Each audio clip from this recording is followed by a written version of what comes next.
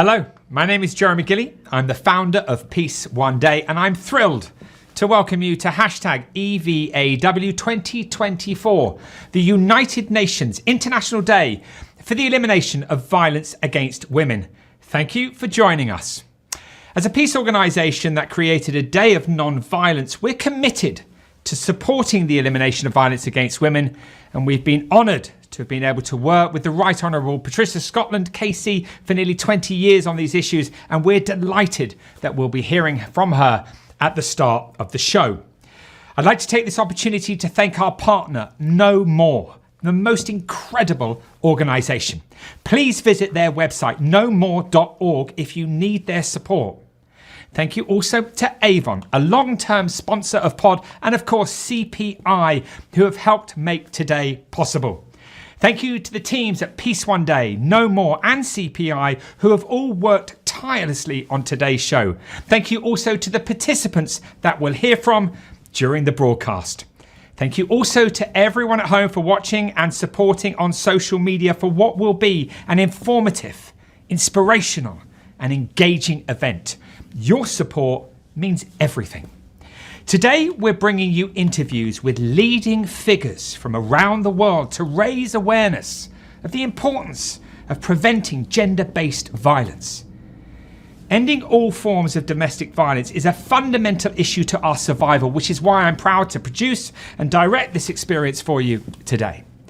Please use the hashtag EVAW, to continue spreading the important messages being addressed.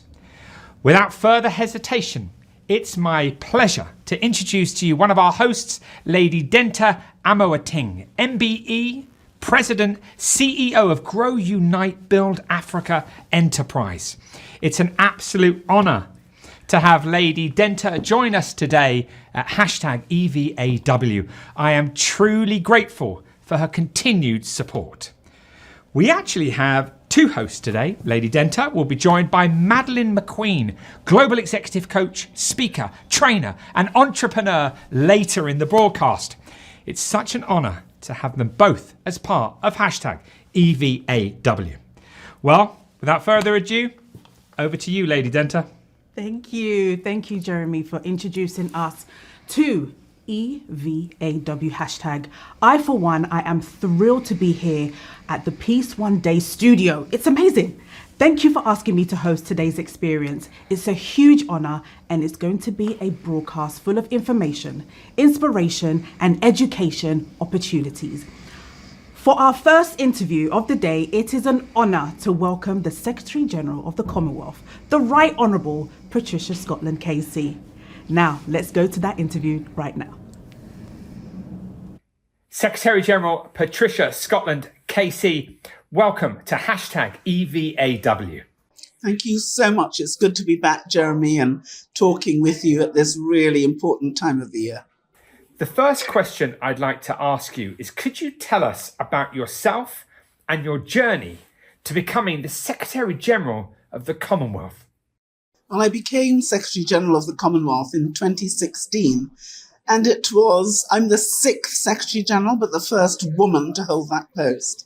And it's strange, really, because for so many areas, I seem to have been the first. I was the first Black woman to become Her Majesty's Queen's Counsel, the first to be Attorney General since 1315, so more than 700 years. But really, the desire I had was to serve, and particularly in relation to those who are vulnerable and those who are in need of help and succor. So domestic violence and violence against women and girls has been something that I've devoted my whole career to. When I became a barrister at 21, it was one of the areas in which I worked. And so becoming Secretary General has meant that we have been able to weave the issues in relation to women, the enabling women to achieve their real potential has been something which has been key to everything I've done throughout my whole career. So it's good that now I'm Secretary General, we've been able to mainstream that in all our programs. Secretary General, why is the day for the elimination of violence against women so important to you? Well, I think it's because I have made the elimination of domestic violence and sexual violence against women one of the campaigns of my life.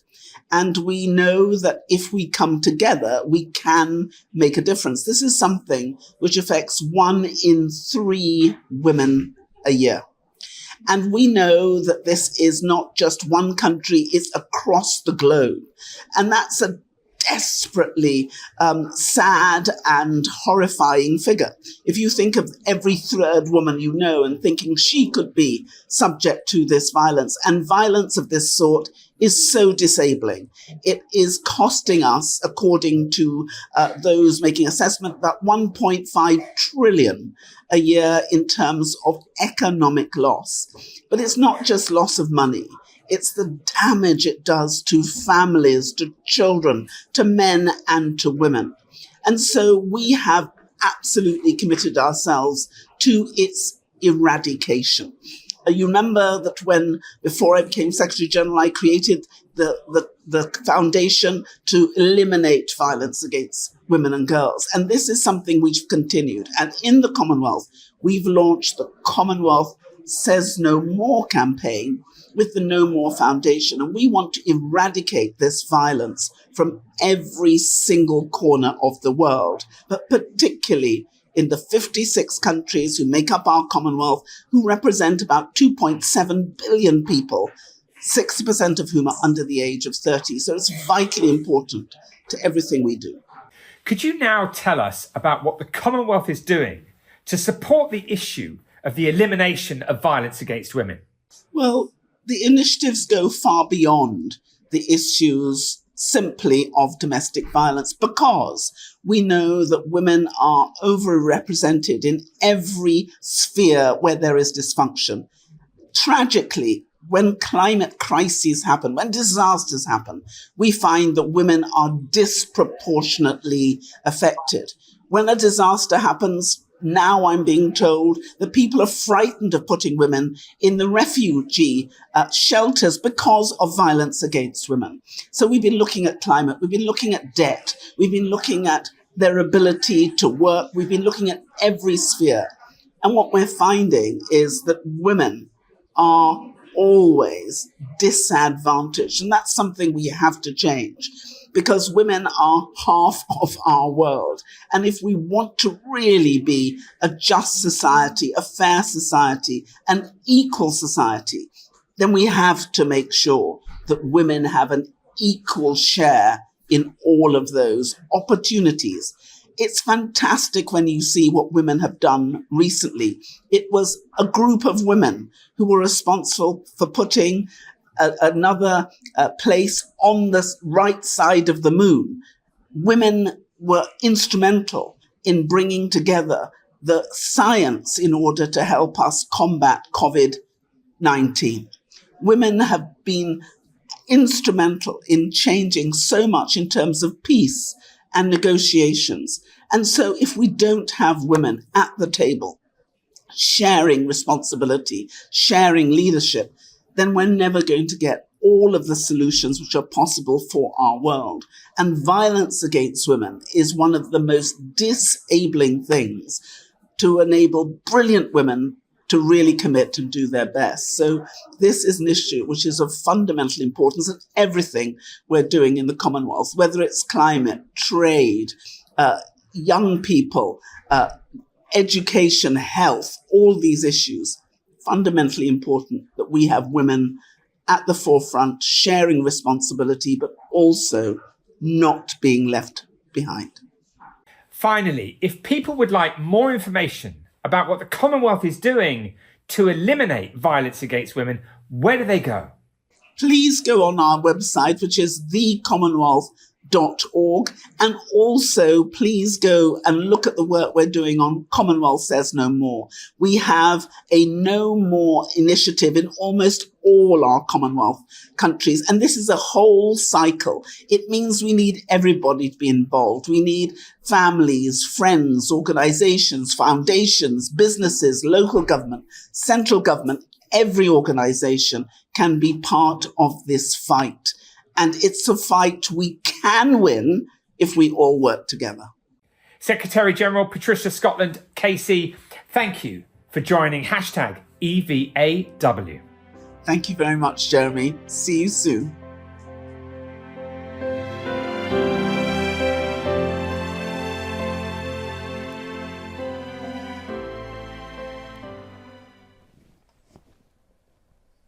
Thank you so much to the Secretary General of the Commonwealth, Right Honourable Patricia Scotland KC, for your thoughtful words and incredible work. We are so grateful for your continued support. Next, we are thrilled to welcome the CEO of No More, Pamela Zabella, who is the global leader in gender equality space. Please join me in welcoming Pamela Zabella. Hashtag EVAW. Interviewed by the one and only, the founder of Peace One Day, Jeremy Gibell. Let's go to the interview right now. Welcome, Pamela, to hashtag EVAW. Thank you very much for having me. Could you tell us about your journey to becoming the CEO of No More? Wow, that's an interesting question. I was moved by issues around gender-based violence. I think to do this, your heart has to be broken to be this kind of advocate. And I did everything on the spectrum: frontline services, comms, policy, and all the way to find myself 20 years later, more than I care to admit, as the CEO of No More. Incredible, absolutely amazing. And we've known each other almost that amount of time, and it's been an absolute pleasure to get to know you, but also to have your support for anyone tuning in right now in this moment. If it wasn't for No More and CPI and Avon, but if it wasn't for you, Pamela, today wouldn't have happened. So a huge thank you to you. It's a pleasure to work with you and your team. Great. So why is the International Day for the Elimination of Violence Against Women so important to you?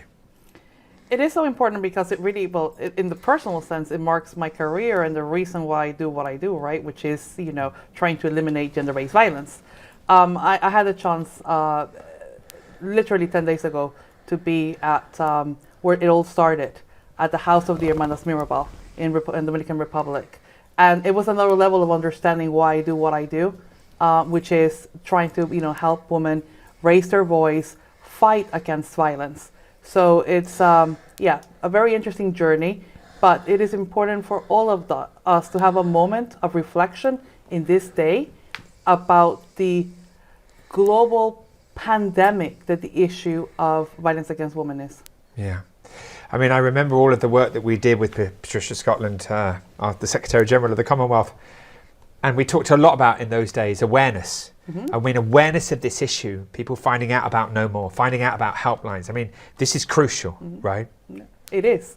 It is. I guess the more that we talk about it, the more then people can look and research, the things that might help others. But I think also the more that the problem with this issue is that it's been silent for too long. So the more that we talk about it, the less acceptable it becomes. It's not acceptable anymore to keep this in your house, to not tell anybody. Now we know that more people are speaking up. Great. So I can understand why you do the awareness work that you do. Amazing. Talk to us a little bit about No More. For those who don't know about No More, tell us the top sort of 3 facts. What's the mission? No More is focused on preventing gender-based violence. And the way that we do that is trying to, raise awareness and change culture. One of the ways is through events like this, where we can bring people together, thought leaders. The other way is through grassroots work. We make sure that we have a wide network of grassroots organizations, around 1,800, and we also have localized campaigns or No More chapters. So it is very important to keep grassroots by one side. By other side, provide services. We have the only global directory on domestic and sexual violence, trying to get there to people and give them resources, trying to give help. And then finally, we work with corporations who are also trying to find their ways in how to support gender-based violence. Amazing. So for people who need support, what would you recommend they do? If they're in a situation now which is really difficult, they're seeing this. What's your advice? Always first try to talk to somebody, right? Make sure that if you're starting to think that you want to maybe leave a relationship or just questioning it, try to see if there is somebody that supports you, or try to find information. And then finally, look for help. There is a lot of organizations out there. There's hotlines. You can go to our nomoredirectory.org, look for your country, look for what hotlines are there, and try to get professional help. Sometimes victims don't know how bad the problem has become until they talk to a professional. Yeah. So No More, I mean, it's around the world. You've got a global directory. Yeah. I mean, talk to me about hope. Talk to me, about, you're the CEO, you're dealing with something that's so difficult for so many, so sadly. Where do you get your hope from? What are some of the successes that you've seen at No More that make you think, I am just in the right place and I'm very proud to be doing this? Well, I'm full of hope. Okay. If we don't deal with this issue with hope, then we will probably, get nowhere. But this year we celebrate 50 years of the first shelters ever done, right? So if we think about it, just 50 years ago, a woman didn't have anywhere to go to, no help. And so I came in to do this work where this already existed. All of the support mechanisms were there. So I feel like it's my generational duty to move the banner to another place. And then there will be fantastic people that will take over as we have and move it forward. So just in the space of 50 years, there's been a lot of progress. So I'm sure the next 50 years will be the same or even better. And whoever I talk to in this space, and as you know, we've really cared about it for a long time. We've done anything we could at whatever time it was to raise awareness, whether it's at the shows or whatever it might be. I'd love you to talk to me. Whenever I speak to different people, they talk about No More. I mean, it's amazing. We've got Avon's working with us, CPI's working with us. We've done lots of work with the Commonwealth. I mean, it's kind of incredible, really, that you are really there on the front line with so many orgs. Yes, I think in terms of No More, I think that's our approach, right? We make sure, that we're focusing on prevention of gender-based violence. We don't provide a direct frontline service, so we can take the time to think efficiently about prevention. And that means our work straight with the public or actually with grassroots organizations. How can we enable them to do their work better? How can we help out people who are there out in the front lines? And then, of course, our work with other actors, corporations, films, anybody who wants to talk about this topic, we start working with them and we start seeing where they're at and where can we take them. That's amazing. Listen, there's a question I want to ask you that is quite important to me. But before I do that, I just want to ask you, we've got to make sure that everyone knows where to go. What's the social media? What's the websites? Where do we go for more information? Please visit nomore.org, and in our social media platforms is @nomore.org. Okay, great. Nomore.org. That's where we go. Yeah. Okay. Look, the work you do is so incredible. I'm sort of wondering, how do you look after yourself? I mean, it's tough stuff that you're dealing with, right? Day in, day out. Must be incredibly sad at times. So I'm just interested, how do you keep strong? That's the hardest question you could have asked me. I think the first thing is it's over 20 years doing this work. I've seen sad stories, I've seen also amazing success stories. And those success stories are the ones that keep me going. It was very hard working in a refuge and allowing women to come in who were at that moment they're most destroyed. Nobody goes into a relationship to end up in a refuge, Jeremy. We all go in full of hope, we give our heart out, we fall in love. And trying to convey that that's a tunnel and that there was light at the end was hard at that point, but just seeing the success stories, how many people reach us and say, I've read this, I've left my partner, I'm doing better, or I know how to cope better, or I got help, makes, all the difference. It makes worth all the stresses that this job can take. Right. I guess, yeah, that makes complete sense, doesn't it? The falls that you have, it's all about getting back up and getting to the top and taking people with you and changing their lives, and it just must give you meaning every single day you wake up. Resilience. The resilience that victims show in terms of getting up makes whatever we do child play. Yeah. We need to find in their resilience our strength. So I've just turned around to see there's a minute left. To anyone out there, what would you like to say to them if they're I would like to say that in first place, this is the day of the elimination of violence against women. Please join. A lot of organizations have so many activities. Try to figure out what is happening locally. It starts something that's called 16 days of activism. So there's 16 days to get involved, learn. You don't have to do lots. If you don't know too much about this topic, just start to learn and be ready, because it is very likely that in your lifetime, somebody will come to say to you, this is happening to me. I'm in a relationship and I don't know where this relationship is heading. And you need to be informed to give them that piece of advice, even if it's, there are hotlines, let's grab the phone, I'm with you, I believe you. And I think even if it's that minimal, you can do it. You could also volunteer and do so many other things. Pamela, the CEO of No More, thank you for supporting #EVAW and Peace One Day and making today possible. And we wish you the very best and your incredible team at No More. Just keep doing the amazing work you do. Good luck. Thank you so much, Jeremy. Good luck. Absolutely brilliant. And I love the bit about resilience, which is so important. So thank you so much, Pamela, for your inspiring words, and thank you to No More for partnering with us on today's broadcast. We are so incredibly grateful for the support of Peace One Day. We are delighted now to welcome the former Global CEO of Avon, a board member, Angela Cretu. Angela has been a long-term supporter of Peace One Day, and we are so grateful to hear from her for our #EVAW. Please join me in welcoming Angela, interviewed again by the wonderful founder of Peace One Day, Jeremy. Now, let's get that interview on. Angela Cretu, welcome to #EVAW, the day for the elimination of violence against women. Thank you very much for inviting me. Angela, I'd like to start by asking you, can you tell us about yourself and your journey? So for 25 years, I have had a fascinating journey of working and living with women of different cultures around the world through my job of being at Avon.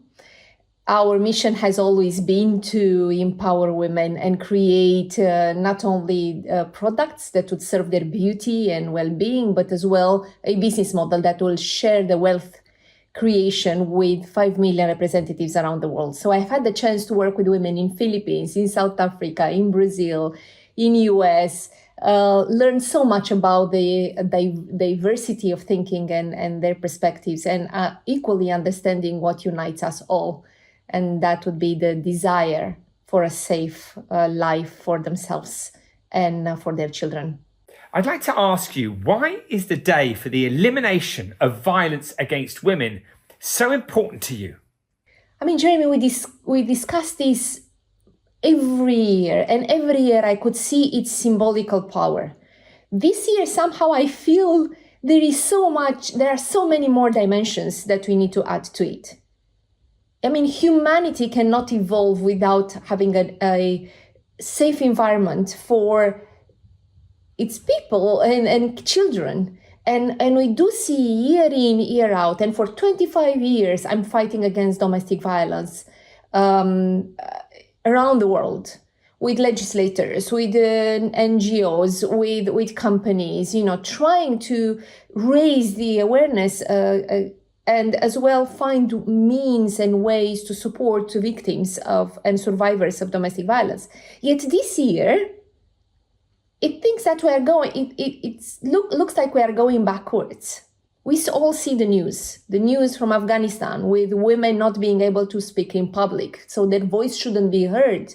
With the recent news just a few days ago from Iraq, I still cannot believe that could be a real news, where there is a law right now about to be promoted, where the age of consent would decrease to the age of 9. And women would lose their right to inheritance and would lose their right to introduce a divorce. And this tells me that humanity really needs people like yourself and like myself, businesses, politicians, social society leaders, opinion leaders, to come together to not only talk about that, but actually do something about this. Angela, I was very lucky to be asked by you to make a series of films to raise awareness of the issues of domestic violence. Why is this so important to Avon? And could you talk to me about some of the work that you've done? Over all these years, have I worked in Middle East and Africa, or in Russia, or in Central Eastern Europe, or in US, I've been involved in our companies' actions to secure not just the access for women to beauty and to become financially independent, but as well, helping them to live life with dignity, a life in safety.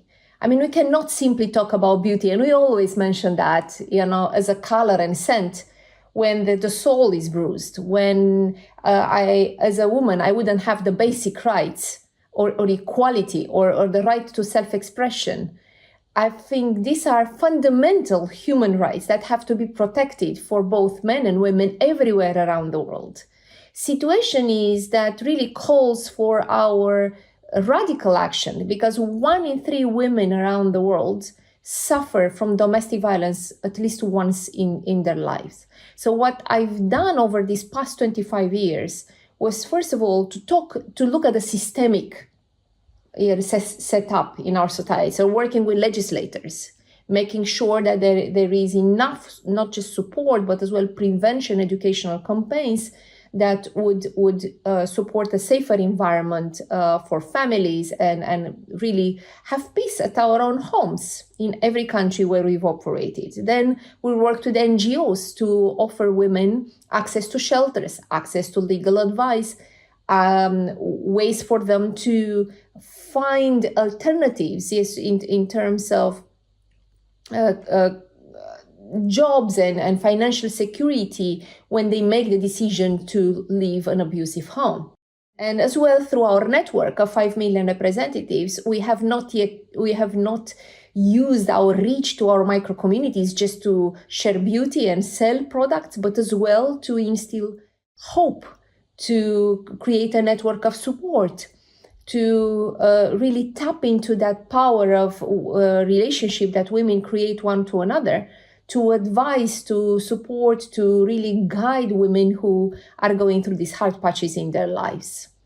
So I continue to be a keen advocate for the cause, and if nowadays more than ever, being by your side, continuously doing actions, speaking out to not just to raise the awareness, but really move us all into concrete actions to eradicate violence against women globally.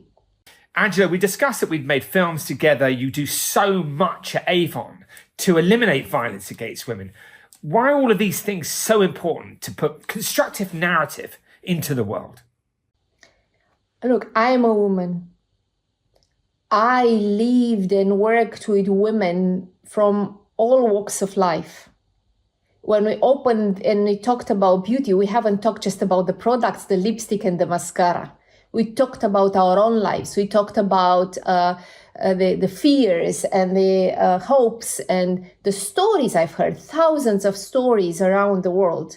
They all are telling me one thing: as different as our upbringing can be, as different as our cultures can be, women globally are united in desiring a safe environment and equality of chance.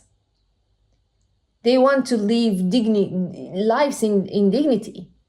There is no difference, no matter the religion, the age, the cultural environment. Women want safe lives. And we have to, and I'm counting here not just on women to raise their voice, I'm counting on the real men of this planet, those who understand the value of the complementarity of our genders and the beauty of our human ecosystem, to really protect women's rights like they protect their own fundamental rights. So the reason I'm really fighting for this is the reason I am looking at with hope at my own future and my child's future. Yes, that's the reason. There is no future for us all unless we find ways to stop the violence. And before we even go to talk about the violence on the war zone, in the war zones, we have to talk about the violence happening in our very own homes, on our streets, in our schools. If we can't stop that, where we have an arm length reach, how on earth can we stop all this terrible violence around the world that we see on TV?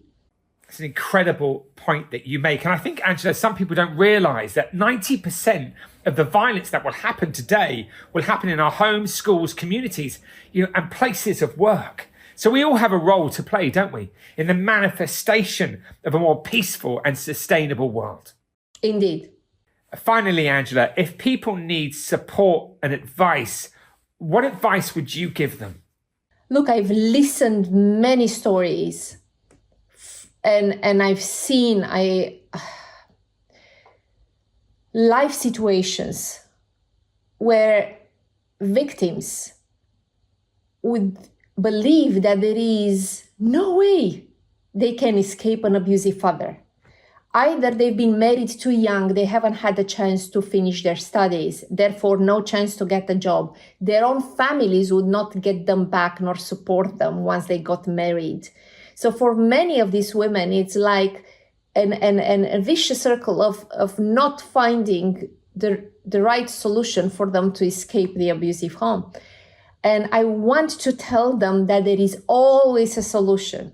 We have amazing NGOs like the one partnering us today, the No More, who would know what to do, who would know how to support women. I would say reach out, speak out. We either to a friend or from a friend to an association. It must be a way to interrupt this aggressive cycle.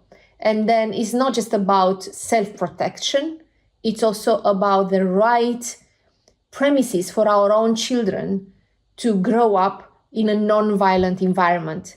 Because the reality is, every child growing up in a violent environment, no matter how much they hate it once they are small, many of them end up being abusers themselves later in life.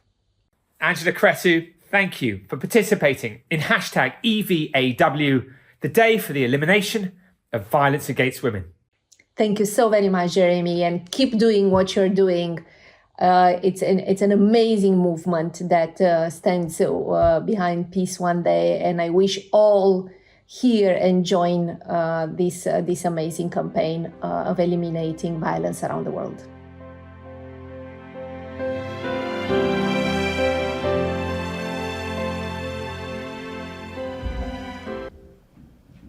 Thank you, Angela Cretu, for all your incredible work that you do. It's so inspiring. We are so grateful for your continued support of our hashtag EVAW and Peace One Day. To all our viewers around the world, please tell your friends about this broadcast right now and share the link with them. Every view helps.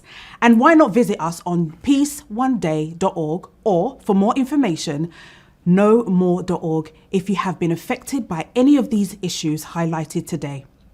The next guest we are going to hear from today is the Assistant to the President and Director of the White House Gender Policy Council, Jennifer Klein. We are honored to share her special statement of her support of our hashtag EVAW. Let's go to that interview right now. I'm Jennifer Klein, and I have the honor of serving as the Director of the White House Gender Policy Council. As we commemorate the 25th anniversary of the International Day for the Elimination of Violence Against Women, we reflect on the progress we have made and the work that remains to prevent and end gender-based violence once and for all. Working to end gender-based violence has been a cornerstone of President Biden's career. As a U.S. Senator, President Biden wrote and championed the Violence Against Women Act, legislation that fundamentally transformed our nation's response to violence against women and girls. In the 3 decades since, he has worked across the aisle and alongside courageous survivors to strengthen the law 4 times. As president, he secured record funding for domestic violence and sexual assault services and support, advanced bipartisan reforms to the military's investigation and prosecution of sexual assault and sexual harassment, and directed his administration to address online harassment and abuse. The administration also issued the first ever U.S. national plan to end gender-based violence, which laid out a comprehensive government-wide approach to preventing and addressing gender-based violence across America. Globally, the Biden-Harris administration has invested a record $250 million per year to support programs to address gender-based violence, and updated our U.S. strategy to prevent and respond to gender-based violence globally, which guides our efforts to combat all forms of gender-based violence in communities around the world. We launched the Global Partnership for Action on Gender-Based Online Harassment and Abuse, which has grown to 15 countries, to advance online safety and prevent and respond to technology-facilitated gender-based violence. And under President Biden and Vice President Harris's leadership, we've taken historic steps to strengthen justice and accountability for conflict-related sexual violence. In 2022, President Biden issued a presidential memorandum directing federal agencies to promote accountability for sexual violence in conflict. Since then, the United States has imposed nearly 24 sanctions against perpetrators of this crime. And earlier this year, we announced the Dignity and Documentation Initiative, which supports civil society-led efforts to investigate and document sexual violence in conflict. This is just some of the work that the Biden-Harris administration has done to address gender-based violence wherever and whenever it occurs. As we reflect on the tremendous progress since the first International Day for the Elimination of Violence Against Women a quarter century ago, we also know there's much more work to do, and we recommit ourselves to the work ahead. Ending gender-based violence will take all of us, but together we can and will achieve a world in which all women and girls can live free from fear, free from violence, and free from abuse.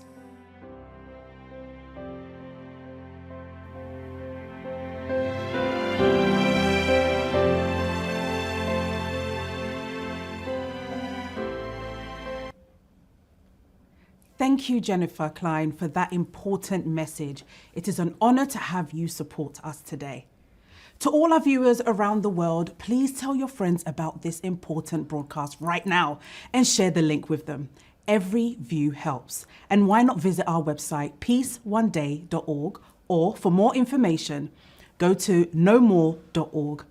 If you have been affected by any of these issues highlighted today, please make sure you visit the website for more information.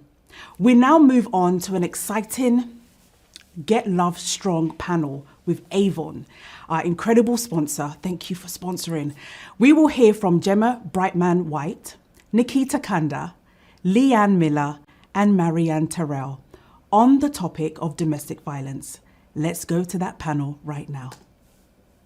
Welcome everyone to today's Get Love Strong with Avon panel. I'm Gemma and I'm your host for today, and I'm joined by some incredible guests where we'll be discussing the topic of intimate partner abuse. This year marks Avon's 20th year of commitment to help end violence against women and girls. And throughout this time, we've donated more than $91 million through our programs and partnerships supporting more than 15 million women and girls worldwide. Before we dive into today's conversation, we're going to play a short film that sheds light on the strength and resilience of women who choose love rather than control in relationships.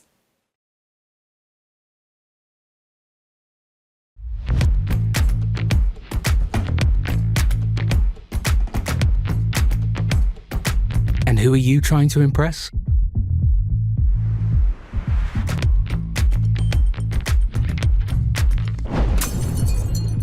Can't she do anything right?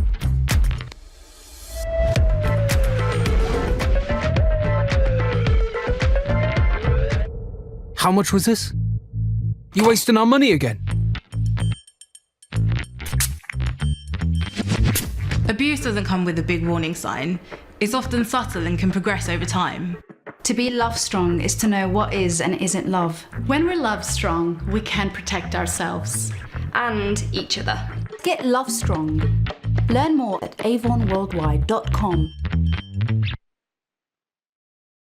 Okay, so it's super crucial that we actually understand the scale and the scope of intimate partner abuse right now. So Nikita, I'm going to come to you first, if that's okay. You are a TV presenter, radio host, but you're also a newly ambassador for Refuge charity. Can you just give us a bit of insight into the scope of intimate partner abuse today and what we're seeing? Yeah, so we're seeing a lot of women going through this. Actually, 1 in 4 women are going to be experiencing this in their lifetime, which is a huge number. And it's not just physical, it's mental, it's emotional. I have friends that are going through it right now. You know, this happens daily. The police are getting calls every 30 seconds about, you know, domestic abuse, domestic violence. And I feel like it's something that is getting out of control, especially in the UK. So, you know, places like Refuge are getting thousands of calls where women are feeling unsafe. Yeah, it's truly incredible, isn't it? I mean, I know that you said there 1 in 4 in the UK. We know globally it's 1 in 3 women that are affected by this. And I think, like you just said, abuse is not just physical, and we're definitely seeing a rise in more emotional abuse, more coercive control, which is really frightening, right, for a woman that could be in that situation. Yeah, exactly. And it's also, you know, maybe going through her phone and looking up into her bank account and going through her social media. I think social media is another thing that plays a big part in what is going on, and the rise of the abuse is through that. So it's quite scary how much. Yeah, and it's definitely things that we just don't expect, right, as well, to show up within our relationships. And actually as well, some things that we might just portray as, well, that's a bit normal, but actually these things are quite subtle and really, really difficult to recognise, aren't they? Yeah. And as we saw there in the film, you know, 3 of these signs that we've highlighted with Getting Love Strong are controlling your money, controlling what you wear, but also knocking your confidence as well. So shall we talk about those 3 signs a little bit more in detail? Maz, I'm going to come to you first. Obviously, you are an incredible member of the Avon team, one of our members of our Allies Against Abuse networks as well. One of the signs that was mentioned in there was about controlling what you wear. Could you just share a little bit more about how this might show up in a relationship, and actually how can we control that within ourselves? Yeah, no, definitely. I think for one of the things, like what you wear and your style is really personal, and it's kind of like that's what makes you you. It's like your uniqueness. So to lose your identity, I think is really hard. Like, and it happens slowly. Like, you're probably not gonna all of a sudden change, but it'll be like little comments. It could be, don't wear that, or they'll portray it as something like to protect you, which I think is it's a societal norm. Like, you dress like that, you're going to get attention from other men, or you dress like that, you're after it. And it's like that kind of old-fashioned style that's kind of like inbuilt, like the misogyny that we've got, that we have to fight against, that keeps on coming, that you probably won't notice it, but then slowly your identity, slowly how you are as a person will soon change and soon go, and you kind of like your confidence will be knocked, and who you are will be knocked. And I think kind of like raising the awareness, or like thinking about it, like you say, we're not saying that if somebody says don't wear that, or they don't like it, there's kind of different things, and there's different respect to how it can be, how that conversation come up in relationships, whether it is something that your partner has instinctively been told, or that's what they think, or whether it is something that they're a bit more sinister and they are controlling. And I think kind of having that awareness, or just having that little noticeability that actually this isn't right. I want to be who I am, and I want to wear what I want to wear. I want to be who I am, and you should love me. You should be in my relationship with me. Like, I'm not going to change for you, and you don't expect them to change either. And I think having that open conversations at the start to set your boundaries, to set what is going to be acceptable and what isn't, then you both know, is it something that needs to change, or is it something that you need to kind of escape and come away from? Yeah, because boundaries are so important there, right? Yeah. Especially within those early situations in a relationship. And sometimes you think, well, I've just got with this person. How can I possibly set a boundary? But actually, that's so important. And it might not necessarily be as obvious as someone going, don't wear that. Yeah, but don't actually wear that someone lipstick or don't do maybe that. alluding to this, isn't it? Wear this perfume, or I think you should wear this. And it could actually be really subtle. Wear this outfit on a night out. Like, it'd be nice if they like buy you gifts and stuff. But yeah, at the same time, it can be actually why. If it's not me. Yeah, if it's not you. And just really staying true to who you are, I think, and what works for you is so important. And Leanne, if you don't mind, I can come to you now. Now, you are an amazing Avon sales leader, an incredible entrepreneur. You've built your business from scratch with Avon. You've got 2 young children as well, which is amazing. Can you talk to me a little bit more about the financial control side of things? You know, you've built your own business, but how has this potentially shown up for you maybe in the past, and actually how important is it as a woman to have your own financial independence? Yeah, it's the same with all the other signs. It starts very small and, like you say, sometimes not even noticeable. Then it goes on to things like subtle comments like, I'm going to go and do the shopping because you buy rubbish, and I'm going to go and buy the kids' clothes because you get rubbish, that kind of thing, you know, and it builds up over time and over time. And I got to the point where I'm not going to be able to get a job, you're not capable, you haven't got any skills, and it just really breaks down your confidence. Yeah, I think that's so important what you mentioned there. It's not just about having a bit of control over the shopping. Actually, this could lead on to them taking away your full economic independence. And we know that it's so important for us as women to play a part in the economy and to have our own financial independence. And for you, what steps did you take for yourself coming out of that relationship to ensure that you had that for yourself and your children? It was when I joined Avon. It just completely changed my life from day one, just having something that I could call my own. And my girls as well, to show them that, you know, you can go out there and you can be a successful woman, that you don't need to rely on anybody else. It's all within you. Yeah, definitely. Just having that own independence and something of your own for you and your children is absolutely vital, right, into what we do. And Nikita, the final sign that we saw there was about knocking your confidence. Now, Maz and Leanne have spoken about this, and I think it does all interconnect, doesn't it? But how does knocking your confidence show up? Because again, I think this is a super subtle sign that actually sometimes we can be like, is this abuse, or is this person just not quite understanding? So how can knocking your confidence show up, and actually what can we do to identify that? Yeah, I think from what both ladies said, it's so true, everything that they've both said. And also it's like gaslighting. So women will be gaslighted and not realise that that's happening. Like, it is like these little comments that get made, you know, and knocking someone's confidence. And, you know, they could be a really happy, bubbly, confident person, and then these little comments every single day will chip away constantly at them. And it's that emotional abuse. So they might not be physical, but emotional abuse is still abuse. And you're essentially changing that woman, you're changing that person from who she was to something that she might not even recognise herself. So it's, you know, and also making that woman feel like she's not good enough. You know, she might start feeling guilty about things that she shouldn't feel guilty, like going to do the food shop, like you said. You know, that's a nice thing to go and do for your partner, isn't it? Or to do for the household. But then somebody's coming back and telling you, oh, that's rubbish, you know, you're going to start to believe what they're saying if they're saying it every day. And how can we overcome that? And how can we even begin to identify it, like you said? I think it is telling someone, because you're not always going to realise it's happening to yourself. And if you're in it every day, you're living with this person, you've got children with them, you're not going to realise what they're doing. You're going to just essentially take it, aren't you? So I think opening up and telling somebody, that friend or that colleague, might be able to recognise the signs for you, because most times women won't be able to recognise what's going on, especially if they've been in a marriage or relationship for however many years. It just might become the norm for them. So for me, I always say to somebody, if you've got someone who you feel like you can open up to, I think that's the most important thing. Even if it's just one person, it will help. It will help. And you're so right. And I think, you know, it's almost become normalised. Yeah. And I think sometimes as well, you know, we could be sat within our friendship group and that partner will be there and little digs will be made or little comments will be made. But even the people around you aren't necessarily thinking this is wrong. So I think it's so important, isn't it, for you to be able to identify it personally to be able to set those boundaries and to hopefully put a stop to that knocking of confidence, because like you said, it does chip away over time.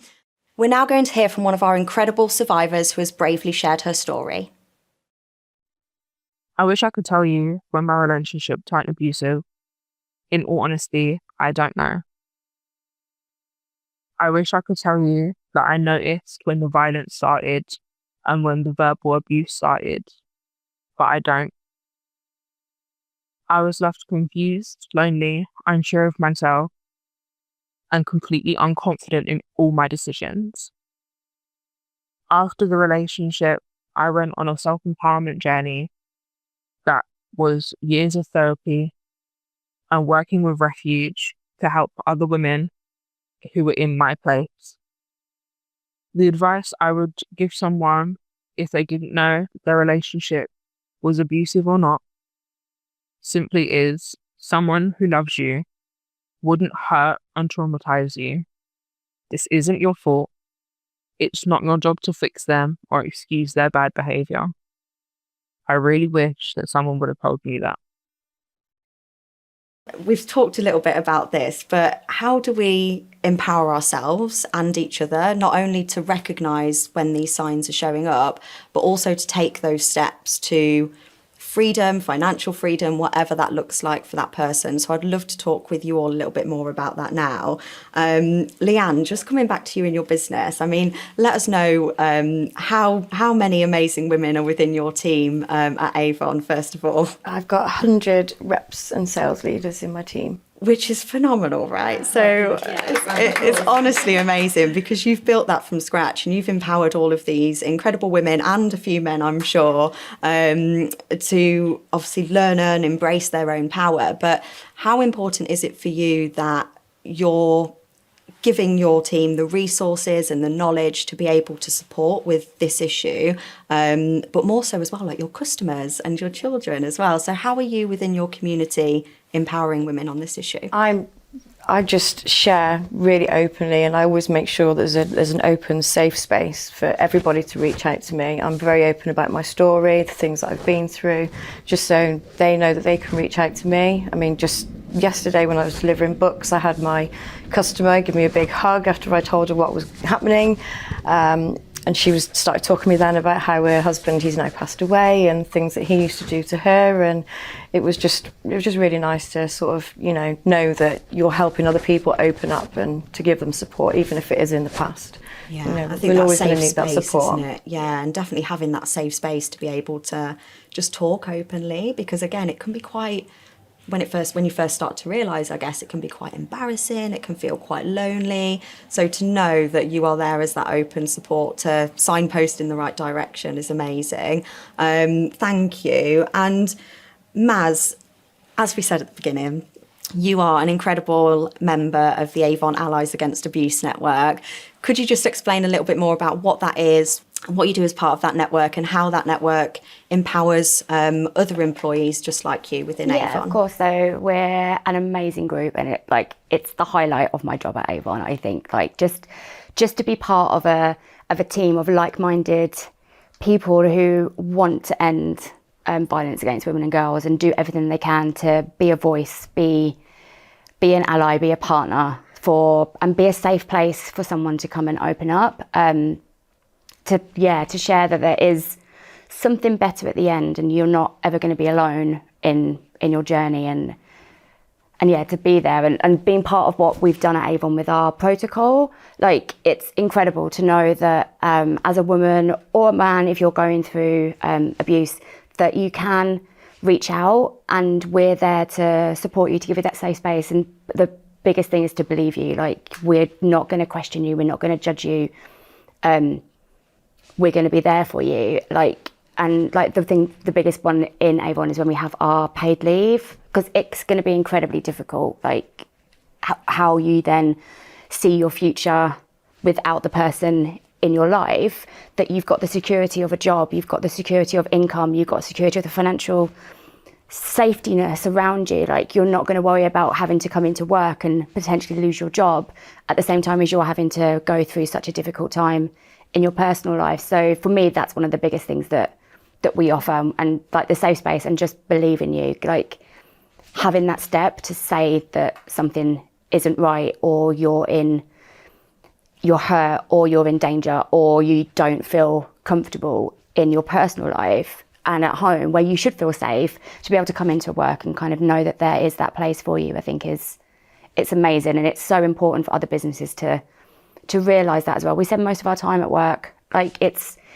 for some people, it will be their safe place to come to. And if they can't open up or can't be themselves or can't get that refuge or that support, then I think you're missing out. They're missing out on that level of security and the level of empathy that you can give your employees. So yeah, it's incredible. I mean, I think you said it there. We spend most of our times working, right? And I think, again, you know, with the rise of just working from home, there's a lot more women and men that potentially are experiencing this, but from, you know, and I guess you can't see that. If you're at home with your partner as well, you're not going to be able to escape. They're going to be watching you. They're going to be they'll be watching you at home, on your personal, on your socials, but then they're now watching you while you're at work and how you interact with people at work as well, which can be really scary. Yeah, really scary. So I guess just to have that person to go to at work that actually is your colleague, but your trained associates as well. So we've just finished some amazing training with No More, where we're learning about the different signs, learning about the more common signs, like the more current signs, because obviously as society changes and as we change in technical advances with like social media, what to look out for, like world of online dating, knowing don't give your phone to someone to put their contact in, because you can turn on location services. Like when I think everybody in our call was just gobsmacked that we didn't know that to start with. So having that awareness and kind of like bringing a survivor's guide to it, and just having that trust and knowing that we're there. Yeah, it's truly amazing, isn't it? I think just to create that safe space for people to be able to thrive within work. But I think most importantly of all, like you said, implementing something like paid leave is so vital for a survivor or someone going through this. To know that they aren't going to lose out on income, for example, is so important, and so reassuring for that person to know that actually that business is there for them through that whole journey. Incredible, thank you. And Nikita, as we said, you know, you are an amazing ambassador for Refuge, and there's so many NGOs around our world, but also in the UK. Can you tell us a little bit more about that charity support and what that journey might look like? Because again, I think when we're maybe first realising, it can be quite daunting, quite nerve-wracking, feel quite lonely. Who do we speak to? Where do we go? What is that journey going to look like? So can you just share a little bit more about that journey if you reached out to an NGO? Yeah, so if you do reach out to an NGO or somewhere like Refuge, you will receive like 24-hour helpline, so you can call anytime. There's so many volunteers that work with Refuge, you know, someone there to listen to you, whatever your needs are. Also, you know, if you need housing, you know, Refuge have just done this amazing brick by brick campaign, so basically building houses for women that need to escape essentially from danger. So if they have pets or they have children, and you know, I think for a lot of women, the reason why they can't leave certain situations is because of financial situation. You know, they might not be able to afford it. They think, how am I going to be able to survive with my kids and my pets? So I think that's a really big factor. So it's somewhere safe that women can go if they need to physically get out and leave. If they need someone to just talk to and just let it all out, you know, someone to speak to on the phone.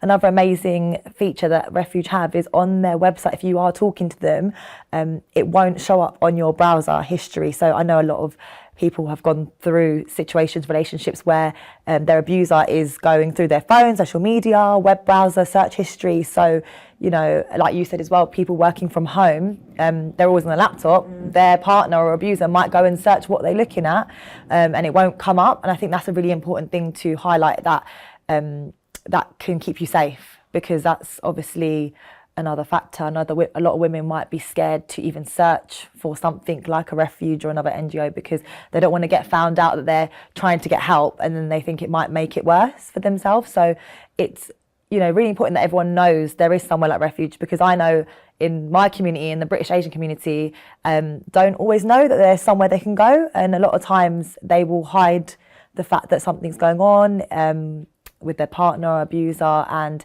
they often feel like they can't go to family because so often, you know, the mindset is a little bit different. They might feel like, you know, you can't air what's going on. They might feel embarrassed, scared, alone. They don't know that they can talk about what's going on. So I think that it's important to highlight there are so many amazing places that you actually can turn to, and you can feel safe when doing so.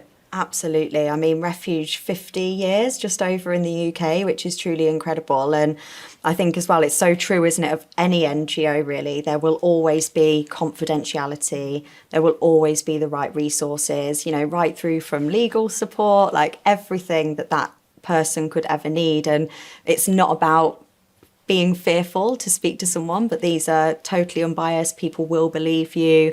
And it's just about taking that step, isn't it? To think, okay, these resources are here. Let me have a look and let me reach out for some help. And I think after that initial conversation with an NGO, you instantly feel better and more at ease about the next steps. Is that right? And I think, just to add, that I think it's women that have been through what you've gone through. So it's not just like people that just are just working there or just volunteering there just for the sake of it. It's women that really understand what you've gone through. It's, you know, survivors.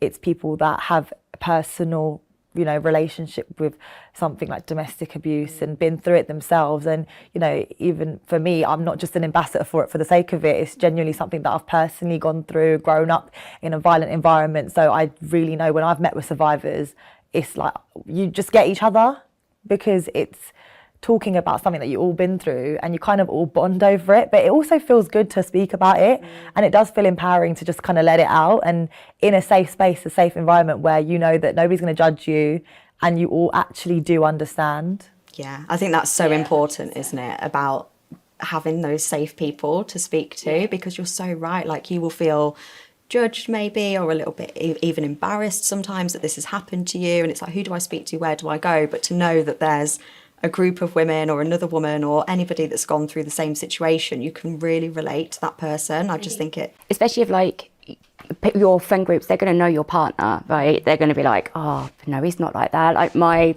dad told me that my ex was a really good guy, and I'm like, maybe to you but not to me. So like, having that, you've got that barrier, and you've got, like you said, you've got somebody who's, or a group of people who are there to support you, that know what you're going to face. They know what you think people are going to think about you, even though that's not necessarily the case. But like, you play it in your head that you're not going to be, you're making something bigger than it is, and they'll be like, actually no, we're here for you. What you're saying is so valid. Yeah, 100%. Yeah, your feelings are valid. What you're experiencing is valid. Yeah, 100%. I just love it as well, just being able to speak about this issue, and just to know that there's other women in that situation ready to support you. And it's so right about the NGOs, you know, No More have an amazing directory online. No matter where you are, no matter what country you live in, all of the services are listed on there, which again, just have that one-stop place to go, to think, right, if I do anything, I'm just going to go and have a look and see what's available in my area, is so vital, just to raise awareness of that. Yeah.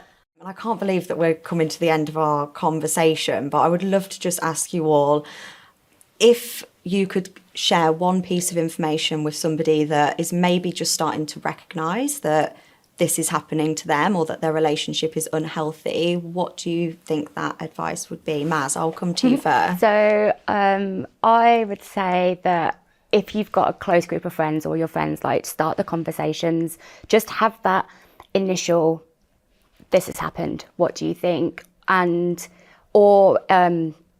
if you're thinking that your friend is in a situation, like, have that open conversation and share what your boundaries are, share what your expectations of a relationship is, so that you can go to your friends and go, actually, not am I overreacting, or like, did that actually happen? What do you think? And if you lay out where your boundaries are from the very beginning, you're kind of able to put your self-worth out there. Like, you're not going to take a step back, and you're not going to go, actually, I'm going to accept anything less. This is what I want, and this is what you want for your friends. Like, we want the best for everybody in our lives, who are close to and who we love, and we should be able to, like, share and go, this is what I want. Can you help me find it? But I think if you're open, and if it's a discussion that we have out loud, it's gonna kind of like set the precedence for all your relationships going forward and what other people should think as well. Yeah, and it's not even, it is about what you want, but it's almost just what everyone deserves, right? Yeah. Is this like basic level of respect from their partner? And I think that's so important, just to mention those boundaries early on. And it's not about going to someone saying, this is what I expect of you, but actually just having that open discussion with your partner is so important. Yeah, partner and friends. I think the minute something feels wrong and trust your gut, you know that actually you can share. You go like, this is what I was this is what I was hoping for, this is what I have, and this is what's happening. So yeah, your gut is your gut and your boundaries, I think, are your biggest two. Amazing, thank you. Nikita, I'll come to you next. Yeah, I mean, I agree with what Maz said, but it's also just putting you first. And, if you are going through a certain situation that you feel like is, damaging to your mental health and physically as well, and you feel like you're changing and you're not who you feel like you are as a woman, I think it's really important that women put themselves first. And I know it's not easy to recognise the signs, but if you feel like mentally you're not feeling 100% and you're not as happy as maybe you used to be, or maybe as happy as you are when you're with your girl mates or your colleagues, just recognising that putting yourself first and your happiless comes first. And also, like we've said already, but just speaking to somebody, and like, I know it's not easy to just open up and talk about what's going on in your home or in your relationship, but if you do have anyone at all that you could let it out on, that will really, really help. And just if you are recognising the signs for a friend or for a colleague or somebody you work with, just being that kind of shoulder or that ear to listen to, that would really help, I think, because I've gone through it recently with my friends, and I've had to be that person to be like, look, what's happening to you is not right, and I'm going to be there for you. But I think it always takes another woman to kind of tell that friend or colleague, like, what's happening to you is not okay. So just kind of being aware of people around you, I think, and just having that person to be open with is really important. And that's it, just being like, because yourself ultimately, right? So I definitely think that you'll notice if your confidence starts to diminish and you can pinpoint those reasons. I think that's just so important, just remembering who you are and standing by that. Amazing. And Leanne, last but not least. Yeah, mine's a mix of both, really. It's reaching out and understanding what is your normal. If something feels a bit off or you get a bit of a icky feeling in your tummy, like, really listen to that. But also to understand that you're not going mad. I spent 3 years thinking I was going mad.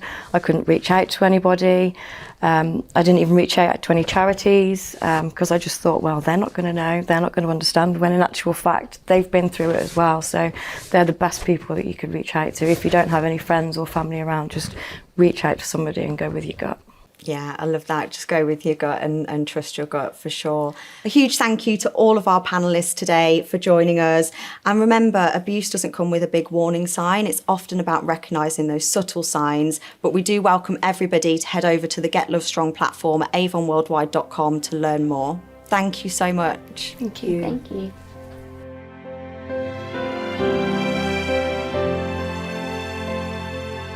I'll watch it myself. So carry on with your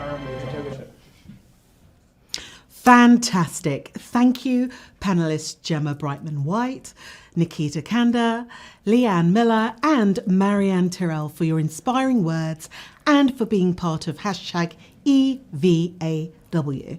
And of course, thank you so much to Avon. We are so grateful for your continued support. Well, hello, my name is Madeline McQueen. I am one of your hosts for today, and I'm absolutely delighted to be here for hashtag EVAW. That's the Elimination of Violence Against Women. So next, I'm honoured to introduce one of today's sponsors, the Interim Executive Director of the Centre for Public Impact, Dr. Pierre Berestine. Please join me in welcoming Dr. Pierre to hashtag EVAW, being interviewed by Peace One Day founder Jeremy Gilley. Pierre, welcome to hashtag EVAW. Thank you. So the first thing I wanted to ask you is, tell us about working at CPI. Yeah, my journey to get into CPI. Please. Yeah, of course. I'm an immigrant from Peru originally, and I moved to the United States at a young age when I was 11. And since a very young age, I became obsessed, if you will, with the reasons that my family left Peru and that I left Peru. And so my entire studies, both in high school, if you can believe it, in undergrad, and then my master's, and going on to graduate school, was really all about understanding violence and societal violence. And as I said, I became obsessed with it. And so over time, I realized that the more, that any time a country has any type of upheaval, be it social upheaval, climate change challenges, gender-based violence goes up. And I dedicated my career for 15 years, over 15 years, to working around violence against women, specifically domestic sexual violence and sex trafficking. And I did it at the level of direct services, working with survivors directly. I did it at the level of policy, level of research, communications, and then I worked for some national organizations on this issue. And all around systems change as well with governments. So by the time that I came to CPI, I thought I have a pretty good array of systems change tools, if you will. And I've done quite a bit of work with governments, and I'd love to expand that repertoire of knowledge around systems change and apply it to issues outside of just gender-based violence. And so CPI works on a number of issues, ranging from public health, climate change, innovation in local governments, and of course, violence against women. Wow, what an amazing story. Thank you for telling us that. Can I ask you, why is the day for the elimination of violence against women so important? Yeah, globally, violence against women, or 1 in 3 women experience gender-based violence or domestic violence. The rates skyrocket when you look at native populations in different contexts, when you look at folks of color, when you look at survivors who are part of the LGBTQ community, which I'm part of as well. You see a high level of violence, and a question might come and say, why is that? Is it these communities are more inherently violent? And of course the answer is no. It's oftentimes that we don't have systemic protections, responses, systems that work for folks that allow these kind of crimes to go without punishment or without some type of response. And so this is a particularly important day because we raise the awareness around this issue, and we collectively can think about what are the conditions that we can create to eradicate violence against women. It's amazing. It's incredible, Pierre, to hear your stories of CPI, and I do want to take this opportunity of thanking you massively because, if the audience have just joined us now, CPI is fundamentally important to allowing this to happen. You've supported Peace One Day to put this broadcast on, and together as partners with our great friends at No More, and of course with Avon. And so I just want to thank you and acknowledge you and CPI for all your team for the hard work you've done to make this possible for us. Thanks. So thank you so much. Thank you. Okay, I want to ask you, talk to me specifically. Somebody's heard about CPI for the first time.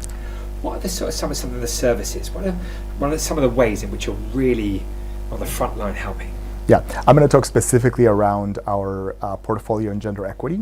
So we have, as I mentioned earlier, work around climate change. We have work around government innovation with local governments, right? Public health, but specifically around gender equity. I can go down the list of a number of projects that we've had, but I'll highlight one. And that is that we are part of the Safe Access for Victims Economic Security. It's a mouthful, but it's a SAFES Center, and it's sponsored, or it's actually funded by the Department of Health and Human Services. It's a 5-year program, and the idea is to look at 13 sites, or 12 states and 1 tribal territory in the United States that are trying to experiment with how to improve the child support system so that it is safer for survivors of domestic violence. And CPI is part of that initiative, right? And it's such an exciting initiative because it allows us to work directly with communities, directly with states that are trying to improve a government system, that we can then take those learnings and amplify it nationwide and say, if we want to create best practices on how to prevent the re-victimization of people of survivors going through the child support system, here is how you do it. Here is how we've learned. Here is the research that we have. Here are the policies that we that we recommend, right? And doing that in partnership with a number of other really well-known organizations and the federal government, HHS, in the United States, has been completely rewarding. And I know we have a panel, I believe, later on today, specifically dedicated to this topic, so I hope people can tune in. Yeah, and see you leading that panel. That's going to be absolutely amazing. So much going on today. So yeah, lots for people to watch and find out more about.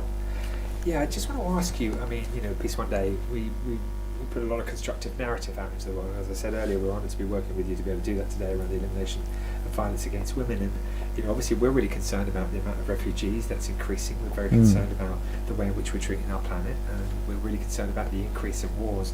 Where are we on the issue of domestic violence? Are we getting on top of it? Is it coming down? Is it going up? I mean, what are some of the facts that you might want to share with us? Yeah, well, we can go down that road, but I think what is more interesting for us, which we work again with governments, is this question of, yes, gender-based violence happens at the individual level, but there are social conditions and systemic conditions at the government level, societal level, that perpetuate violence against women through policies, through laws, right? So I'll give you an example from the United States, which is abortion bans, and that have happened all across the United States. And we forget oftentimes the unintended consequence of not giving access to reproductive rights for women, for instance, right? And that women are dying because they don't have access to comprehensive reproductive health. These are, regardless of where you land on the question of abortion, what I'm concerned about is the impact that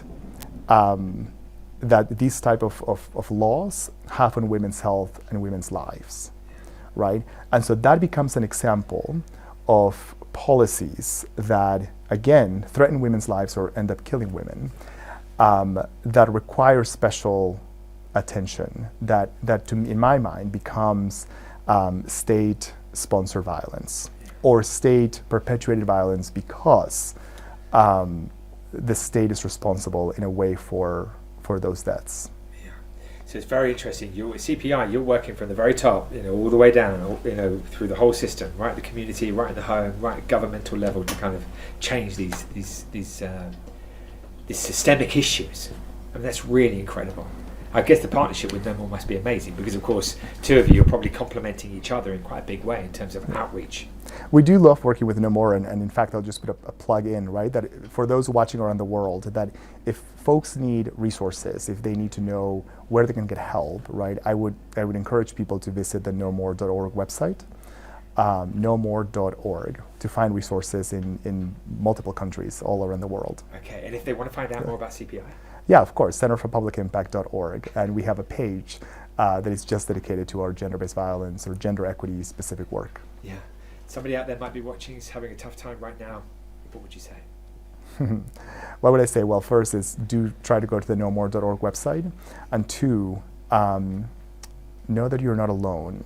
I think that for those of us who have gone through gender-based violence, myself included, you feel alone, and it is not until you reach out to someone and say, hey, I have something that I would like to confide in you about, or that I need a little bit of help in, that you realize that you have an entire village behind you that is willing to support you in your healing and in the next steps of your life. Amazing advice, Pierre. CPI, thank you so much. Thank you. Thank you, Dr. Pierre Berestein, for sharing your insights, and Centre for Public Impact for sponsoring today's podcast. We are so grateful for your support of hashtag EVAW, No More, and Peace One Day. Now, to all of our viewers around the world, please tell your friends about this broadcast right now and share the link with them, because every view helps. And why not visit peaceoneday.org for more information, or nomore.org if you have been affected by any of the issues highlighted today. Now, we're honoured to introduce the CEO and founder of the WOW Foundation, Jude Kelly, CBE. We're honoured to have her support today, so please join me in welcoming Jude Kelly, CBE, to hashtag EVAW, being interviewed by Peace One Day founder Jeremy Gilley. Jude Kelly, CBE, welcome to #EVAW. Pleased to be here. As you know, we're raising awareness of the elimination of violence against women, an incredibly important day. Before we talk about that, I'd love the audience to find out a little bit about you. Could you tell us about yourself and your journey? Well, I'm a little girl in Liverpool and I have 3 sisters and all of us are very ambitious. I wanted to be a theatre director, but I didn't know anything about theatre and I hadn't ever seen women directors and I had no kind of journey that was obvious for me. But one way or another, with a lot of encouragement from people and some people pushing me back saying that girls don't direct, nevertheless, I found myself in the theatre. And I've spent all my life creating stories. And I suppose about 15 years ago, when I founded the WOW Women of the World festivals, I realised that there just weren't enough stories that were being told about girls and women that put us centre stage. And actually, unless women's stories are mainstreamed, then actually, in a sense, their rights aren't mainstreamed either. So it became very critical to me that I used my theatre making skills and my festival making skills to celebrate everything that girls and women have achieved in history, everything they're doing now, and everything they could do in the future if we had gender equality. So I suppose my journey has been making my own dreams happen and then really wanting to make sure that other people's dreams weren't crushed. Incredible. So inspiring. I mean, of course, we all know about your work and it's just amazing. So congratulations. Now, all of these issues, gender equality, the elimination of violence against women, raising awareness of the issues of domestic violence are incredibly important to you. Why is the International Day for the Elimination of Violence Against Women so important? Because it's an epidemic. It's right across the world. There is not one country in the whole globe that doesn't have this as an absolutely fundamental problem in society. And unless we raise awareness and say, this is something which isn't just about a country that has poor rights. This is about the way that society views the entitlement of men to take out violent instincts on women. Not all men, but too many men. And of course, violence against girls and women is something which happens in all walks of society, every class, every background, etc. So we have to draw attention to it. It becomes, I think, a critical part of changing our lives as civilizations to be able to tackle this issue. It's not something we can just say, well, it's been there, it's always going to be there, what can you do? No, we have to say zero tolerance. We will do something. And it's focusing people's minds and attention onto it on this particular day that's crucial. Amazing. Incredible. Thank you. Can I talk to you about WOW Foundation? How exactly does WOW Foundation support raising awareness of this issue? Talk to us about some of the incredible work that you've done in relation to this. Well, I started the WOW Foundation 15 years ago because I wanted girls and women to feel that they could talk about everything that was part of their lives, the positive things and the negative things. The more joy you build, the more optimism, the more courage you achieve to be able to discuss things that are strictly taboo in many societies. And right at the core of women's ability to realize their full potential is the fear that actually violence might come to them if they walk out of line in a way, if they do something inappropriate, if they do something which people don't approve of. Some of it is extreme violence, but some of it is actually just aggression, hostility, disapproval. I mean, it all is a spectrum that you're on when you're a girl or a woman, trying to fully realize yourself and realizing that society often is punishing you if you do realize yourself, or your partner might punish you, or a stranger might punish you. So I wanted WOW to be a place where, everybody could come and have a great time, discuss all kinds of ideas, all kinds of topics, and where nothing was taboo, where you were encouraged not to feel shame about things. And actually, it's become this extraordinary movement. It's probably the biggest movement of its kind in the world, where we've been in 45 countries, we perform all over the calendar year. And it's really, I suppose, instead of being a specialist area where people go specifically to talk about violence against women, because it's a place where you can talk about all manner of things, where you'll bump into so many subjects. Gradually, people realize that something they thought maybe wasn't to do with them, actually maybe they do realize that it is affecting them, or it has affected people in their family, or it's something that they have covered up and never discussed. So, it's different than going to a specialist conference or a policy-making area. It's just for ordinary people. It's not just about violence against women, but in the context of discussing women's lives, violence emerges inevitably. And that makes people feel freer and more able to discuss things with each other and less lonely. Incredible. So, Jude, can I ask you, if people want to find out more about the WOW Foundation and come to a festival, where do we go for information?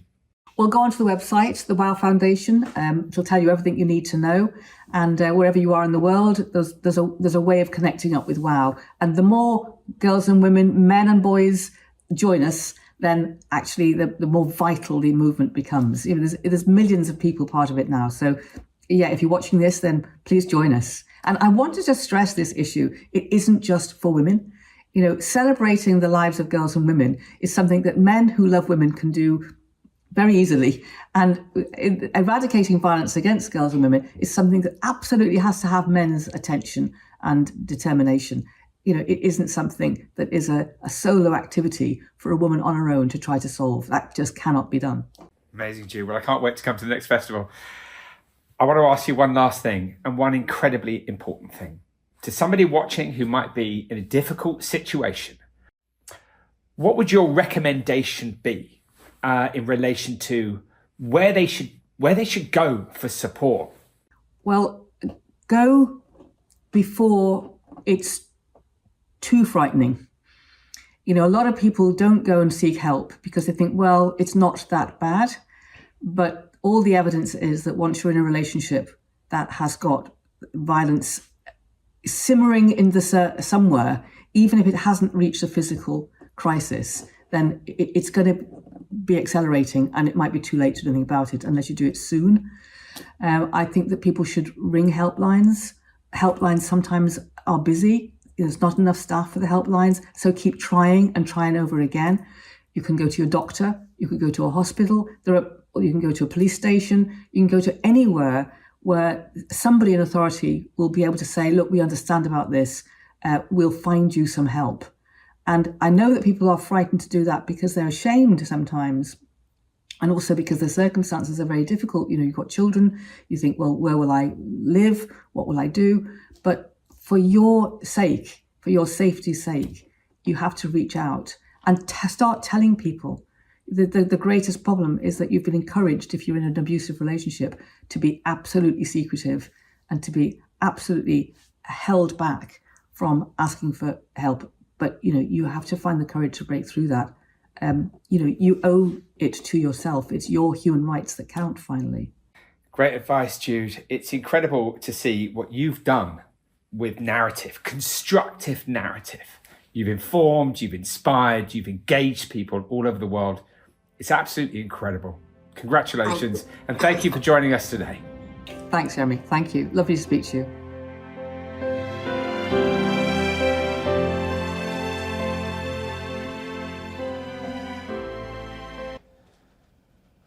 Thank you, Jude Kelly, CBE, for that fascinating interview. It is an honour to have you and your support.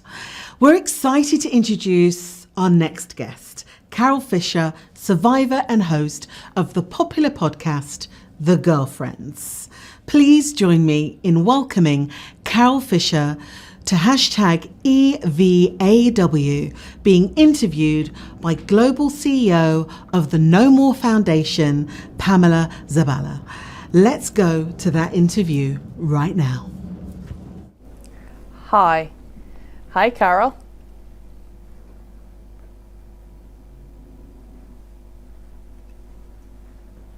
Let me make a little bit of a confession. Carol, every time that I see you, I am at my happiest. You are such an amazing character, such a role model for all of us. And so I'm so excited to be here, to be interviewing you today. It's such a pleasure. let me ask. Let me start by asking. You are a global ambassador for No More. You're the first ambassador with that role. What does that mean to you? Like, and why did you even say yes? Well, first of all, I want to thank Peace One Day, and I want to thank No More for raising awareness and doing this today. I couldn't resist saying no to you. To be your first ambassador, and it's been an absolute privilege. My story is interesting in that I hosted a podcast, a real true crime podcast, called The Girlfriends, and it was a sisterhood of women that came together to solve a crime. There was a woman who was murdered. I had been in a relationship with her husband prior to that, or after that murder. I just want to mention Gail because Gail Katz was the one who was murdered, and I feel an honor to be her voice.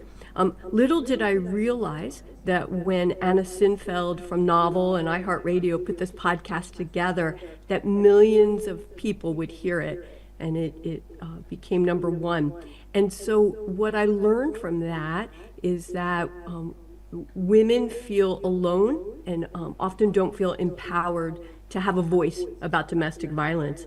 And so all of a sudden women were reaching out to me and thanking me for sharing my story, their story, and it's been an honor.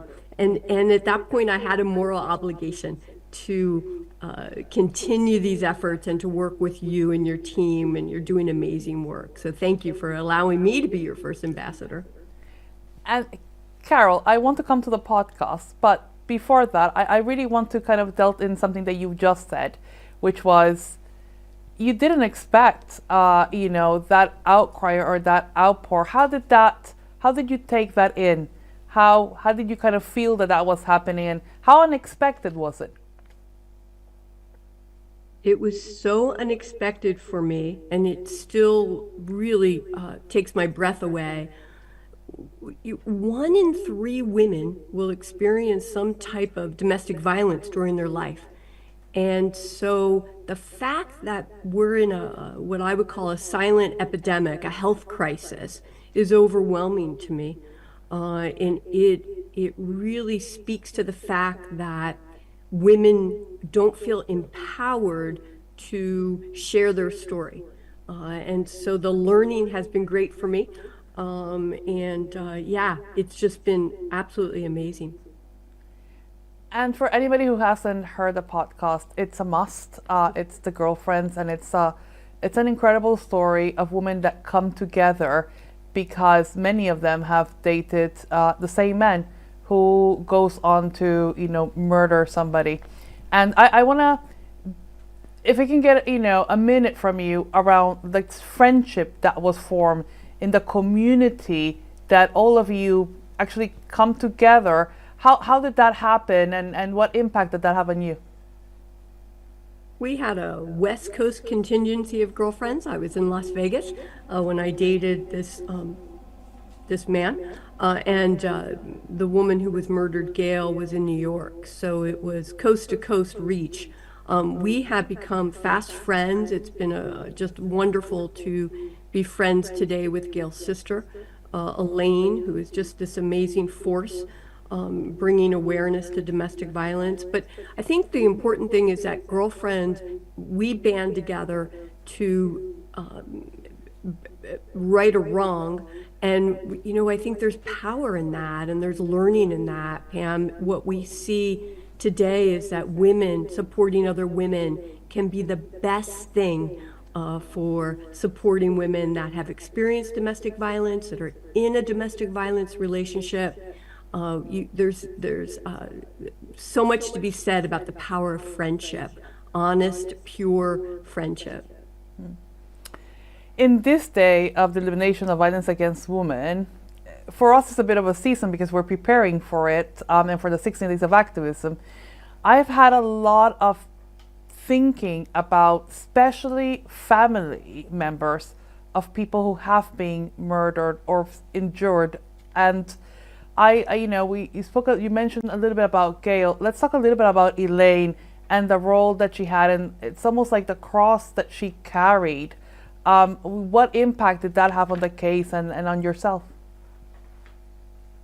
Elaine is an amazing woman who understood that her sister had been murdered and they had no evidence to prove that. And it took close to 20, 30 years to make that proof a reality.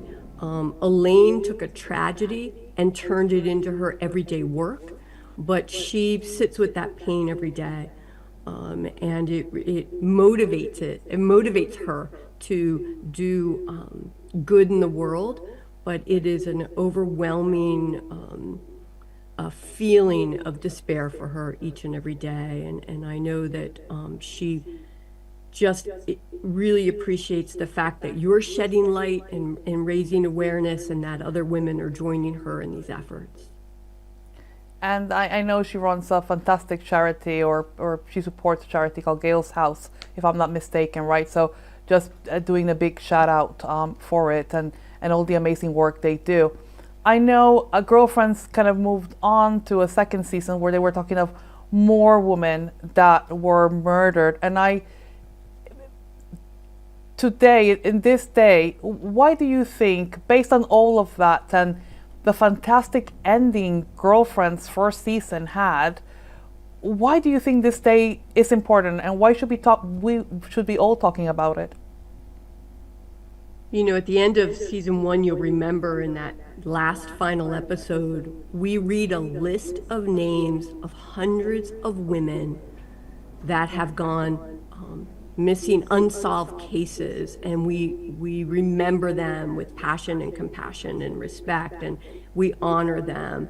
And there were so many people who reached out. They were so moved by that we then moved on to season 2, and we solved another crime.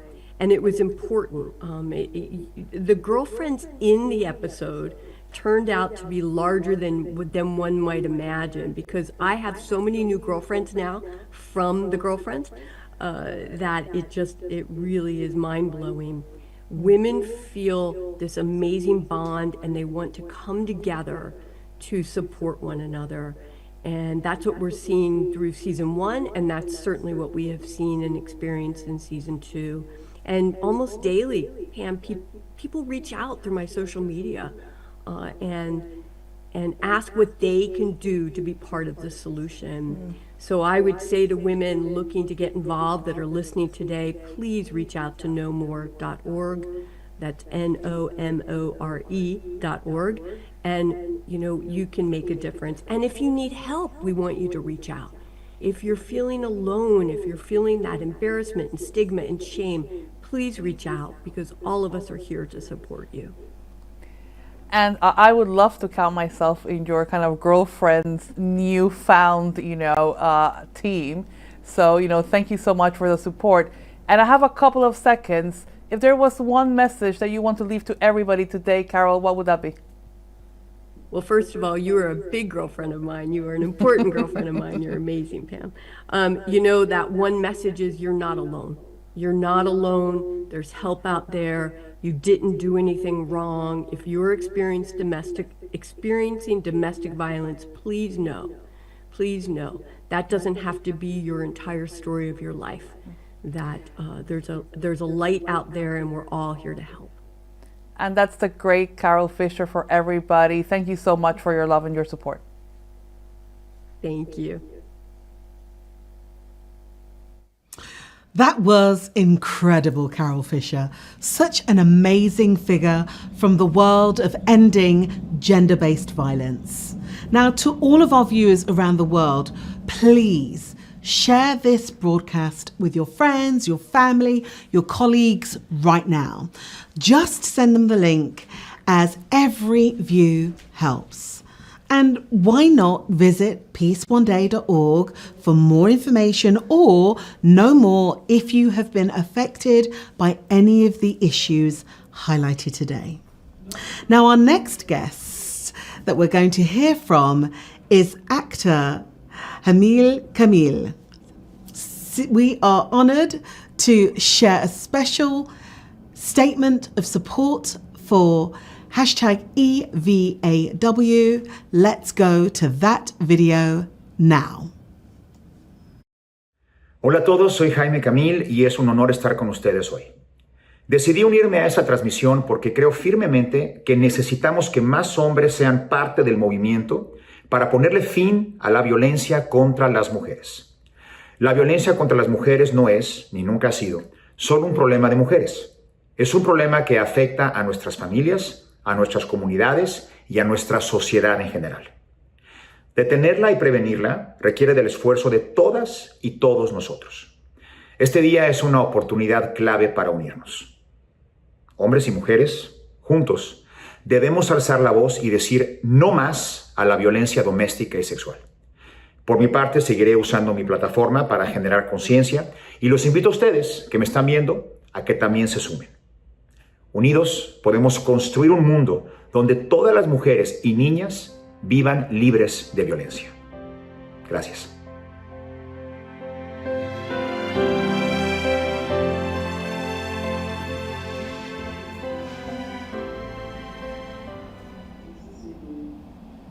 Thank you, Jaime Camille, for your wonderful words. We are so honoured to have your support of us today for hashtag EVAW 2024. That is the elimination of violence against women. Now, again, viewers around the world, we want you to tell your friends and your family and colleagues about this broadcast right now. Please share the link with them because every view helps. And why not? Visit peaceoneday.org for more information or nomore.org if you have been affected by any of the issues highlighted today. Now, next up, I am delighted to introduce our guest, Anna Isaacson, Senior Vice President, Social Responsibility at the NFL. We are thrilled to have her support, so please join me in welcoming Anna Isaacson to hashtag EVAW, being interviewed by Chair of the No More Foundation, Jane Randall. Thank you. Welcome, Anna Isaacson. We are thrilled that you can join us for this broadcast to raise awareness for the Day for Elimination of Violence Against Women, hashtag EVAW. We've worked together for a number of years on addressing domestic and sexual violence. And if you could just briefly introduce yourself, and then we can go into some questions. Sure. Happy to be here. My name is Anna Isaacson, and I am the Senior Vice President of Social Responsibility for the NFL, the National Football League. Excellent. So tell me, how did the league first get involved in it's really a leading organization in addressing these issues. How did you all first get involved? So the truth is, Jane, and you know this, but we first got involved in a time of crisis for the NFL. Back in 2014, we found ourselves in a really challenging time where several of our players were accused and found themselves in a situation where they had committed acts of violence. And we really looked in the mirror at that time and said, you know, what should the NFL be doing in this space? We knew and we learned quickly from experts that violence against women, domestic violence, sexual violence wasn't something that was unique to sports or unique to the NFL.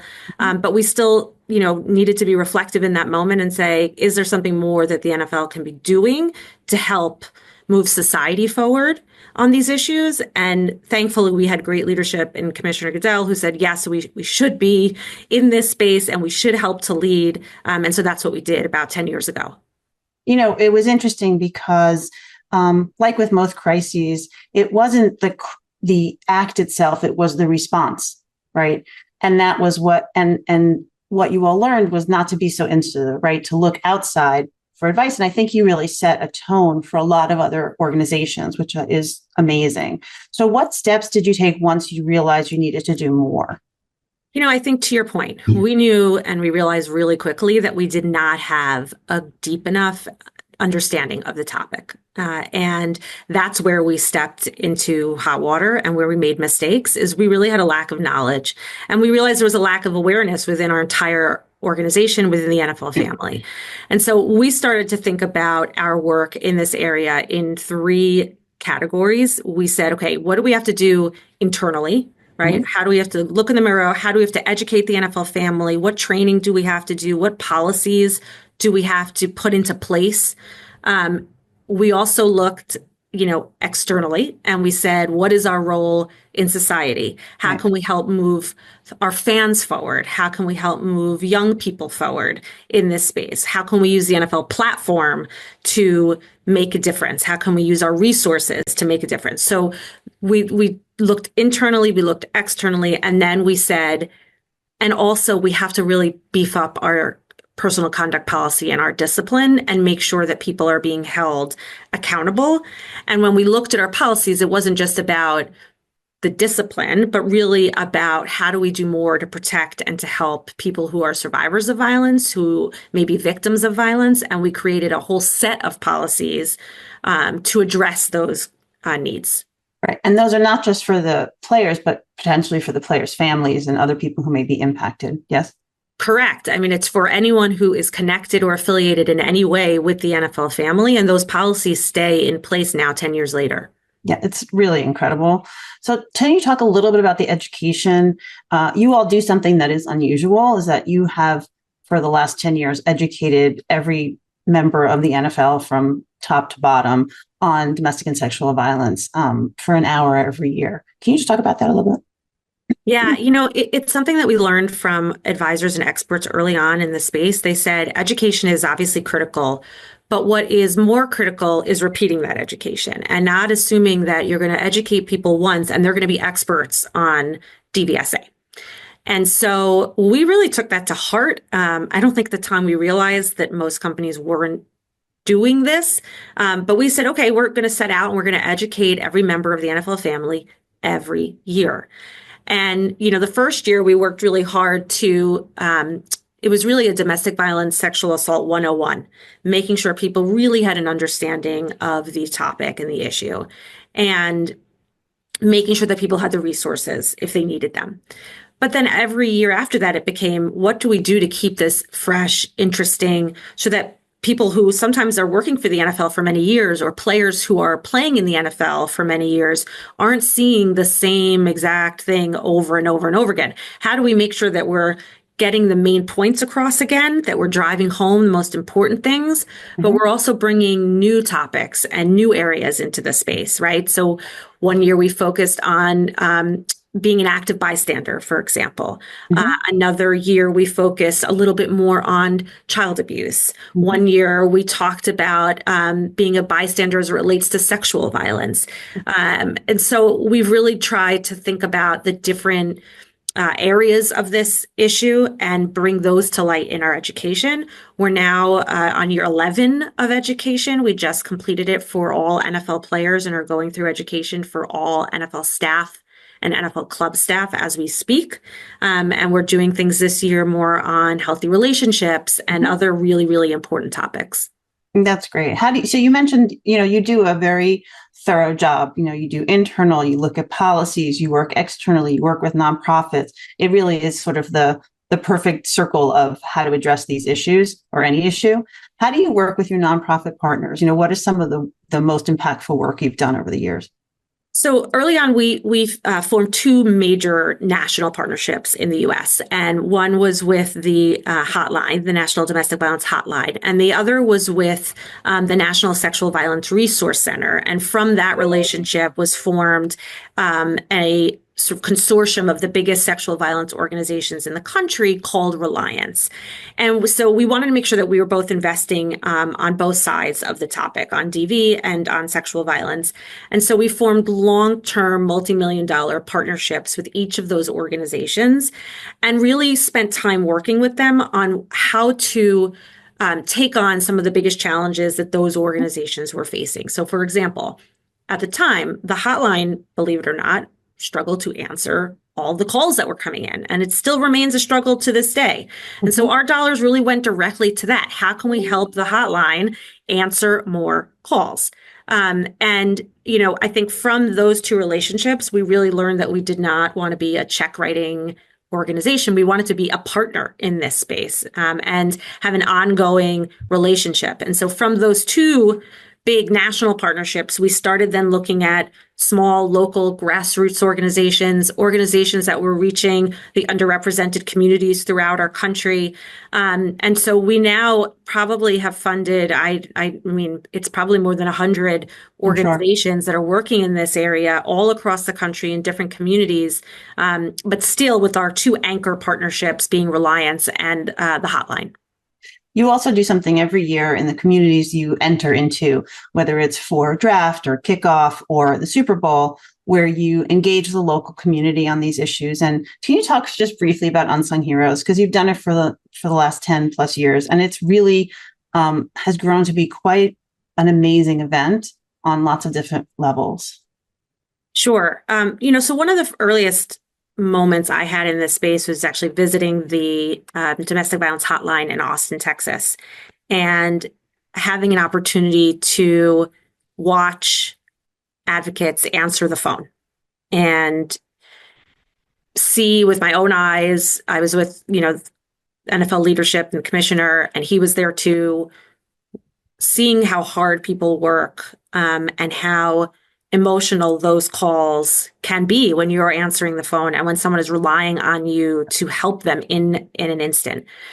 And so from that experience and several others, we decided to create Unsung Heroes every year at Super Bowl, which is our biggest event, and make sure that there was a moment Super Bowl week every year where people who are on the other end of the line are being recognized and where those advocates are being celebrated and being lifted up for the work that they're doing. And just an acknowledgement that this one, brunch for them, is to say thank you for being on the under end of the line, for being an advocate, for working in this space, for choosing to work in this space when you could do something else, because we know how taxing that is and how hard it is. So that's an event that is really uplifting. It's meant to celebrate these people in the community who are focused on trafficking and violence against women and sexual violence and intimate partner violence. And it actually is one of our most uplifting and celebratory events of Super Bowl week every single year. It's an amazing event, and I have had the privilege of attending, and it's lovely to see. The advocates just love it. Anna, thank you so much for taking time. I know you have an incredibly busy schedule, but we really, really appreciate your taking the time to be with us today. Thanks for having me.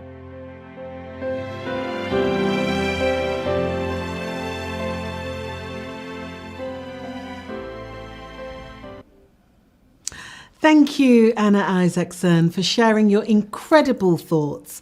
We are so honoured to have you join us for hashtag EVAW. That's the elimination of violence against women. Our next interview is with Zainab Salbi, co-founder of Daughters for Earth. Please join me in welcoming Zainab Salbi to hashtag EVAW, being interviewed by Peace One Day founder Jeremy Gilley. Let's go to that interview now. Zainab, welcome to EVAW, the day for the elimination of violence against women. Thank you. It is always good to be in conversation with you and in this community. Thank you for having me. Great. The first thing that I'd like to ask you is, could you tell us about yourself and your journey? Well, I am someone who was born and raised in Baghdad, Iraq, and came to America when I was around 20 years old. And at a very young age, I realized, honestly, from my own childhood to then coming to America and realizing there's so many wars. The most informative thing that's in what I do in life is how do we understand wars and peace from a woman's perspective. As a child, I grew up in the Iran-Iraq war, and I was very early stage. I was like seeing the news only covering wars as men are fighting it, which is weapons and politics and all of that. But women run the backline discussion of war. Women keep life going in war, in the midst of war. They're not necessarily involved in the politics or in the fighting as much as they keep schools open, and they keep the birthday parties, and they keep the food on the table, and all this life that keeps on happening in wars that we do not talk about it are run by women. And so at a very young age, I realized, wow, the world actually doesn't understand what women role in wars and in the definition of peace. And when I was 23 years old, I started an organization called Women for Women International that particularly focused on working with women survivors of wars and help them rebuild their lives after wars destroy them in so many different ways, both in terms of violence, displacement, rape, all of that, killing, all of that. So we help them in a very practical way, the financials, the emotional, the community, and we help them stand on their feet. And honestly, now I work with women on the front lines of climate change. If I am to summarize my journey, my life journey for you, Jeremy, and the rest of the world, is I am someone I am blessed to know my dedication in life, to know my purpose in life, and my purpose to be in service for women's voices and marginalized voices all over the world. And I'm blessed and I'm grateful for having worked in war zones for 20 years, building Women for Women International from scratch to helping 500,000 women directly and mobilizing another 500,000 women to support these other 500,000 in 16 war zones and raising $150 million that went into the hands of women to help them rebuild their lives. I'm grateful that I'm working with women on the front lines of addressing climate change to be in service. And honestly, if you have impact on only one person, is the biggest blessing and a gift in my life. And that's my life. Incredible. I mean, I know about your life, and it's an absolute honor to be in your presence and to hear your story. It's inspirational, and thank you for everything that you do. I want to ask you, why is the International Day for the Elimination of Violence Against Women so important to you? It's important on many different levels. Obviously, I'm a woman and I come from a generation from families of women where every woman made sure, my great-grandmother, grandmother, mother, and me, every woman made sure to push the new generation to a better day, for a better life. But there is one thing, Jeremy, that stays, honestly, throughout our generations, not only my family, but the generations of all women all over the world, is that there is, for some reason, a tolerance of violence against women worldwide. And I can't fathom that. Right? I just don't understand that. I don't understand why it is acceptable, why more people are not outraged about it, why there is so much tolerance of it in so many different countries. Here's my thing. Not only as a woman, I care about that, ending violence against women and all violence, of course. But also I see women as a bellwether to society. It's because it's the class, it's the sector of a population, even though we are more than 50% of the population in the world and most countries, right? It's a sector of a population whose life is not valued equally as men, to put it simply, in laws and economies and all of that. And so when the violence happens to them, it's also more tolerated all over. And so for me listen, the principles is wrong to start with, right? That should not be a big argument. That should be a basic sense, common sense that everyone should buy into it. But the second thing, if you can't be outraged at that, then they'll see women as a bellwether for society. Authoritarian regimes, dictators, oppressive leaders always constantly start testing their violence and their oppression on women and on minorities. And they know this, and God knows we're seeing that living life in our history in many. I mean, I grew up with that with the dictator Saddam Hussein, but now we're seeing it all over the world. They chip away women's rights and they make it more and more tolerable to have violence against women and to verbally, physically, emotionally, and, subtly, all of that. And then they notice how the society tolerated. And then, but here's the thing I tell people, it only starts with women. It will never end with women. It will go on and on and on to other people.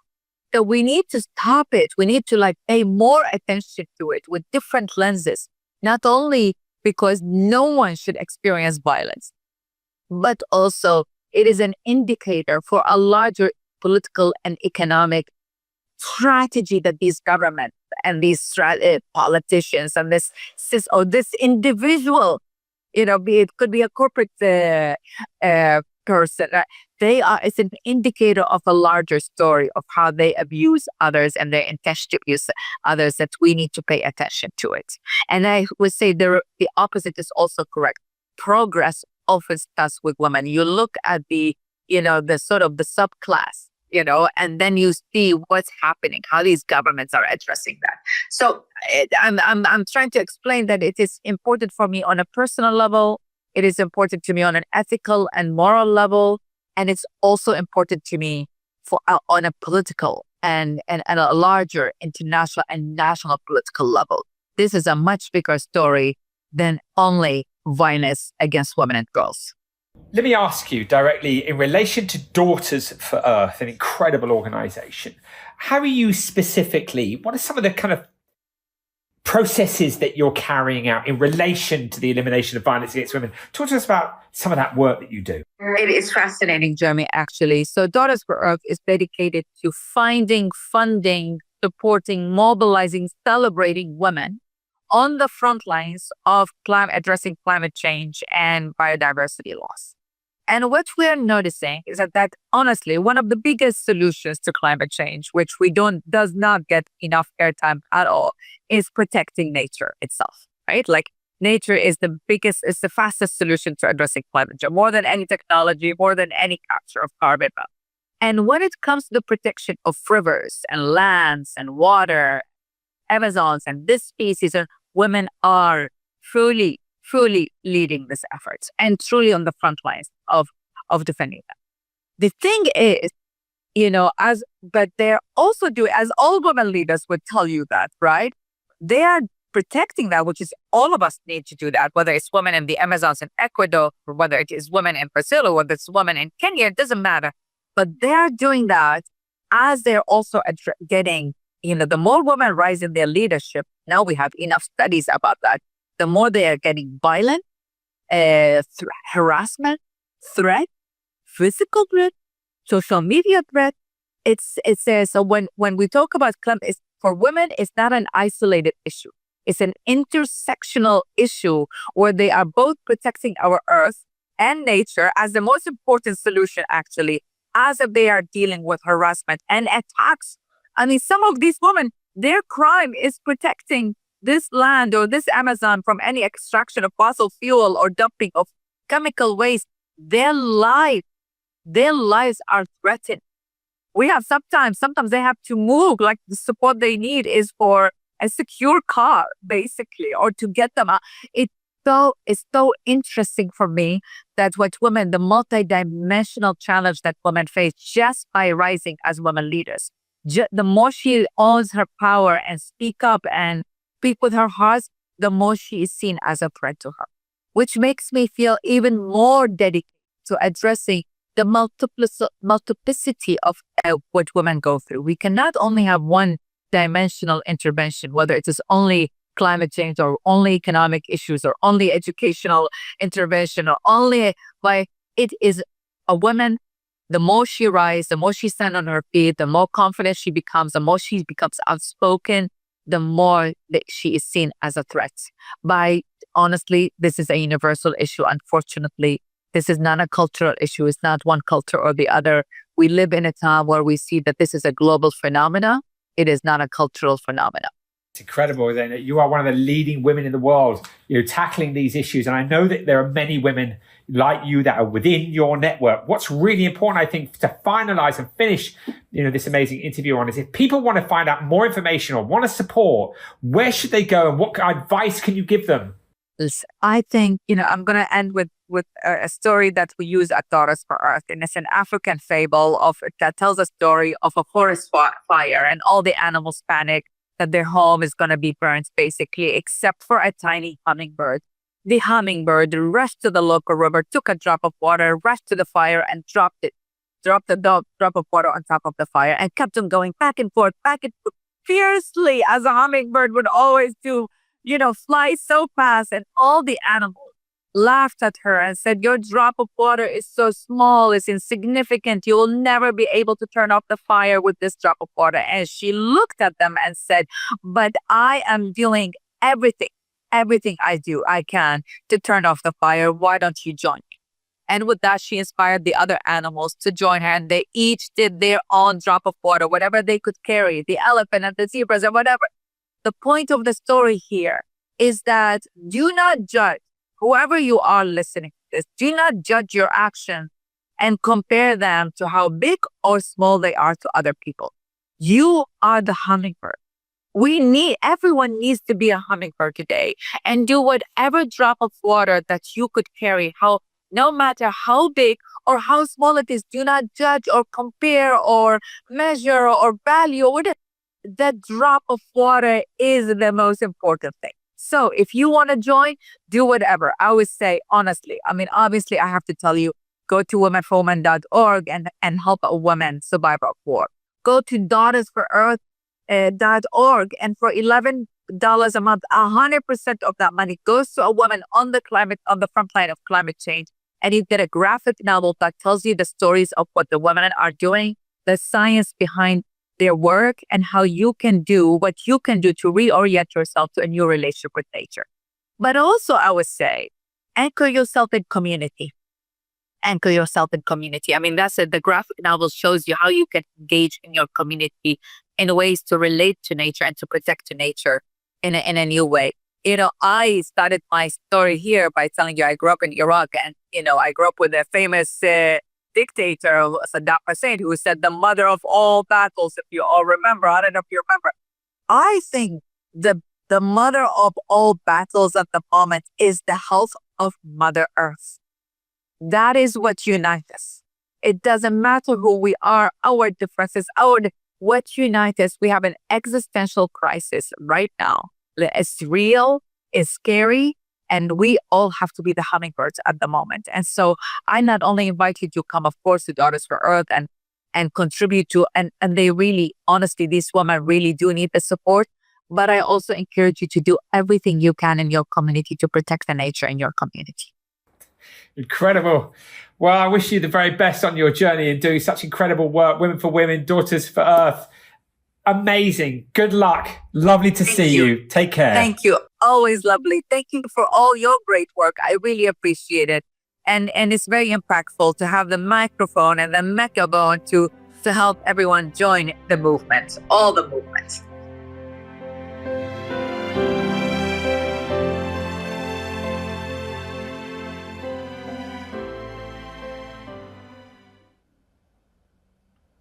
Thank you, Zainab Salbi, for your inspiring words and for such an important interview. And for your insightful thoughts you've just shared with us. Thank you so much. We are grateful for your continual support of Peace One Day. Hello, my name is Lady Denta and I'm your co-host for today. It is my pleasure to be here for hashtag EVAW. Next, we're pleased to introduce Karma Cotton, the Executive Director of UGMA. We're so grateful for your support today.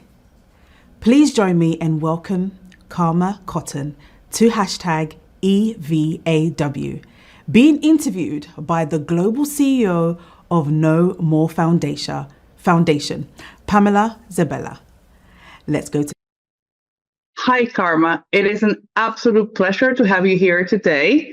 And for everybody who's seeing us, Karma Cotman is a leading advocate for Black communities impacted by domestic violence and is serving as CEO to the fantastic organization UGMA, who deals with these issues. Karma, again, a pleasure to have you. We're here celebrating the day of International Day for Elimination of Violence Against Women.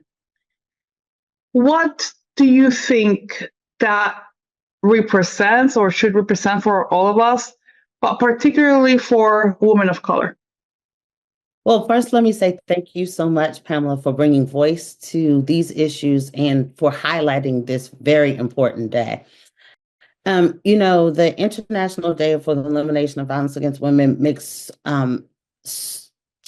I'm almost choked up about what it means for us as women of color and particularly for Black women, because what we know is that we are disproportionately impacted by violence, that we experience domestic violence and sexual assault at higher rates, that we are murdered at rates higher than other women, that we experience barriers at incredible rates, and that there is the need for education, for a shift in the way that we approach violence against women, and particularly how we talk about the experiences of violence for women and for women of color. And Karma, I think it would be great for people who are seeing us right now to try to understand some of those particular barriers that Black women face when they're trying to get help or just even understand that domestic violence. Absolutely.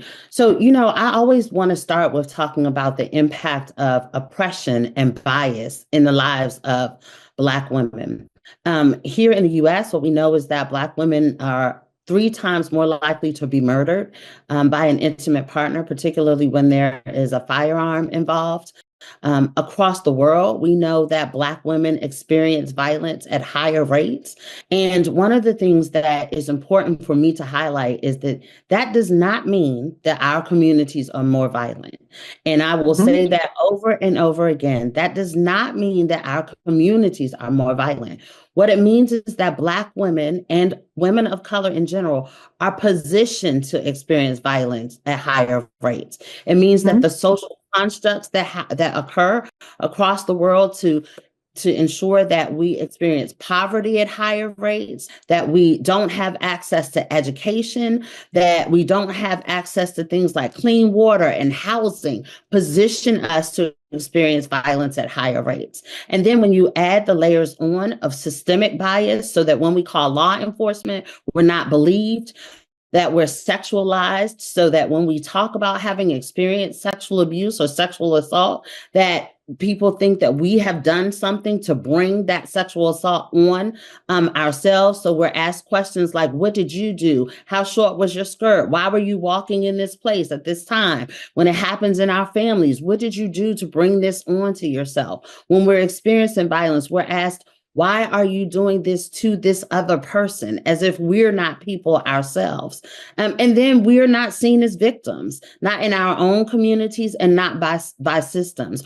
We're expected to be strong. And so then that strong moniker means that we don't see ourselves as victims. When we're asked about our experiences, very rarely do you hear women of color expose or talk about having been victimized. We talk about what's happened, but we don't personalize it in that same way. And so those barriers then mean that when we try to seek help, we're not believed. We don't receive it. When we tell in our own communities or our families, people tell us to just grin and bear it. When we talk about it amongst each other, we don't talk about the experiences of victimizing. We really rely on, well, how can you help yourself, right? And so all of those things end up being barriers to us, one, seeking assistance. Our ability to seek assistance look different. But then when we do seek assistance, the ability for systems to respond effectively.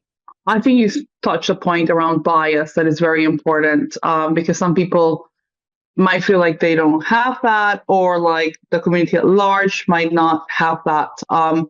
And I want you to, like, if we can in a minute, talk a little bit about you spoke into some of the impact that bias has, but what become then the real challenges as a consequence of that?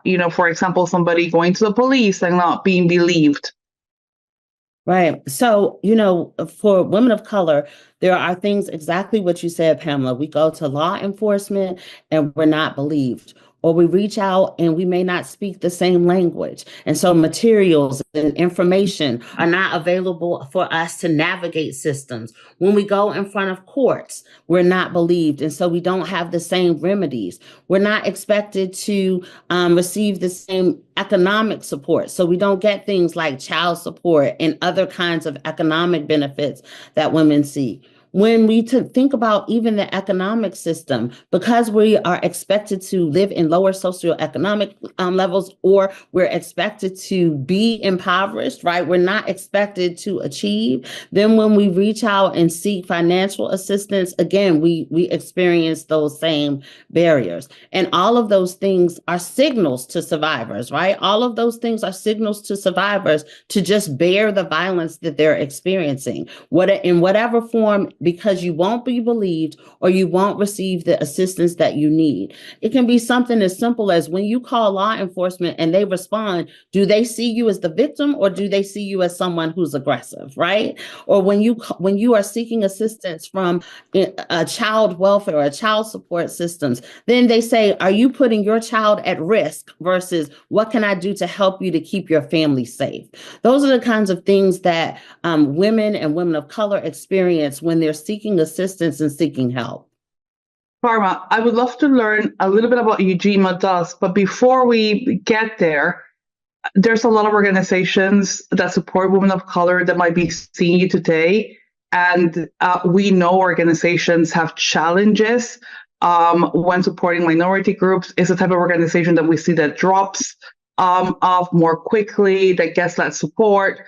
But just your experience of leading an organization that supports women of color, what are some of the challenges that, organizations face? Absolutely. And thank you for lifting that up, Pamela, because that's a very real challenge for what we call culturally specific organizations. And from us, that's organizations that are led by and for communities of color. And so one of the things that we experience, and we see, again, the same biases in the systems that we're talking about respond to survivors exist for those organizations seeking to serve those survivors. So things like when we are looking for and seeking for financial assistance, again, the idea that culturally specific organizations can't manage their funds, so they don't receive the same assistance. We often hear that those culturally specific organizations don't have the capacity, and I'm starting to just feel just very almost get this visceral response when I hear capacity for culturally specific organizations, because it's used to kind of keep those organizations down. So we don't have the same philanthropic support. We don't have the same governmental support. We experience bias in things like banking and financial institutions when trying to get loans and other kinds of assistance. And so those same kinds of biases that exist in systems when we're talking about the individual survivors exist for culturally specific supports, for culturally specific organizations. The other thing that I will lift up, Pamela, is that right now, what we're seeing is a backlash, a very real backlash around communities of color and women. And so culturally specific organizations are experiencing that, where entities may have invested in them for the last, 3, 4, 5 years are now pulling back on those investments. And that's impacting culturally specific organizations as well. Which are groups that need the most, and organizations, suffer the most. So that is an important message. In a minute, Karma, what does UGMA do, and what message would you like to leave everybody with on this day of elimination of violence against women? So UGMA is an organization, we are a culturally specific organization that addresses domestic violence, sexual assault, and community violence in the Black community. We do training, we provide technical assistance, we do policy, advocacy, and most importantly, systems change and community engagement and community awareness. At the center, as is evident in our name, at the center is mobilizing our community to address and end gender-based violence. And so what I would leave our listeners with today is that this is possible, but it requires that we all come together to address and end gender-based violence. It means that we work together to change the narrative. It means that we work together to protect women and girls. And it means that we center those women and girls that experience violence and are the most vulnerable. I love that. Ending violence against women is possible. Karma, thank you so much for your love, your support, and your wisdom on this topic.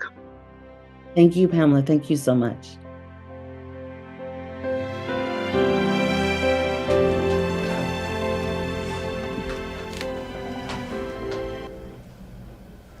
That was incredible, Karma Kopman. Thank you for such an inspirational words as well. It was an honor to have you as part of hashtag EVAW. Next, we are honored to share a special interview from Leslie Morgan Steiner, an author, businesswoman, and a survivor of gender-based violence, and Rita Smith, senior advisor for the NFL. Please join me in welcoming Leslie Morgan Steiner and Rita Smith to hashtag EVAW, being interviewed by the global CEO of No More Foundation, Pamela Zabella. Let's go to that interview right now. Hi, how are you? Hey. It's Good to see you. Sorry, it's amazing to see you both today. I feel blessed because a lot of the people that I'm seeing are people that are either friends or people that I just admire so much, and it's both your cases, and we'll come to that. But I'm gonna start by talking to Leslie a little bit. And Leslie, you have a best-selling book called Crazy Love, and I know we always talk about this a little bit, but I find that fascinating when we talk about domestic violence specifically. The fact that I think that we miss talking about love a lot and what crazy love feels like and can make us do. I would love to kind of start talking to you about that a little bit. Well, I think it's such a great point that you're making, that abusers are hiding in plain sight all the time. They're not monsters, and we wouldn't love them if they were monsters, and we wouldn't be trapped by them. And my story starts in my own family, where I adored my mother. She was the hero of my life, and my family was very misogynistic. And my father, who I also loved, did not respect her. And then I became a victim of domestic violence myself right after I'd graduated from Harvard College and moved to New York City to work for 17 magazine. And I married a wonderful, amazing investment banker who unfortunately had been terribly abused as a child. And I loved him, and for years he tried to kill me. He held loaded guns to my head, he strangled me, it was horrific. And nothing in my life had ever prepared me for the mix of violence and love. It's what made it so hard to survive it and so very difficult to leave him. And Leslie, you've taken this to the next step in a way where you have written about it, you have a very successful TED Talk, but you're also a board member for One Love Foundation and the DC Lawyers one. I would want to kind of try to understand what made you take that step. Not every survivor decides to do advocacy. So how was that journey for you? Well, I think in some ways it's two big factors. One is that I'm not a private person at all, and I never thought that the abuse was my fault. And also, I feel like I come from such incredible privilege that it was my obligation to speak out. I didn't have children with my abuser. I'm not financially dependent on him. I had no cultural pressure to stay silent. And so when I was called upon after Crazy Love was published and my TED Talk did so well, I thought I want to just keep on speaking out about this and connecting with other survivors. It's very healing for me too. In addition to what you talked about, I'm on the board of the Conference on Crimes Against Women in Dallas, Texas, and Chessie Proud's foundation, I Have a Right To. These are organizations that are just deeply committed to breaking the silence about abuse. And it's something that every person can do. Every man, woman, and child on this planet can talk about the experience of being human and being a victim of abuse, because abuse is everywhere. Anyone can be a victim. You can have gone to Harvard and Wharton as I did and still be an abuse victim and still have a very hard time leaving. And I believe the way that we connect with other people and the way that we end global abuse against women is by speaking out about it. And I've committed my life to doing it. It's all that I write about. If you come to my website, lesliebooks.com, you'll see everything that I'm doing. And in some ways, how simple it is to speak out. And Leslie, I am sure that you have many people that come to you, especially after that super powerful TED Talk, or read your books, ask, that they're ready to leave, but they're unsure. Like, what is your advice to survivors if they're thinking about leaving an abusive relationship? The best and most important thing to do is to tell somebody who you trust about what is happening to you at home, that you're being hurt, or if it's at work or a dating relationship, it doesn't matter. Confide in somebody who you can trust. And I also would say, because my advice is not just for victims, but for people who love us, is that if somebody in your life, if you suspect they are being abused or hurt emotionally or physically, and it doesn't matter how old they are, it doesn't matter their gender or their sexual orientation, this happens to everybody. Talk to them about it. And don't pressure them to leave. Don't shame them. Don't demonize their abuser. Just look them in the face and say, I care about you, and I need to know that you're safe, and I need you to know that I'm a resource for you. Because that's what saved me in my darkest moments, when I wasn't telling anybody, when I wanted to protect my abuser because I loved him. I had two people in my life, a man and a woman, separately confront me very gently and say, I need to know that you're safe. And that's all it takes to help somebody. This is a massive problem. It's much more common and widespread than anybody realizes around the world, but it's also easier to reach victims and help people just by speaking about it, which is what we're doing today. Thank you so much, and I'll come back to you, but now I would love to talk to Rita a little bit, and we go so far. And Rita, you've worked in a crisis hotline. You were the executive director of the National Coalition for Domestic Violence in the U.S. for many, many years. So you've done your whole span of your career on this topic. What changes have you seen through that time? Well, Pamela, I have seen some pretty enormous changes, I think, and some that I wish I knew how to activate. Things that I think should be very simple seem to be the hardest to do.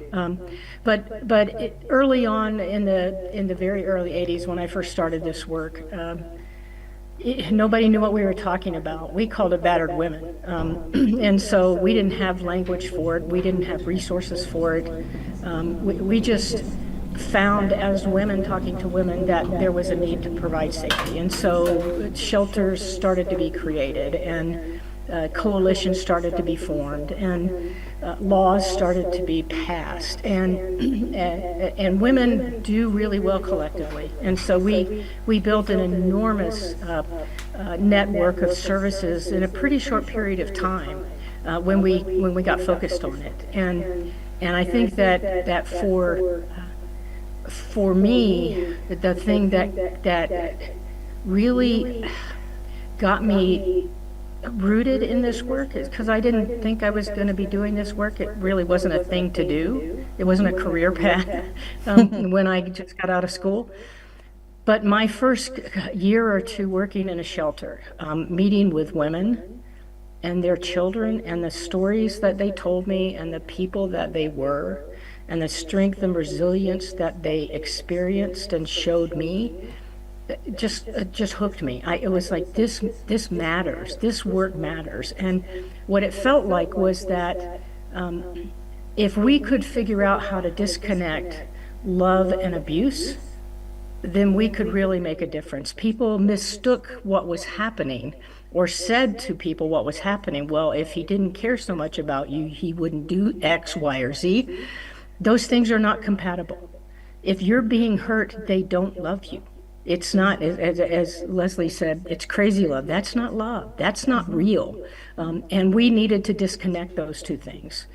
So the changes, happened gradually, but, we got to a place where we had language for it. We actually started to get influence in our communities and in our states, and then eventually in the nation. And so those changes have been real. And And I think that it's due to the hard work of not just advocates, but survivors who were willing to share their stories, because it is not an easy process. And a lot of people don't believe you. And the courage that it takes to actually share that publicly has always been awe-inspiring for me. And I thank Leslie and everyone like her who educated me and made me the expert I am, because that's where I learned it. I learned from survivors. No, thank you so much for that. And we'll make it here today. Complete public record acknowledged. I don't believe I would be the CEO of No More if it wouldn't have been for Rita's intervention and support of me when I was starting my career quite young into this. So, Rita, what should we be doing better to support young people who are coming into this space, who want to be advocates, who are our future leadership? Well, I think what I want them to know is that this is really good work. This is work that has value, and that you will be absolutely blessed if you want to choose it as your option. They're the most amazing people I've ever met, are the people who work in this field, who need our help and then come back to lead in this field. So it's a great career. It's also a place where you can make a significant difference. It's really important that you understand that it's what will create better spaces for all of us in our communities, because the violence that happens in a home, it doesn't stay there. It starts there. Violence in our community starts in the home. And if we do not address it, if we do not reduce it, if we do not take it seriously, then we end up with mass murders and other kinds of gang violence and other kinds of violence, homelessness. There are all kinds of things that spin off from the issues that are created by people not feeling safe at home. And so for me, it's, if you want to make a difference, if you want to have a career that puts you in spaces like, for me, ending up in the White House, being invited numerous times, I didn't expect that to be a part of the process, but you can do amazing, creative, interesting work and actually make your community and your country better. And I don't know that you can do that in other career paths. So come be a leader with us. We need you desperately. So for everybody seeing us, we need you. We need your help. This is the only way that, this kind of global problem will end. Leslie, to start closing, I have like a minute or so. Why is marking the Day of the Elimination of Violence Against Women important? It's so important because it's a way of breaking the silence about abuse and about the experience that women go through as victims of gender violence throughout our lives. And abusive partners and abusive political regimes try to do two things, and this is a stand against both of these things. The first thing that they try to do is to isolate and divide women, to prevent us from connecting with each other. Because as Rita said, there's incredible strength in women connecting with each other, believing each other, and supporting each other.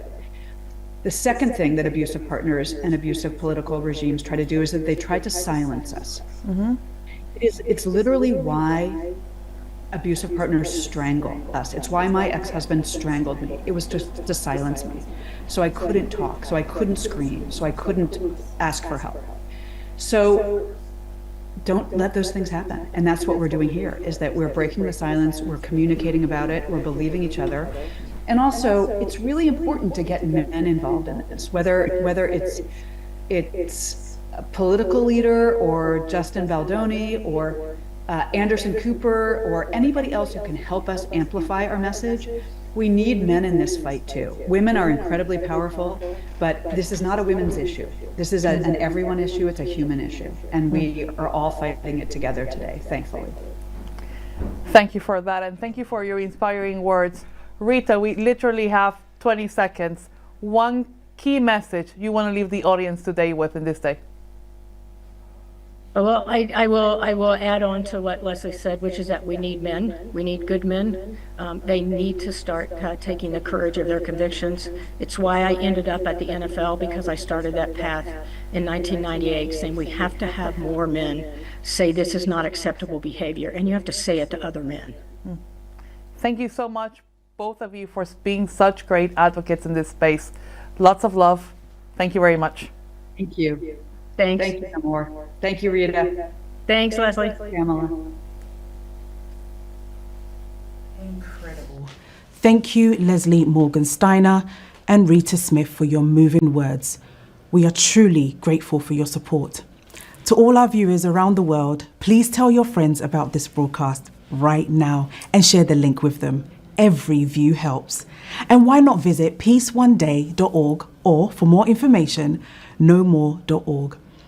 If you have been affected by any of these issues highlighted today, I am honored to introduce the CEO of Valor US, the remarkable Sandra Henriquez. Please join me in welcoming Sandra to hashtag EVAW, being interviewed by the global CEO herself of No More Foundation, Pamela Zabella. Now, let's go to the interview. It is amazing to be here with you, Sandra, on the day of elimination of violence against women. But for everybody who is seeing us today, Sandra is a CEO of Valor, where she has led transformative efforts since 2010 to elevate the profile of sexual violence and amplify the voices of marginalized communities. Sandra is just an amazing human being, and it's amazing work the organization does. Sandra, I'm going to start by one question we are asking everybody, like, why do you believe it's important for all of us to mark a day of elimination of violence against women? Thank you, Pamela. I'm happy to be here. I think it's important because a lot of times as women, and particularly around the issue of violence, we don't get a lot of attention. It's not something we want to talk about. And I think if we hope to prevent it, which is what we do, that we need to mark a day like this and bring it to the world's attention.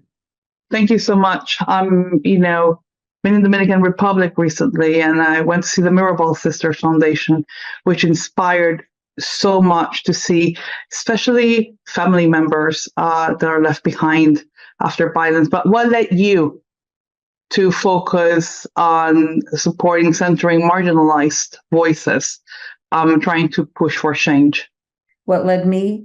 I'm a Latina woman of color. I was born in South America. And so that experience is one that I carry with me every day. I really can't separate myself from it, right? My work, and I can't separate my work from it. So I think that it has really helped to inform and enrich the work that I do and that the organization does by ensuring that we have communities of color, those who are marginalized, at the table with us, helping us to set the direction, helping us to recognize and understand the ways in which violence touches their lives, the very many layered ways, and also to identify what are the appropriate solutions for communities that are marginalized and traditionally unserved.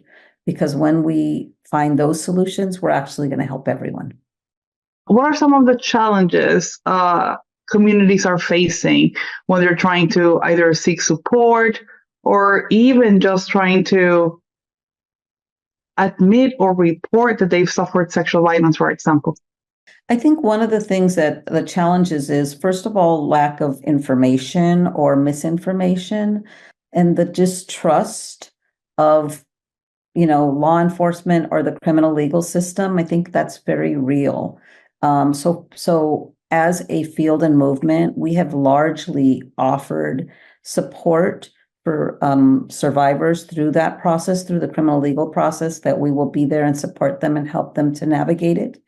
However, for many survivors, it's not an option. And so if they don't feel safe, then it's not an option. If they don't feel that they're going to be served, or if they feel that there could be any kind of retaliation, for example, LGBTQ communities or immigrants or folks who have had negative experiences, communities with law enforcement and the criminal legal system, then it becomes something that is not an option. And so we are not serving them well when we focus exclusively or primarily on that as a solution.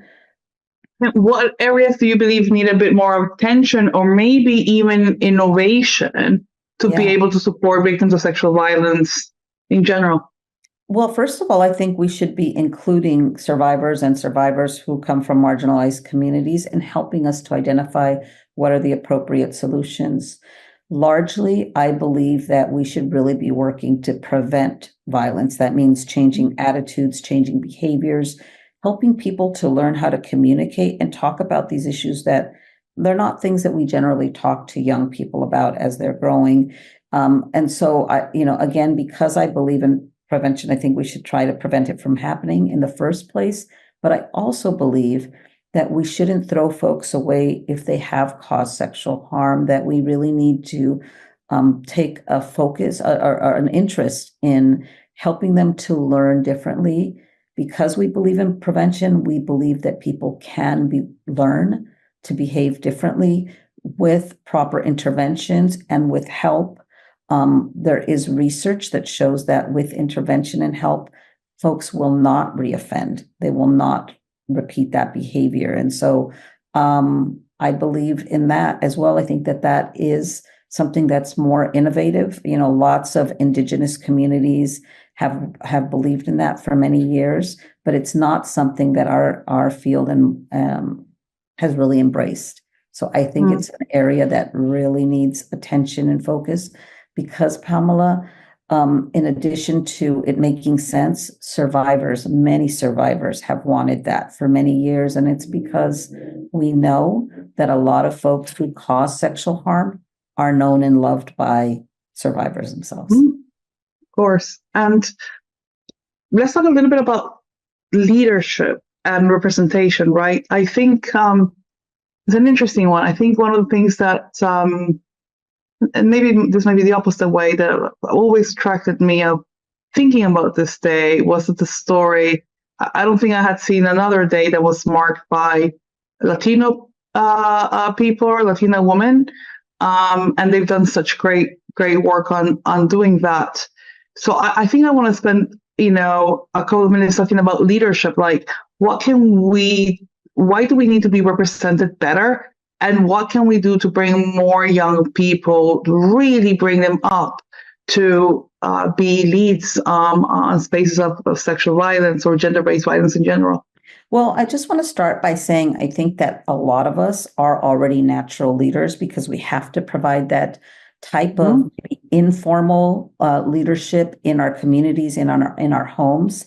One of the things that, and I do agree with you, Pamela, that it's very important that we pay attention to and really extend our hands to those that are maybe Latinas in the field and movement, in any field and movement, and really bring them in and mentor them and coach them and be there to support them. Because one of the things that we have found, I know this also from experience, but one of the things that we have found is that a lot of leaders of color, Latinas, we don't have access. We don't have somebody that gives us the opportunity, that shows us the ins and outs, so that then when we get there into a leadership position, we may not have all of the experience that we need in order to be successful. It's not that we can't get it. It's that we haven't had it, that it hasn't been extended to us, that somebody hasn't reached out and said, let me take you under my wing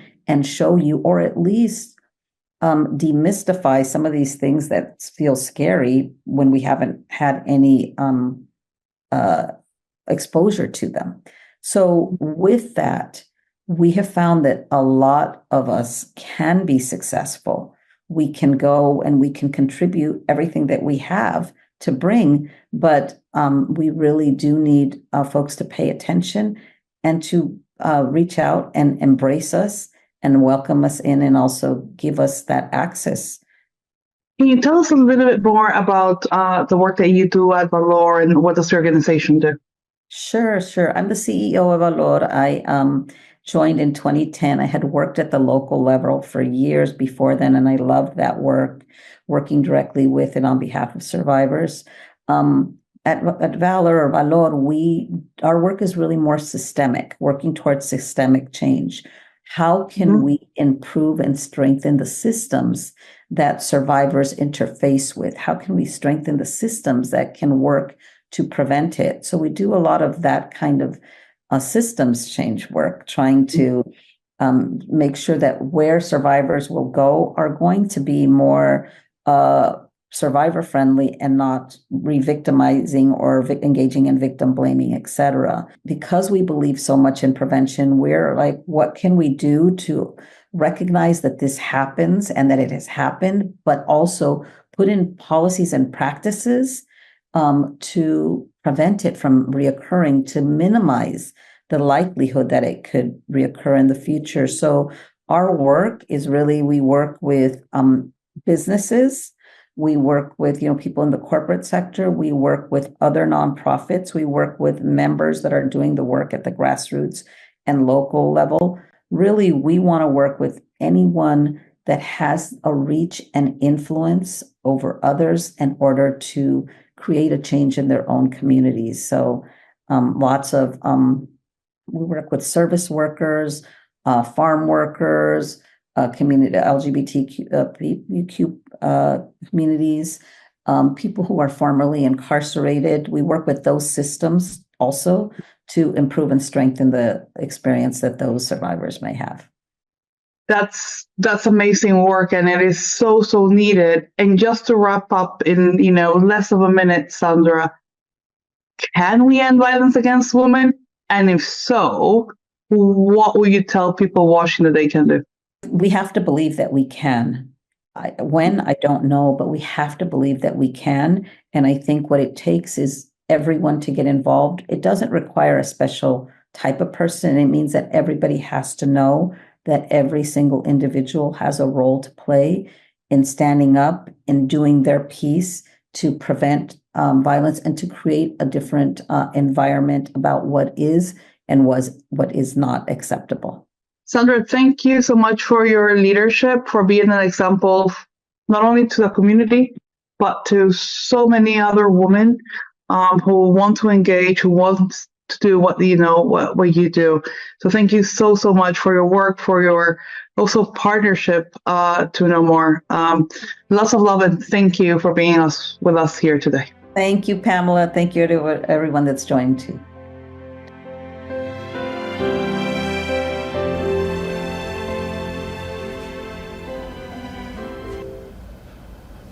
Thank you, Sandra Henriquez, for sharing your fascinating words. We are honored to have you join us today for #EVAW. Next, we're pleased to present an informative panel, Child Welfare as it relates to GBV, moderated by Candice Lewis-Wilson, Senior Program Manager at the SAVE Center, a part of the Center for Public Impact, who are one of EVAW's sponsors today.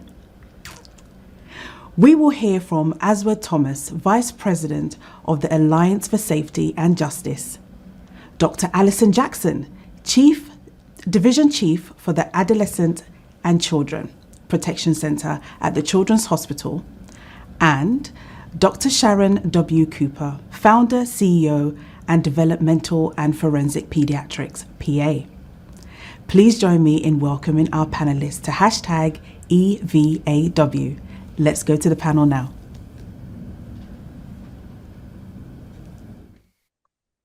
Greetings, everyone, and welcome to the International Day for the Elimination of Violence Against Women broadcast. My name is Candice Lewis-Wilson, and I'm the Senior Program Manager at the Center for Public Impact on the SAFE Center program. The SAFE Center is a national research center funded by the Office of Child Support Services to expand safe access to child support, establishment of parenting time services through training, technical assistance, research, and resource development. This is for states, tribal, and local child support agencies and partner organizations in the United States. It is an absolute honor to facilitate this important conversation about child welfare, trauma recovery, and breaking cycles of violence. Today, I'm joined by three distinguished panelists whose work is shaping the future of child welfare. Dr. Allison Jackson, Division Chief at the Children's National Hospital, is a leader in trauma-informed care for abused and neglected children. Dr. Sharon Cooper, a developmental and forensic pediatrician, is renowned for addressing child maltreatment and technology-facilitated exploitation. And Mr. Oswald Thomas, Vice President of the Alliance for Safety and Justice, is a survivor and advocate dedicated to healing and justice for communities impacted by violence. Before we begin, I'd like to invite each of them to take one moment to introduce themselves and share what brought them to this work in child welfare and trauma recovery. Dr. Jackson. Well, hello, everyone. It's an honor to be here. Again, my name is Allison Jackson, and I'm a professor of pediatrics at George Washington University here in Washington, D.C., and a division chief of the Child and Adolescent Protection Center at Children's National Hospital, also in Washington, D.C. And really what brought me to this work is just the joy of being a pediatrician and being privileged to experience patients at their highest moments and at some of their lowest moments. I've been caring for children impacted by abuse and neglect for over 24 years now as a child abuse pediatrician. And through this work, I witnessed not only the results of child abuse on my patients, but also the impact of generational trauma, much of which we know is gender-based, and how it impacts not only the family, but also the community. I've learned so much from my patients, and that is really what has driven me to tell their stories in an effort to help interrupt cycles of abuse and to advance the healing from trauma for my patients and their caregivers. Thank you. Dr. Cooper. Hi, my name is Sharon Cooper, and I'm a developmental and forensic pediatrician. And I migrated from seeing primarily child maltreatment cases in the early 80s to the middle part of 1990 when we began to see technology-facilitated crimes against children and adults. And I've spent now more than 25 years working in the areas of internet crimes against children and the challenges and the long-term impact. I continue to follow children who have been abused sexually and who have had images made of that form of exploitation, as well as I follow those who have been sold online through internet sites, where therefore we see amazing long-term victim impact to include significant health problems, not just mental health problems, but physical health problems, not just problems related to sexually transmitted infections, but long-term conditions that often are going to be findings like rheumatoid arthritis and connective tissue disorders and autoimmune disorders, which tells us that these individuals have really elevated cortisol levels forever. And because of that, we really want to stop this form of victimization. And if we can't stop it, we need to find ways, the best ways, to rehabilitate survivors who have been victims in cyberspace. So it's been really an honor for me to participate in this conversation, and I'm looking forward to providing some further information. Thank you, Dr. Cooper. Mr. Thomas. Hello, everyone. My name is Oswald Thomas. I'm based here in Atlanta, Georgia, in the United States. I'm currently the Vice President of the Alliance for Safety and Justice. We are an organization that aims to replace the overuse of incarceration with more effective public safety solutions rooted in crime prevention, rehabilitation, and support for crime victims. We partner with state elected officials and advocates to pass public safety reforms. So far, we've been able to pass over 100 public safety reforms that have reduced incarceration, expanded access to support for crime victims, that also have stopped cycles of crime, and also allow more than 10 million people with an opportunity to clear an old criminal record. And like many of the 500,000 members that we represent, I came into this work after becoming a victim of gun violence in 2009. I was shot twice in my back, and those bullets ended my professional basketball career and nearly my life. Like so many survivors, I never received any help after that shooting. So once I recovered, I joined our flagship program, which is called Crime Survivors for Safety and Justice, where I now organize victims of crimes across the country. Thank you all so much. Once again, I'm so honored to be and share this space with such great leaders in this work. And so I'll start with you, Dr. Jackson. With trauma being so prevalent, especially intergenerational trauma, how can we create healthcare environments that feel safe for individuals to disclose trauma at their own pace? Well, I think we have to ensure that the workforce in healthcare, whether those individuals are clinical or administrative professionals, that they are first aware how prevalent it is and the impact of adverse experiences that can result in trauma in individuals. There was a groundbreaking study in the 1990s called the Adverse Childhood Experiences Study, which many people are aware of. And it really affirmed that childhood trauma is common. Of course, I'm a pediatrician, so what I like to say is, even if you serve adults, every adult was once a child. And so what I'm speaking to really affects anyone and everyone. And I think statistically, we understand that trauma is so common. We know that 1 in 3 women and about 1 in 4 men will experience physical violence by an intimate partner. And we also know that child maltreatment and intimate partner violence co-occur anywhere from 30 to 60% of the time. And in the United States, that means about 15 million children experience IPV with their caregivers each year. We also know that child maltreatment will be confirmed in about 1 in 8 children in the United States before they are 18 years of age. And sadly, every 5 hours, a child dies from abuse or neglect in the United States. Now, I don't have the statistics for across the world, and I know we're speaking to a global audience, but it's important to know what's common here is common in other places as well. And we also have learned and come to learn that adverse experiences are not limited to the individual or family domain. Other adversities also impact individuals, such as poverty, racism and discrimination, homelessness, and even natural disasters. What was also a profound outcome of the ACE, or Adverse Childhood Experiences study, was that it showed that experiences such as child abuse, caregiver domestic violence, caregiver mental illness or substance misuse, parental separation or incarceration of a parent, all of these things seem to increase the risk for poor physical and mental health outcomes, including the leading causes of death. So what some healthcare professionals might have thought where these experiences or events in the lives of our patients could be just simply psychosocial issues has been demonstrated to be health issues. And so they're health issues, not just in childhood, but across the lifespan. And so health professionals must also be aware that individuals who have experienced violence or abuse don't have a profile demeanor. There is no standard way that trauma shows up in the clinical setting. And so we must convey a message from the front desk to the clinical suite that we are a safe space.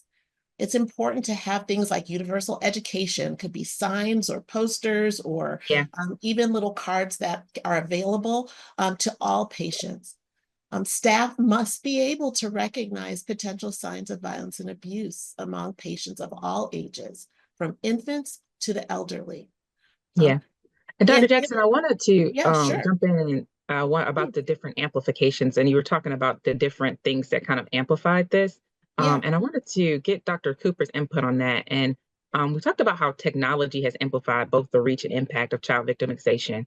So what unique challenges does this pose in addressing child maltreatment, and how can we better support victims who experience such technology-based harms?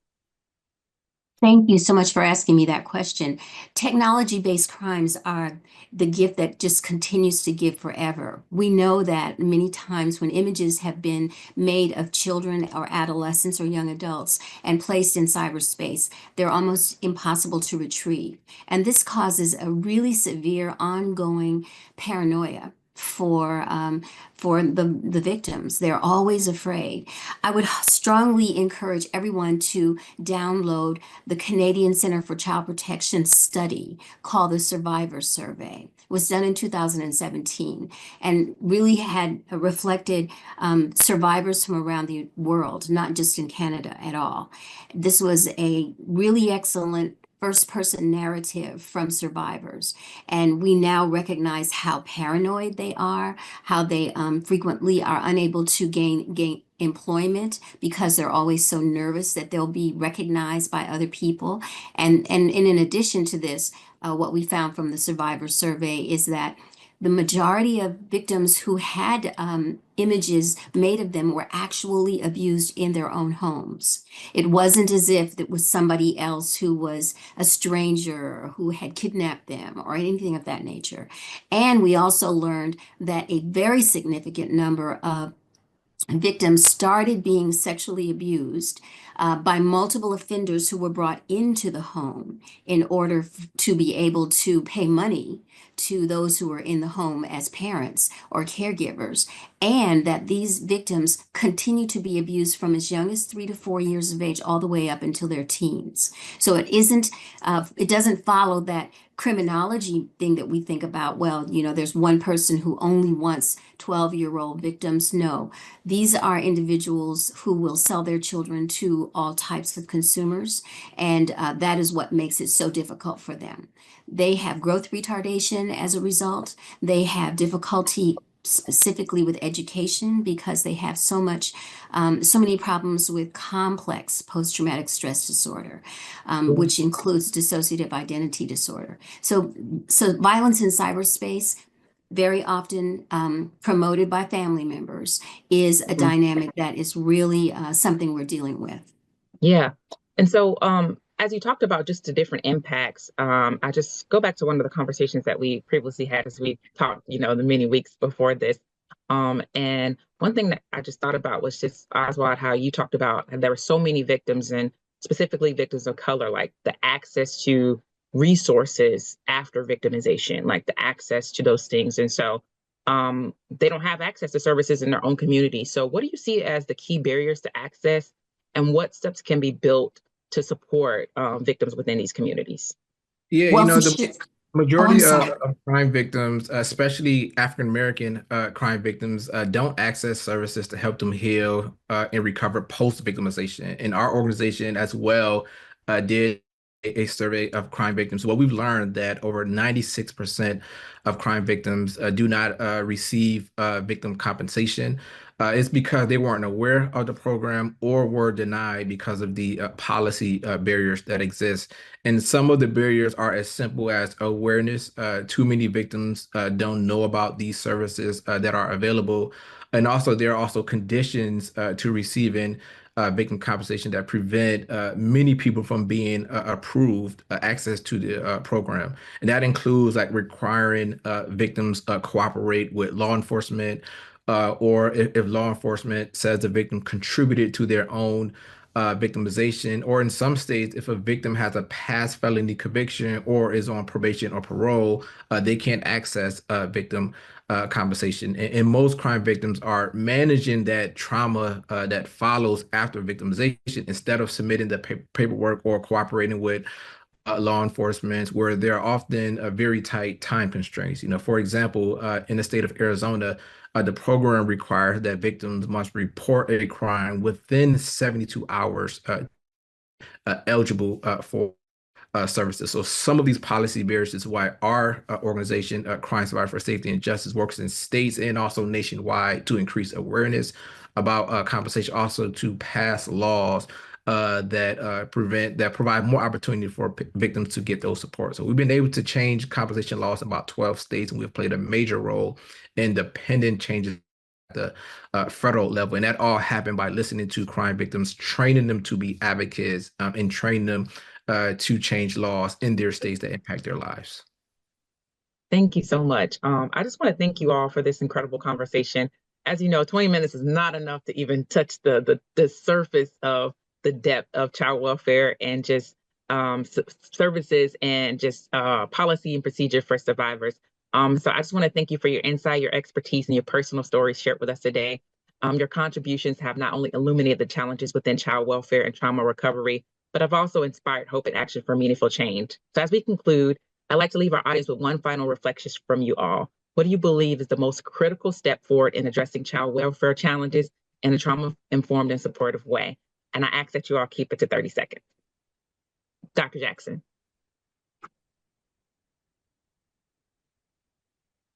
So teach others and learn from survivors, listen to survivors. Remember that even those who are struggling have strengths, and so take note of their strengths and tap into them. Remember that disclosure is a process, it's not an event, so don't force it. And making sure that you realize you can't do it all by yourself. In your own agency, it's important to partner with other agencies or other professionals to help survivors to the maximum capacity and to support them. Trauma work can take its toll, so you can't pour from an empty cup. Take care of yourselves too. And the good news is that violence is preventable. So engage in efforts like these to foster resilience and foster the protective factors beyond the bedside. Thank you. Mr. Thomas. All survivors need a right to heal. And this right to heal is about guaranteed care for all victims. We need universal crime prevention. Also, we need effective accountability. And we all play a huge role in stopping the cycles of violence and ensuring survivors get services. So if you want to be part of our movement, you can text the word survivor to 27061. Or if you want to donate, you can text the word donate to 27061 to join our movement of survivors. Thank you, Mr. Thomas. Dr. Cooper. I would say that the important thing for us to remember is that we have to have realistic expectations for survivors. Delayed disclosure is the rule more so than the exception. I would encourage you to look at the work of Child USA, which has helped us to recognize that the average age of disclosure of child sexual abuse is 52 years of age. Very important for us to have realistic expectations. And the other piece that I'd like to really make sure you understand is that when you have been a victim in cyberspace, you are it's very unlikely that you will disclose, and you will always be paranoid because you're looking over your shoulder hoping that you're not going to be identified. So keep this in mind when we try to help rehabilitate these survivors. All right. Well, thank you all for your powerful closing remarks. Let's today's discussion remind us of the collective responsibility that we share to create systems that are equitable, compassionate, and effective for the most vulnerable among us. Let's continue to listen, learn, and act together to break cycles of trauma and foster a future where all children can thrive. Thank you, everyone, for joining us. And a special thank you again for our distinguished panelists. Have an amazing day. Thank you.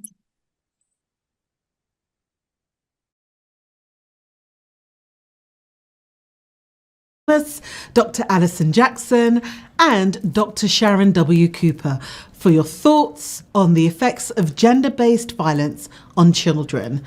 And thank you so much to our moderator, Candice Lewis Wilson. We wish you all a very best future in the work that you do in this crucial area. So hello, I am Madeline McQueen, and it is an honour to be one of your co-hosts today for hashtag EVAW. That is the elimination of violence against women. Now, we're excited to welcome Joanna Rice, Senior Vice President, Global Head of Social Impact at Match Group.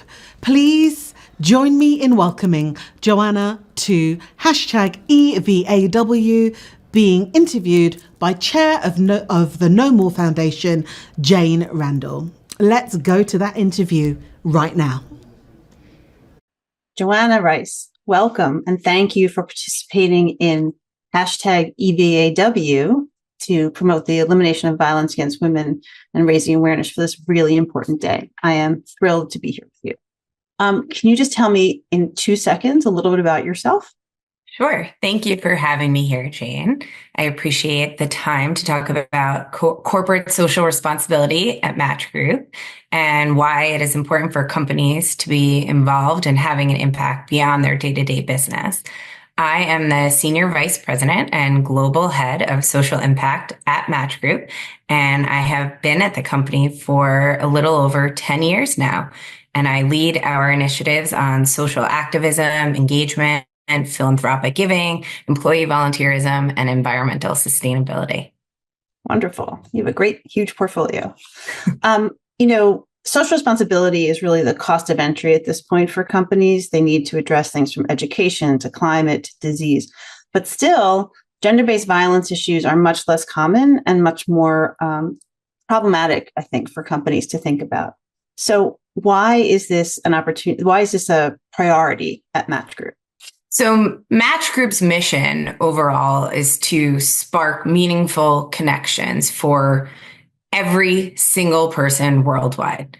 So as a company whose focus is creating relationships, we want to ensure that those relationships are safe, respectful, healthy, and fun.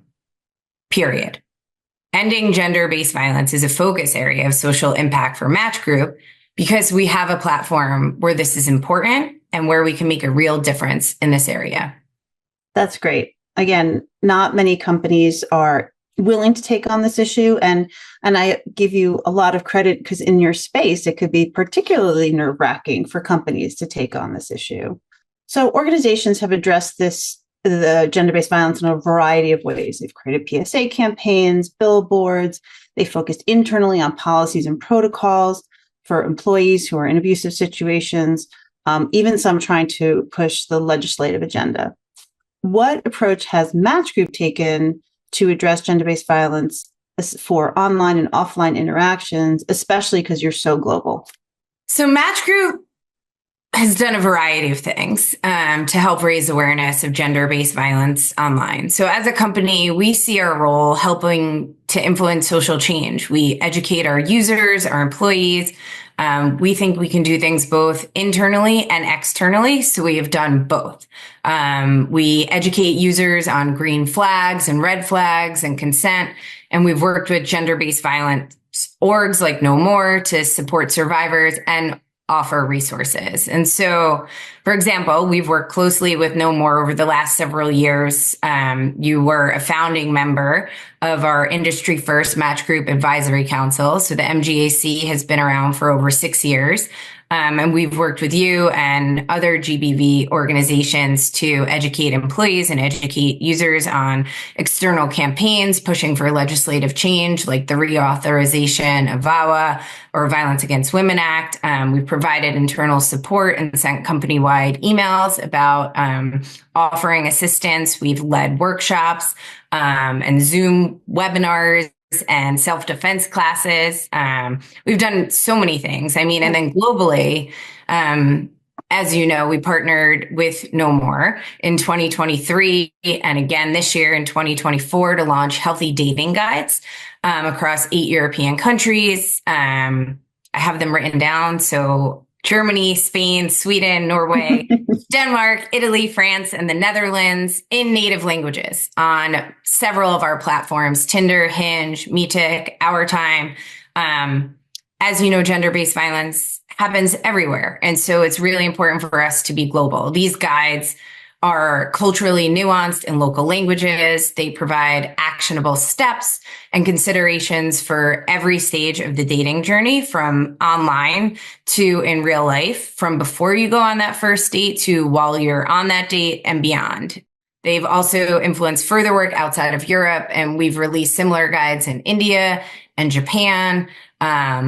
We have an Are You Sure feature that started on Tinder. It moved to Hinge, Plenty of Fish, Meetic. I mean, we know that these initiatives and steps that we've taken and product enhancements that we've made change behaviors. We have data on it. We studied it. And I mean, I can keep going and provide even more examples to the nail salon that we just launched, our pop-up about nailing dating. To provide tips, you know, like nail tips, the pun, I love a good pun, for safe dating in London. There are just so many examples of ways that we have partnered with you and No More over the last several years, and it's not going to end. You know, we have to be consistent. This isn't a one-time a year thing. This is ongoing and has been for many years, and we think it is really important. What has been the reaction of your users to this? Have they appreciated it? Have they pushed back? No, we have not seen much pushback. We've seen a lot of acceptance and behavior change. Are You Sure has led to a 17% user behavior change in language, a prompt that you receive before you send a message, making sure, do you really want to send this message? Does this sound right? And it's interesting because we want to give users options. Something that may feel offensive to one person, someone else may like or be interested in. So we want to make sure, dating is personal, that people have options to feel personal. And the resources are there for users who want to use them, and everyone should check them out. Safety is proactive. It's not just reactive. You don't need to wait until something bad happens. And we have these resources available online to think about before you meet someone in real life or go on a date. And so I think we've seen that users really appreciate that. Our green flags have received a lot of positive feedback. And so we just want to keep going and provide support and content to our users where they're at, and they can receive it in a manner that feels good to them. That's amazing. And I appreciate the fact that you guys are not a one and done. That's very common. So thank you for that. So last question, what do you want to tell other companies, either in the tech space, business in general, who are watching, hear this, considering, thinking about, potentially doing work around gender-based violence? What do you want them to know? This shouldn't be limited. We know that gender-based violence, sexual assault globally affects, what was the statistic, Jane? 1 in 3 people? Yep. Yes. I mean, that is just an issue that affects everyone. And so every company should think about the people who work there, their employees, their users, and how they can make them feel safe and protected, and the steps that they can take to make people safer. We are working with organizations like No More. They can partner with organizations like No More and take active steps consistently to do something. I mean, we have advanced our safety features. We've taken user feedback. We've expanded ID verification globally, share my date, anti-harassment features that, we know work. And so other companies can do the same thing that makes sense in their space and figure out what feels right, what feels personal, and what feels accepting and makes sense. These partnerships like No More around the world make sense for our platforms and our users to provide our users with the safest possible dating experience that they can have. That is our goal. That is important to us. And every company could think about what makes sense in their industry, whether they're in Latin America or Asia. We're working to expand our work globally and make sure that the response to violence against women is culturally nuanced, that it makes sense. And so just thank you for No More and all of the great work that you do globally. And we're proud to partner with you and support it. Well, thank you. We're thrilled to be working with you. And thank you for doing the plug for No More for me, so then I don't have to do it. Much appreciated. But thank you, Joanna, for your time and for participating and for really all the work that you do. It is really pioneering in a lot of ways. And we and everyone else really appreciate it. Thank you.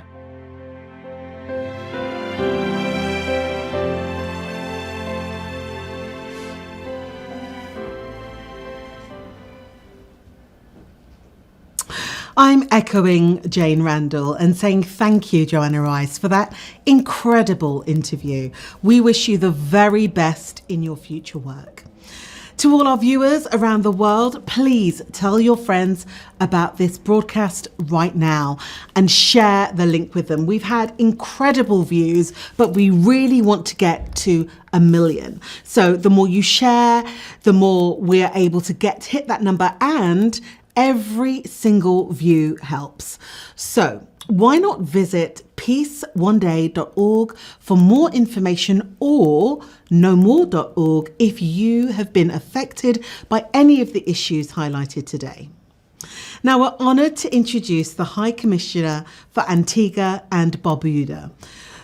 She's the Commissioner to the UK, Her Excellency Karen May Hill, OBE. We're honoured to have her support today, so please join me in welcoming High Commissioner to hashtag EVAW, being interviewed by Peace One Day founder Jeremy Gilley. Let's go to that interview right now. High Commissioner, welcome to hashtag EVAW, the day for the elimination of violence against women. Welcome. Thank you very much, Jeremy, for having me and for giving Antigua and Barbuda and our people a chance to share with the world how we commemorate this day and what actions we are taking to support our women and girls to become equal citizens, to be safe, and to live fulfilling lives in their country and anywhere in the world they are. Thank you, High Commissioner. Can I first ask you, could you tell us about yourself and your journey to becoming the High Commissioner? My journey began in a tiny village in Antigua called Potters. It's not a village that is particularly affluent, but it's a village that has produced some incredible people in music, in sport. And my parents always felt that as a young woman, nothing should be a barrier to what I wanted to achieve. My father had a motto. He had 4 children with my mom and 2 other children. We have six children in total. And he always had a motto that whatever one child got, all of us had to get. And so my brother, who was the oldest from with my mom, whatever school he went to, we had to go to. We went to piano class, we had to go to piano class. We went to dance class, we had to go. All of us had the same, with the particular school, we had to go to the same school. And that was planted in me as a child, that anything I wanted to be and do, there would be no difference between my brothers and myself. And that's what my father and my mother raised us. And so I went through life with a father who was a police officer, a mother who was a teacher. They're both retired now, still very alive and doing well. But they shared with me the importance of service and of giving back to community. And all my life has been about service and community. And so when the Prime Minister asked me to serve 8 or 9 years ago as High Commissioner, the answer was obviously yes. He said he saw in me leadership. He said he saw in me a young woman, well, a younger woman at the time, Jeremy, who could help to set our world alight with my vision and with my drive.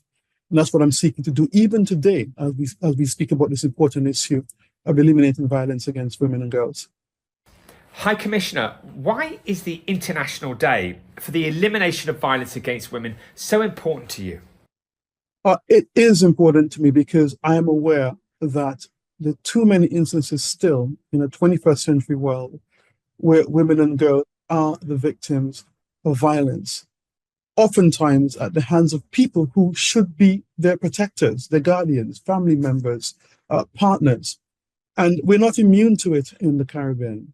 As a matter of fact, I think the basis upon which a lot of our societies are still structured in the Caribbean is based on the church.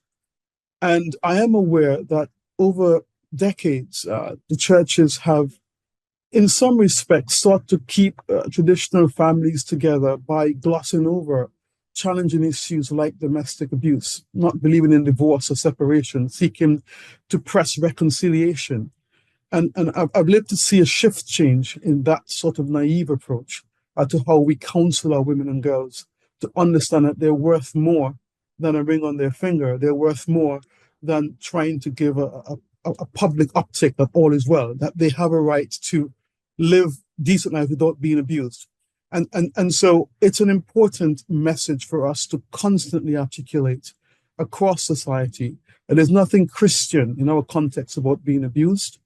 There's nothing shameful about standing up against abuse, and that we absolutely must recognize that it's happening, that it's happening too often, and that we need to ensure women and girls are aware that if it's happening to them, they have a voice and they have options, and society will stand with them to out it and to eliminate it.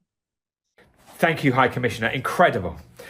I'd like to respectfully ask if you could talk about some of the work that you're doing to eliminate violence against women at the government of Antigua and Barbuda? Well, if I could start with our constitution, which we received in 1981, became politically independent. Our constitution recognizes the rights of everyone to have a decent life. And that is the basis upon which the rights of women and girls and all people are enshrined, that our constitution protects and recognizes the right to safety, corporal safety, mental safety for all people. That's the first thing. Secondly, we have acceded to the major conventions that the world have recognized on this issue. So in 1989, we joined the CEDAW, the Convention on the Elimination of All Forms of Discrimination Against Women. And in 1998, we also ratified the Inter-American Convention on the Prevention, Punishment, and Eradication of Violence Against Women. So we've signed on to the world's two major conventions on this issue. But it doesn't stop there. In local law, in our legal system, we have ratified the Sexual Offences Act and other legislation to protect women. So that's happening sort of on the legislative side and on the convention side. But our police force, which oftentimes were the first responders in these situations, needed to also have some reforms done. So we now have a sexual victims unit within the police force, staffed by trained officers, men and women, who understand the sensitivity of this sort of situation. No longer should we have cases where someone is being abused, let's say even in the context of a family setting, and officers are saying, well, it's a domestic matter, or diminishing the importance of it because they see it as between this couple. This unit is staffed by trained people who are continually being trained, because that's one of the obligations under the legislation, under the conventions that we've signed. There must be continuous training. And so we have this special victims unit now within the police force. I think as well, one of the areas that I'm particularly excited about for Antigua and Barbuda is that we set up the Sexual Offensive Model Court in 2019. And under this model court arrangement, we have sought to ensure that cases involving gender-based violence are brought before the court as quickly as possible, that the case management procedure is as short as possible, that the victims can actually give virtual evidence if appearing in court in person could be too traumatic for them. So we have also sought to ensure that the persons who are treating with this case are trained or sensitized to the impact of violence on women and girls. We've sought to ensure simple things like the holding area, where victims can wait before they're called before the court. It's a private, confidential space where they feel safe and protected before they face it. Our Directorate of Gender Affairs also has set up a crisis center, which is a 24-hour hotline that anybody can call to report a situation where they feel unsafe, whether through verbal or physical violence. And this crisis hotline is available 24 hours a day, 7 days a week, right throughout the year. And I think the third thing, when you mentions, you look at the work happening within our police force and sensitizing officers on this important issue. When you look at our model court order in 2009 that I mentioned, there's also important groups like Women Against Rape. I'm particularly proud of their work. WAR, as an NGO that works alongside the Director of Gender Affairs, works alongside the police, works alongside the family division of our government to provide advocacy for women. It was set up at a period of time in Antigua when we had a spike in rapes. And there was a serial rapist running loose, violating women across our country. And WAR, as they call themselves, Women Against Rape, was set up and still is functioning as an NGO that holds government and society to account around how we treat women. They treat women. They provide educational workshops. They provide support for victims. They ensure that what we have in our legislation, what we say we're going to do, we're actually doing it. And they're not just talking the talk, they're putting the work and the muscle behind it. And so at several levels, government level, the NGO level, the legislative level, Antigua and Barbuda is playing its part in ensuring we protect our women and our girls. High Commissioner, that is absolutely amazing work, and congratulations for all of your efforts. Can I ask you finally, if people want information or need support, where should they go and what advice would you give them? You know, where people should go is often not as easy as it sounds. You know, we send them to websites. We get them to go to the Directorate of Gender Affairs website. That the crisis hotline is there, 463-5555. Put the area code in front of it for Antigua 268. That number is there to call. But I encourage people to do that. But I also say to people, go to your nearest police station, go to your nearest church, go to a trusted family member whom you think can support. Just have a whatever your network is, whom you trust and feel comfortable with. Raise issues with them. So there are formal ways you can raise it, there are informal ways you can raise the issue. Our High Commission is a space as well for all people, any persons. We have a large diaspora here in the United Kingdom, can come and speak with us and share with us privately and confidentially about any challenges that they're having. But the important thing is for people to raise their voices. The NGOs are there, mention Women Against Rape as an example. You know, they also have a hotline. Contact them, reach out to them on social media, reach out to them in their offices and raise these issues. And I'm certain that help will be available. High Commissioner, thank you so much for your support of hashtag EVAW and all you do for the elimination of violence against women in Antigua and Barbuda. We wish you the very best with that important work, and thank you for today. Thank you very much, Jeremy. And we wish all women and girls and all men, all of us who support this important initiative, every success. We must never get weary of doing what we need to do. We must never tire. We must fight daily to ensure that the respect for women and girls is a reality and not just an aspiration.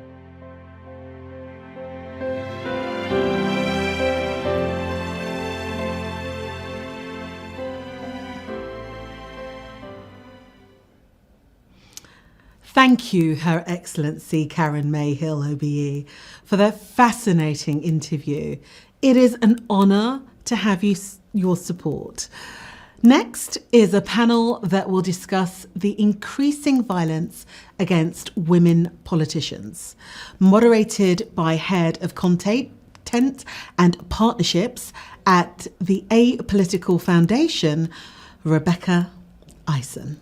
Now, we're going to hear from Nazita Lajavardi. We're also going to hear, she is the Associate Professor of Political Science at Michigan State University.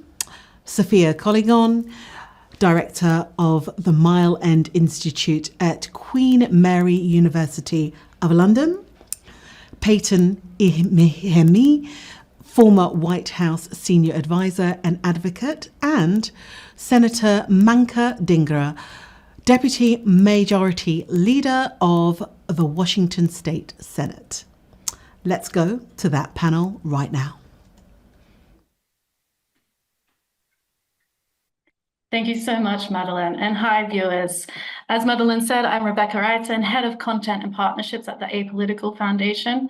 The Foundation's mission is to update political leadership for the 21st century. And when we were founded in 2019, we thought that would mean helping people with the skills and knowledge they need to enter office. And what became very clear very quickly, especially with women, is that talented young leaders were getting into office, but then they were facing so much harassment or violence in some cases that they were burning out.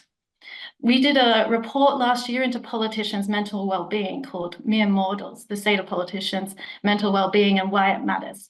And we surveyed about 100 politicians from around the world. And we found that 41% had low or very low mental well-being. And we know from other studies that 63% of female parliamentarians in Australia, for example, have experienced sexual harassment. And 80% of women parliamentarians in Africa have experienced psychological violence. So I am so pleased to have you here. And I'm so pleased to have 4 great women to discuss this topic with. They've already been introduced. So I'm going to start straight with the questions. And I'm going to start with one that is a bit general and perhaps a little controversial, but hey, that's who I am. And that is, in a world in which everyone, including women with far fewer means and power than politicians, are struggling every day, why should we care about violence against women politicians at all? And Sophia, I might start with you for that, as someone who has been researching the state of women's political leadership in numerous countries. Great. Thank you, Rebecca. I'm very happy to be here today, even if we are discussing this very grim topic. Well, why do we care? That's always a big question. And I get it asked a lot about whether, what is the scope and the reach of this problem? And one of the first things that I would like to emphasize is that the amount of harassment, abuse, and intimidation experienced by politicians while doing a public service, because we have to remember that they are there to represent us, is significantly higher than the harassment, abuse, and intimidation suffered by the general population. So in a way, by doing a public service, they are putting themselves in risk. We know, and my research has shown over the years that in different countries, that women are systematically being abused. So they are victims of abuse, harassment, and intimidation, psychological, physical, and online, but also in different countries. So this is shown and is consistent in countries in Latin America and in Europe as well as it is in the US. But also it has shown that women, not only, that women also feel significantly less safe than men when they participate in politics. And I want to emphasize the importance of looking at feelings of safety, because even if someone hasn't experienced any form of violence, where a politician doesn't experience any form of violence, just by knowing that being there makes you a target and being a woman makes you even more of a target, then that really leads them to change their behavior. So what we are observing now is that women change the way that they campaign, which puts them sometimes in disadvantage.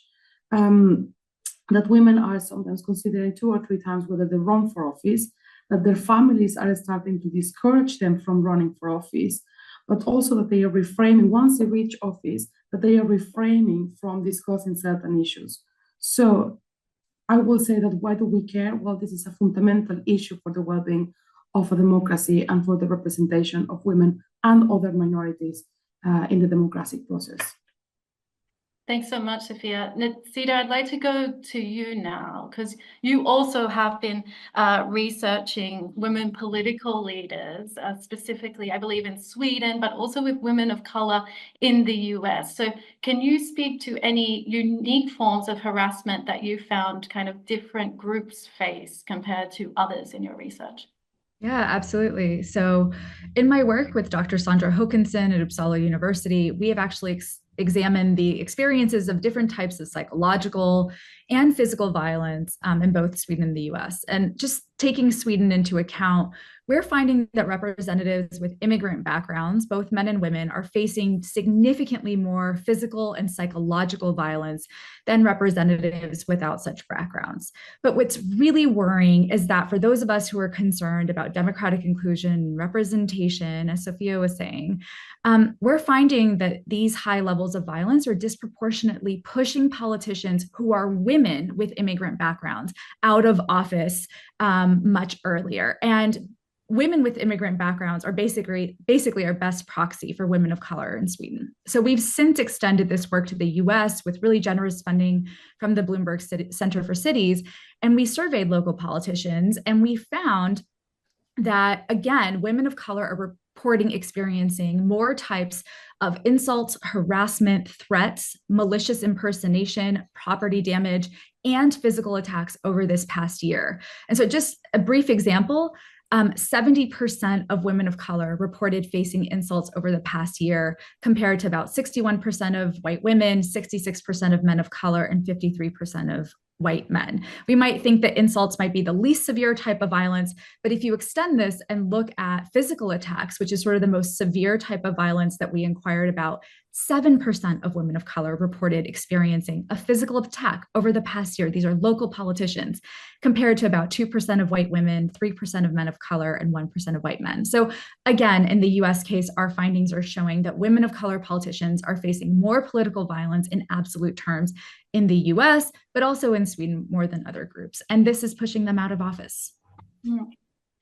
Thanks so much. I want to go now to Senator Dingler. You were the first Sikh state legislator in the US. So I'm really interested to hear whether your personal experience matches with what you've heard from this research, first of all. And then I have a follow-up question from you if you would like to first tell your personal story. Absolutely. Thank you so much. It is unfortunate and so true that the research does match the reality. I've been a first in many times in my life. I was one of the first South Asian prosecutors with King County. I trained law enforcement in crisis intervention. But the sexism and harassment that I faced when I decided to run for office was something I did not expect at all, especially on social media, in email, and even in person. Like, people feel empowered to say things they would never say in real life or to anyone who they don't think of as a public figure. There's a sense of entitlement that people feel towards women politicians, especially women of color. And my seatmates are two white men. So when we have had town hall meetings, it's actually been very, very easy to see the sexism and the racism.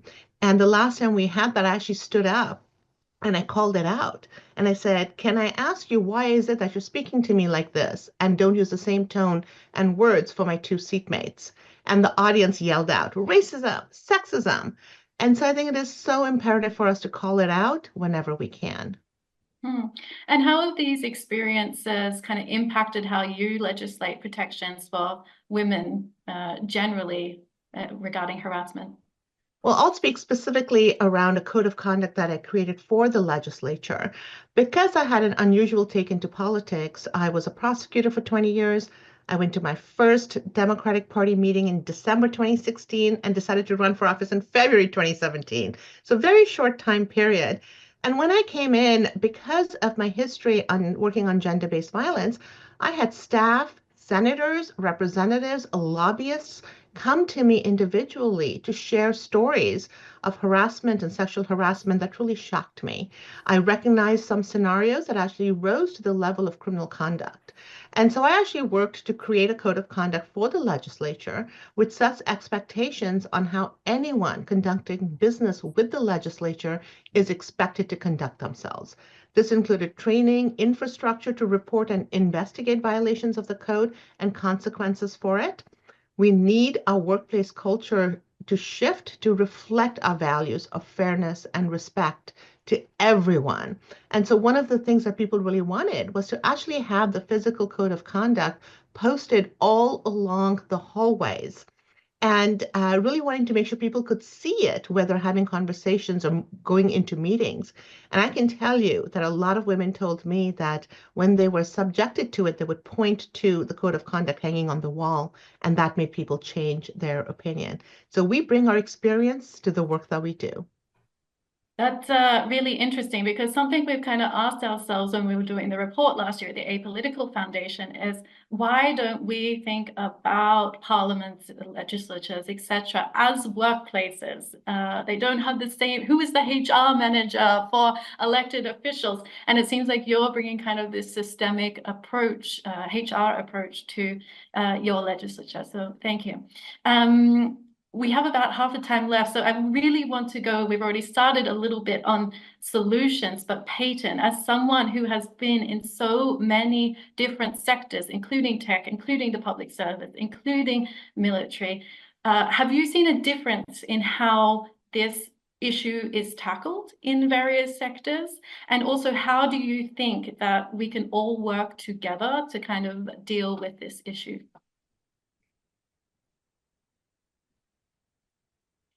I'll just get you to unmute, please, Peyton. Thank you. Thank you for the question. It's just a really important discussion. I think I want to start with, unfortunately, I would say, and maybe fortunately, but also unfortunately, I've been in the rooms very powerful rooms with key stakeholders and have been the fly on the wall and seeing these things happen in real life, whether that was when I was staffing federal senators, whether I was staffing White House officials, whether I was staffing people in global government bodies in combat and humanitarian disasters, and you see the same type of activities play out. I think one difference that I would like to make when we talk about government and tech is, first of all, these things happen in real life. And when they happen in real life, they show up in technology. So if we're not tackling items in real life, you're going to continue to see them and continue to try to, in a futile way, to address them on tech. And I just think that's really, really important. So I have so much respect for the different parts of this ecosystem that are attacking this. I've had the opportunity to work in tech and see the constant Frankenstein of the platforms and systems to try to address these items. I've seen the ebb and flow, too much. Now they're getting in trouble. Oh, they've done too little. Now they're getting in trouble. And then the idea of that it is something that is quantified, like you're making money off of it.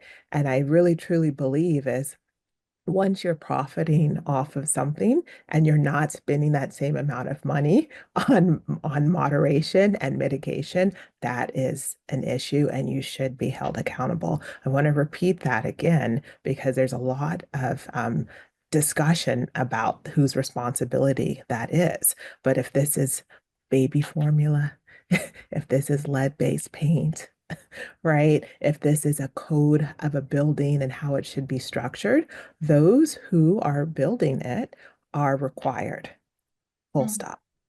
But then that also takes me back to let's not forget that we also live in a real world too, where this is occurring. And if there are not things that are being addressed there, we're not being held accountable for saying things inappropriately in real life to a person, that's going to show up on the internet. If the prosecution doesn't have the right laws, or they're not strong enough, if they're not defended in the same way, that's also going to show up on the internet. So that's the differences that I see. But the big string there is if it's happening offline, it's going to happen online, and they have to be tackled in that way. Another thing that to take away is that women deserve to have an opinion. And what this really is about is making sure that you're silenced and that you don't get an opinion. We have lots of terms that we call this, violence, online aggression, et cetera. I've run legislation for years, passing some of this work. I've worked on it many times, but the ultimate crux here is they don't feel like you deserve a voice. And that's why I really think one of the solutions here is to think about it in that way, right? They are trying to silence you. You have the same amount of right to have an opinion, to shape government, to shape laws, to shape corporate. It happens in corporate America too. Women don't get to voice, have their voice. They can be ostracized in that same way. And that's why I think that the working together can be, and that's why I really love the ecosystem of trying to tackle this from what are we teaching our young men? What are we teaching our young women about what respectful dialogue looks like? How are we behaving in corporate areas where they're making decisions at the boardrooms about what is allowed at the companies and what's not? And does the shareholder have more value than the consumer who's affected by this? And then, of course, in our government setting as well. So that is the solution, is to keep moving towards the ecosystem, attacking this as an ecosystem, and not forgetting that this is not just online, but it's offline behavior that's showing up.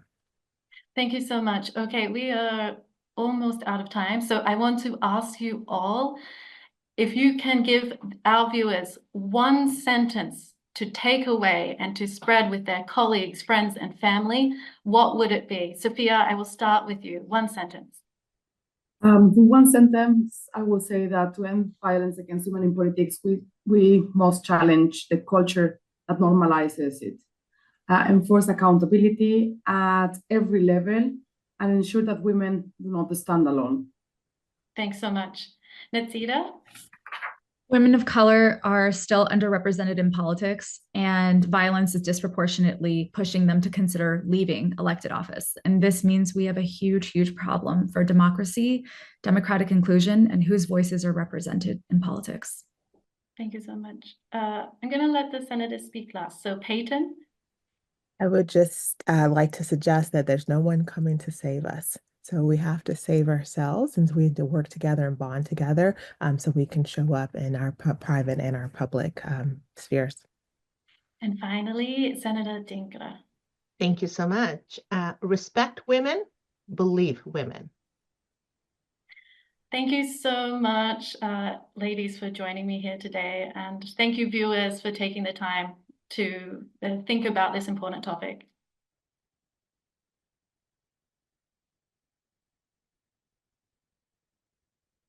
Thank you so much to our panelists, Nazita Lejavadi, Sophia Collignon, Peyton Ihimi, and Senator Mankra Dhingra for your thoughtful words and for that great discussion. And thank you so much to our wonderful moderator, Rebecca Eisen. It is truly an honour to have your collective support today. So we wish you all the very best in your future work. Now, to all of our viewers around the world, we're asking you to please tell your friends about this broadcast and do it right now. Please share the link with them because every view helps. And whilst you're there, you can go and visit peaceoneday.org for more information or knowmore.org if you have been affected by any of the issues highlighted today.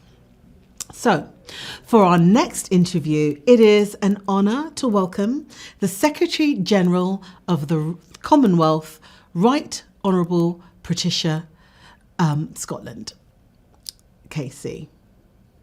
Having a little bit of a moment today, it seems. So, please join me in welcoming the Secretary General to hashtag EVAW, being interviewed by Peace One Day founder Jeremy Gilley. Secretary General Patricia Scotland, KC, welcome to hashtag EVAW. Thank you so much. It's good to be back, Jeremy, and talking with you at this really important time of the year. The first question I'd like to ask you is, could you tell us about yourself and your journey to becoming the Secretary General of the Commonwealth? Well, I became Secretary General of the Commonwealth in 2016. And I'm the 6th Secretary General, but the first woman to hold that post. And it's strange, really, because for so many areas, I seem to have been the first. I was the first Black woman to become Her Majesty's Queen's Counsel, the first to be Attorney General since 1315, so more than 700 years. But really, the desire I had was to serve, and particularly in relation to those who are vulnerable and those who are in need of help and succor. So domestic violence and violence against women and girls has been something that I've devoted my whole career to. When I became a barrister at 21, it was one of the areas in which I worked. And so becoming Secretary General has meant that we have been able to weave the issues in relation to women, the enabling women to achieve their real potential has been something which has been key to everything I've done throughout my whole career. So it's good that now I'm Secretary General, we've been able to mainstream that in all our programs. Secretary General, why is the day for the elimination of violence against women so important to you? Well, I think it's because I have made the elimination of domestic violence and sexual violence against women one of the campaigns of my life. And we know that if we come together, we can make a difference. This is something which affects 1 in 3 women a year. And we know that this is not just one country, it's across the globe. And that's a desperately sad and horrifying figure. If you think of every third woman you know and thinking she could be subject to this violence, and violence of this sort is so disabling. It is costing us, according to those making assessment, about 1.5 trillion a year in terms of economic loss. But it's not just loss of money. It's the damage it does to families, to children, to men and to women. And so we have absolutely committed ourselves to its eradication. You remember that before I became Secretary General, I created the foundation to eliminate violence against women and girls. And this is something we've continued. And in the Commonwealth, we've launched the Commonwealth Says No More campaign with the No More Foundation. And we want to eradicate this violence from every single corner of the world, but particularly in the 56 countries who make up our Commonwealth, who represent about 2.7 billion people, 60% of whom are under the age of 30. So it's vitally important to everything we do. Could you now tell us about what the Commonwealth is doing to support the issue of the elimination of violence against women? Well, the initiatives go far beyond the issues simply of domestic violence, because we know that women are overrepresented in every sphere where there is dysfunction. Tragically, when climate crises happen, when disasters happen, we find that women are disproportionately affected. When a disaster happens, now I'm being told that people are frightened of putting women in the refugee shelters because of violence against women. So we've been looking at climate, we've been looking at debt, we've been looking at their ability to work, we've been looking at every sphere. And what we're finding is that women are always disadvantaged. And that's something we have to change, because women are half of our world. And if we want to really be a just society, a fair society, an equal society, then we have to make sure that women have an equal share in all of those opportunities. It's fantastic when you see what women have done recently. It was a group of women who were responsible for putting another place on the right side of the moon. Women were instrumental in bringing together the science in order to help us combat COVID-19. Women have been instrumental in changing so much in terms of peace and negotiations. And so if we don't have women at the table sharing responsibility, sharing leadership, then we're never going to get all of the solutions which are possible for our world. And violence against women is one of the most disabling things to enable brilliant women to really commit and do their best. So this is an issue which is of fundamental importance in everything we're doing in the Commonwealth, whether it's climate, trade, young people, education, health, all these issues. Fundamentally important that we have women at the forefront, sharing responsibility, but also not being left behind. Finally, if people would like more information about what the Commonwealth is doing to eliminate violence against women, where do they go? Please go on our website, which is thecommonwealth.org, and also please go and look at the work we're doing on Commonwealth Says No More. We have a No More initiative in almost all our Commonwealth countries, and this is a whole cycle. It means we need everybody to be involved. We need families, friends, organizations, foundations, businesses, local government, central government. Every organization can be part of this fight. And it's a fight we can win if we all work together. Secretary General Patricia Scotland, KC, thank you for joining #EVAW. Thank you very much, Jeremy. See you soon.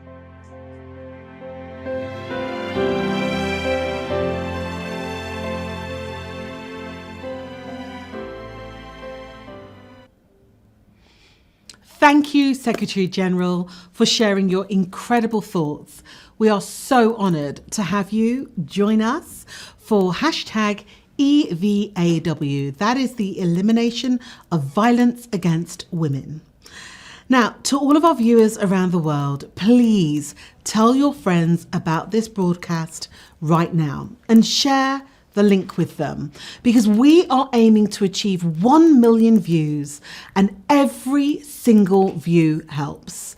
Now, if you want more information, please go ahead and visit peaceoneday.org, or if you have been affected by any of the issues highlighted today, visit nomore.org. Now, our next guest is the incredible actor Esme Bianco. Please join me in welcoming Esme Bianco to hashtag EVAW, being interviewed by the CEO of No More, Pamela Zabala. Let's go to that interview now.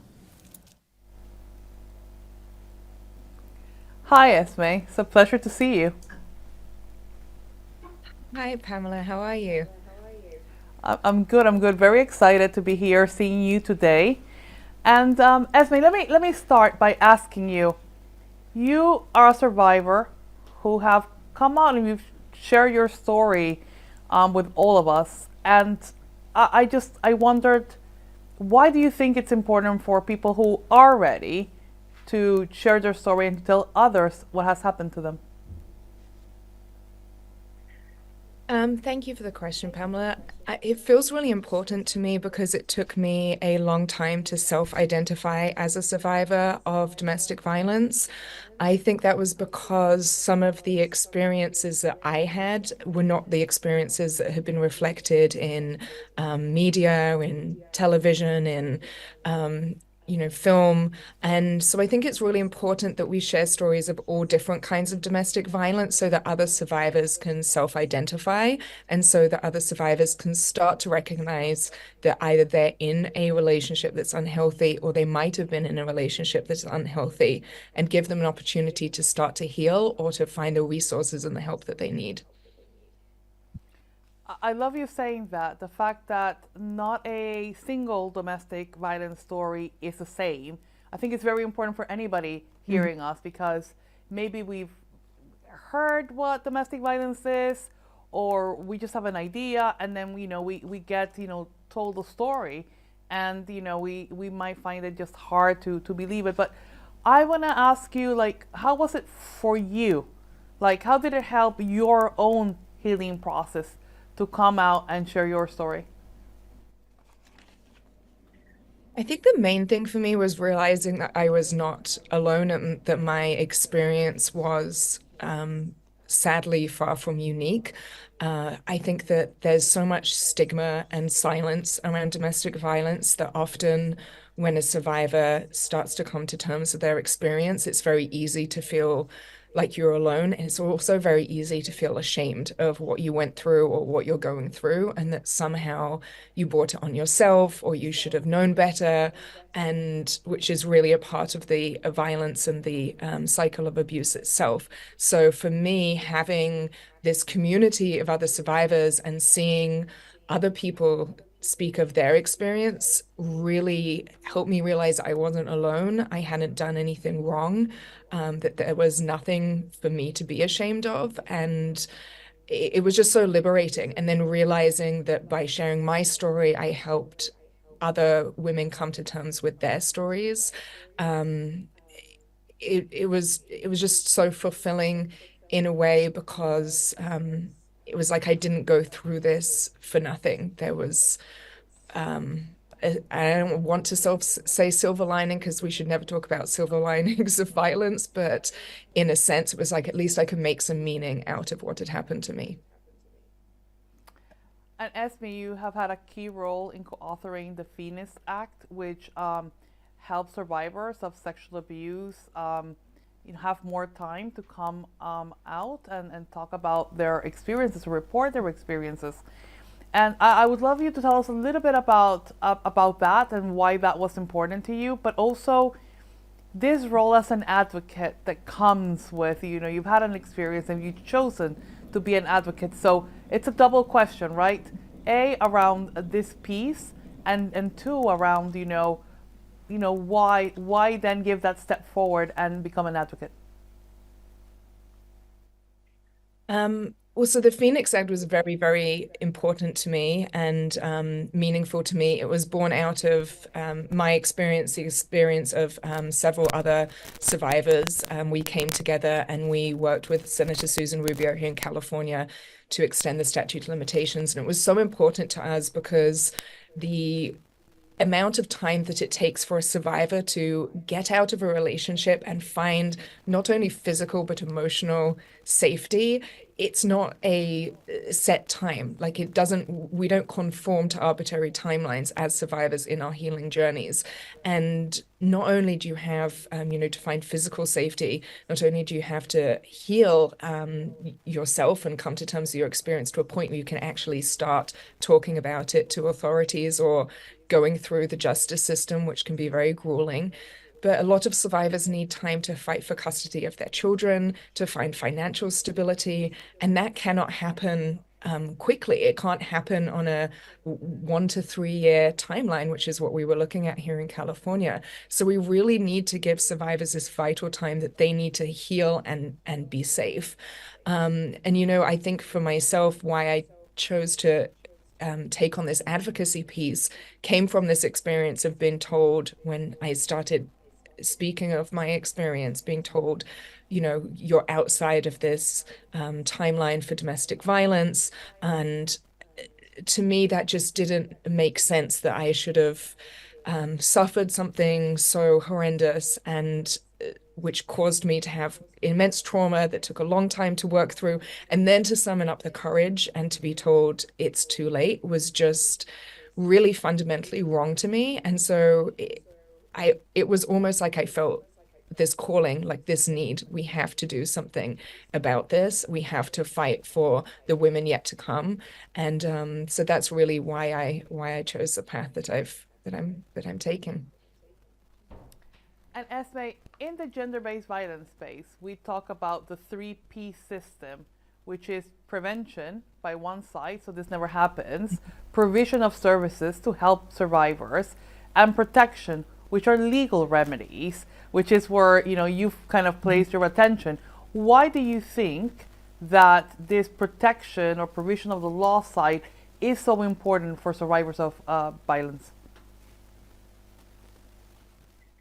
Because I think at the moment, our understanding as a culture of what violence against women is so often, I would say it's a trickle up and it's also a trickle down effect. So if you're thinking about, the legal system, which sets a precedent for our cultures as to what is acceptable behavior and what is not, what is considered domestic violence, that sets a precedent and an understanding for generations to come. And right now, the justice system has got a lot of catching up to do in terms of the reality of what domestic violence looks like. And so by bringing things like, statute of limitations extensions, understandings of coercive control, understandings of different kinds of abuse that go beyond the physical abuse, which oftentimes is where, the spotlight has been shone, but there's all kinds of abuse. There's financial abuse, there's psychological abuse. And so really by having a justice system that reflects the realities of the violence that women are facing, we can start to educate and better hold to account the perpetrators of this kind of violence.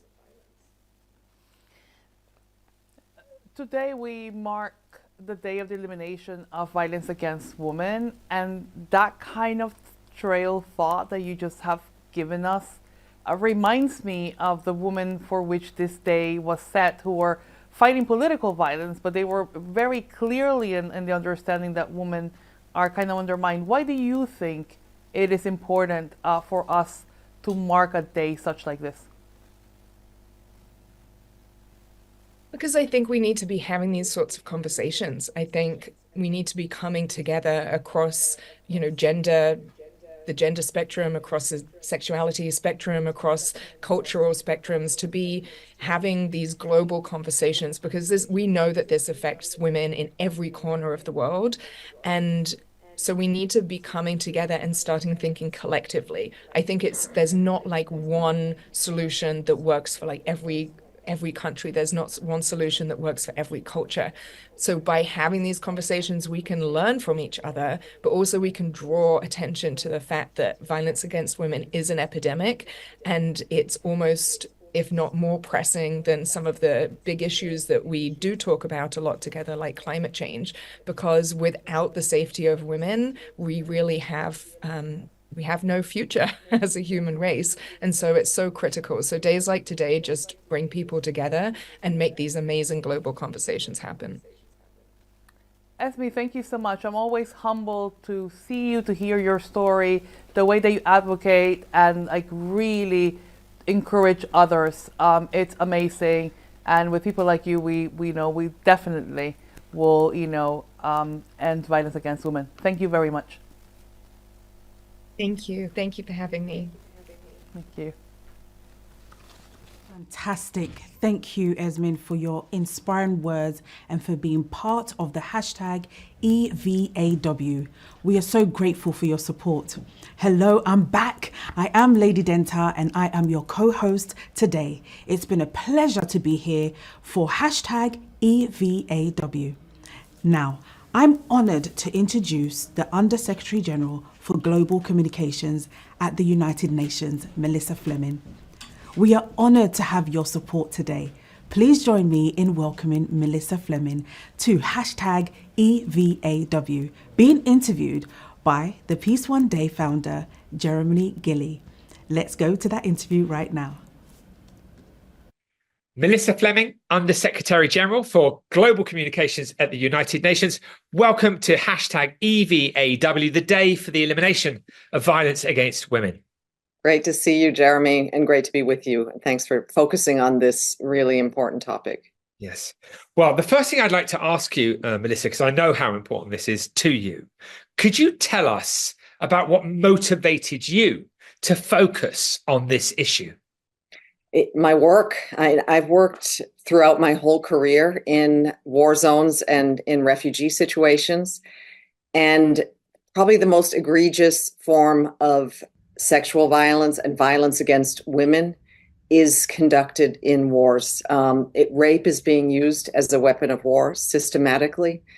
I remember it happening in the theater of Bosnia and Herzegovina, in many places where I worked at UNHCR, Democratic Republic of Congo, Libya, and now in Sudan. It is, so many women and girls are reporting being abducted, being raped, and not only having to suffer the horrors of fleeing for your lives, but also having to live with that horrific violent act, some of which is resulting in shame. It's resulting in sense of hopelessness, in unwanted pregnancies.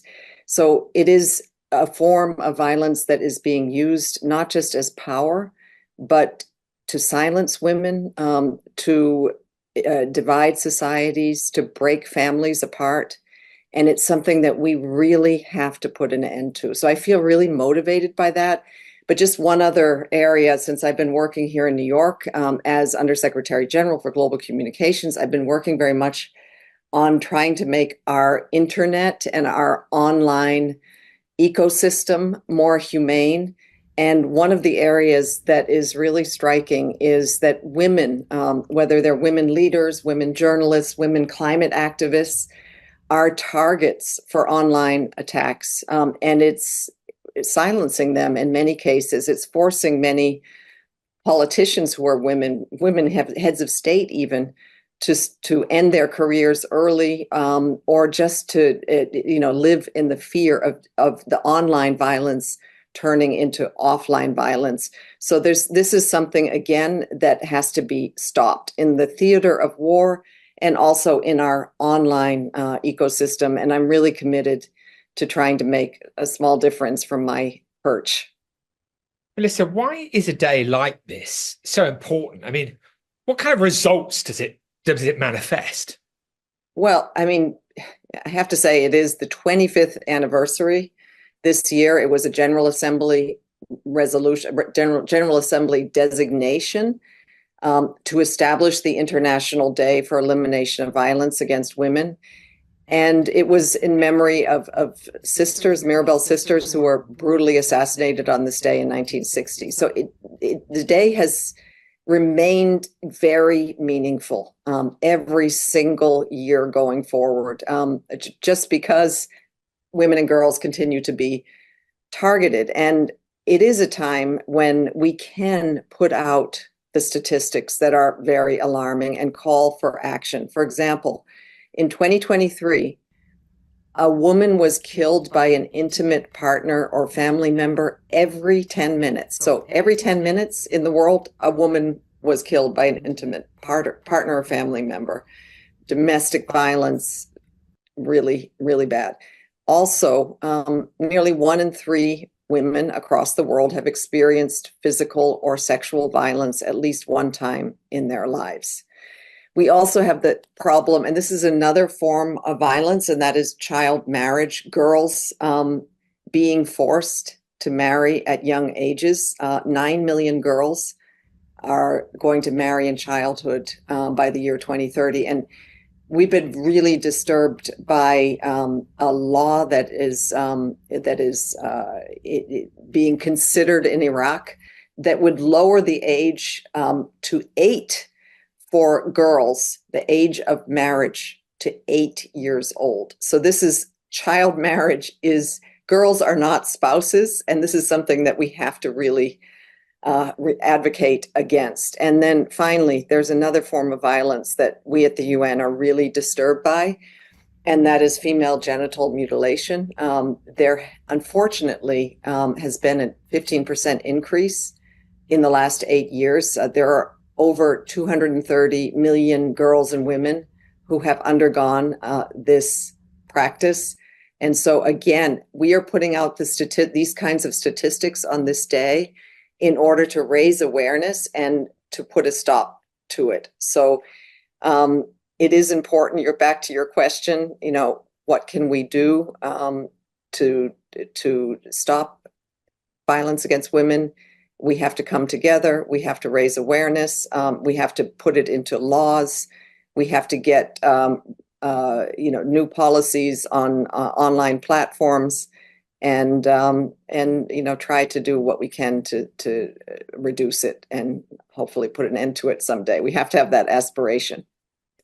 Melissa, I mean, the United Nations is covering all kinds of issues, whether it's children or refugees or ceasefires, conflict. You are doing an awful lot around the world globally, many different departments. Talk to me a little bit about, the different agencies that are trying to do something around the elimination of violence against women. Well, maybe if I could start with my department, the Department for on Global Communications at the United Nations.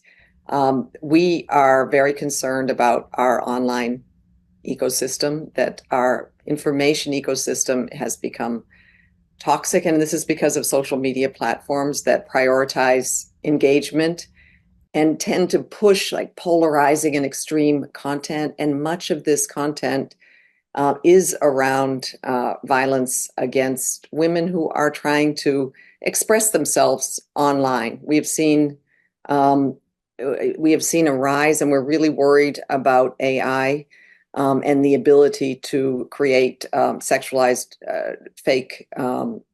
deep fake content.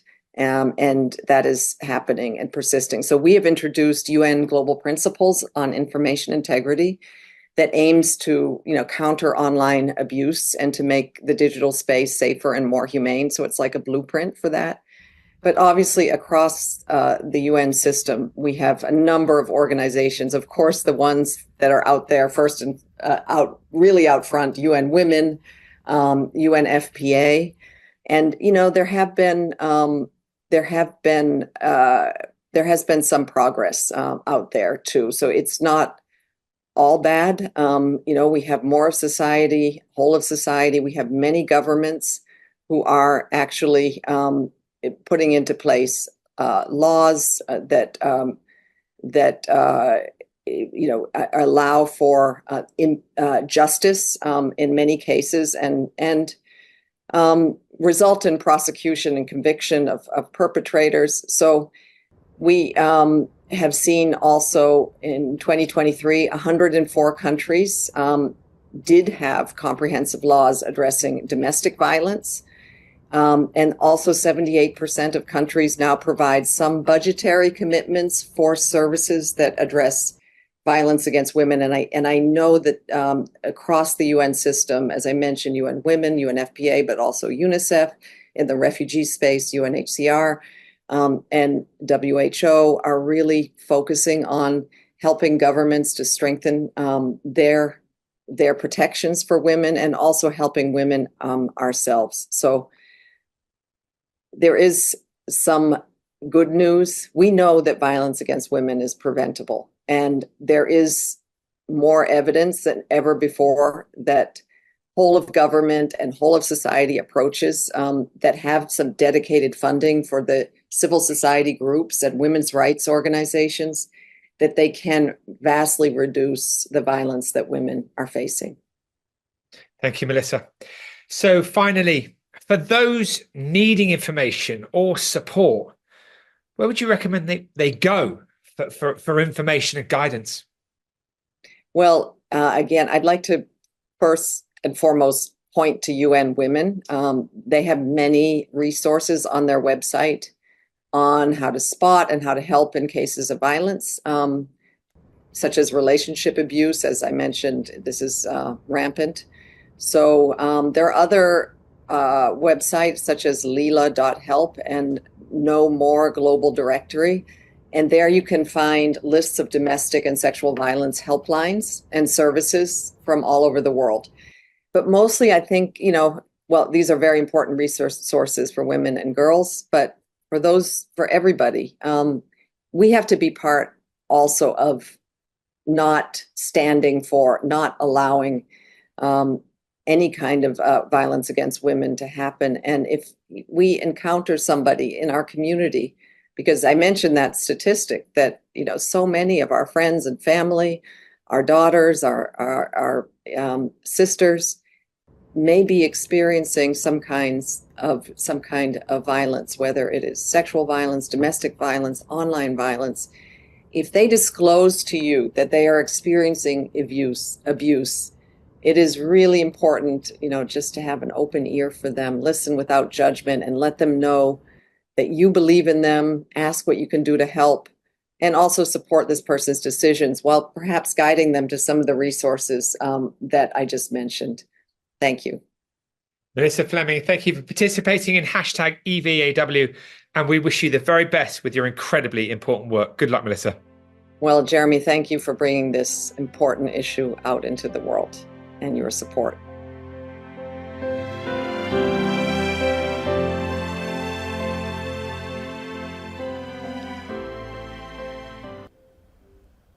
Thank you, Melissa Fleming, for that fascinating interview. It is an honor to have your support. To all our viewers around the world, please tell your friends about this broadcast right now and share the link with them. Every view helps. And why not visit peaceoneday.org, or for more information, nomore.org. If you have been affected by any of the issues highlighted today, we want to make sure that we help you. Now, I'm excited to introduce our next guest, a Paralympian and survivor, Tracy Otto. Please join me in welcoming Tracy Otto to #EVAW, being interviewed by our podcast host and survivor, Carol Fisher. Let's go to that interview right now. Tracy, oh my gosh, I'm so excited to meet with you today. I want to welcome you to #EVAW, the day of the elimination of violence against women. You are an amazing rock star and inspiration to me personally, so I'm just so excited to have this opportunity to talk with you. Oh my gosh, thank you for having me. I'm excited to be here. Oh my gosh, this is an honor. You know, a lot of people know your incredible, powerful story because of your participation in the Olympic Games, the Paralympic Games. And can you share with us why this day of elimination of violence against women is so important to you? Yes, this day is so important, not only for me, but for so many other women. And the fact that, we're here, we survived, and, we're doing the best we can. But also, like these meaningful questions, they're so hard for me to answer because I don't like to be cliche. I don't want to be like, oh, they mean everything to me. But like in the fact that they really do, because we're, like I said, we're doing the best we can to eliminate that violence against women and take over the world and show the world what women can do. Are you comfortable sharing a little bit of your story, Tracy? Yeah, on October 24th, 2019, my ex-boyfriend broke into my home in an attempt to end my life. In the process, among other horrible, horrible things that he did, I'll spare you the details because it's kind of gruesome. He did paralyze me from the chest down by stabbing me through my C5 vertebrae. And I am also half blind because he shot a high-powered pellet gun through my left eye. And like I said, did a bunch of other really horrible things. But he's in prison now and he's serving a 40-year sentence. And I am just working on, like I said, doing my best and taking over the world. You're such an inspiration. I know I've said that to you several times. And what was your journey in discovering, the para archery? Can you talk about that journey? Because you've taken something that was horrific in your life, just unimaginable, and you've taken it and just turned it into just nothing but good. Can you talk about that, your journey in the para archery? Yeah, so I first discovered archery. It's funny, I went on Google. It was a random thing. Ricky, my boyfriend or my fiance, and I, we were going down the highway, and I had so much newfound time on my hands that I didn't know what to do with because I can't work, a traditional 9-to-5 job. I don't have the function in my hands to really do much. So, I needed something to do. And because I'm not the kind of person that just can sit and do nothing. I have to do something. Taking over the world, like I always say, I'm a go, go, go kind of person. So like I said, we were going down the highway and I turned to Ricky and I'm just like, well, why not archery? And he looked at me really funny and he goes, but your hands don't work. How are you going to shoot archery? I'm like, I don't know. We're going to figure it out. We're going to find something. So I went on Google to see if there was an adaptive sports program or some kind of something in my area. And they had one in Tampa, and it was an adaptive archery program. And I shot an email to the head coach.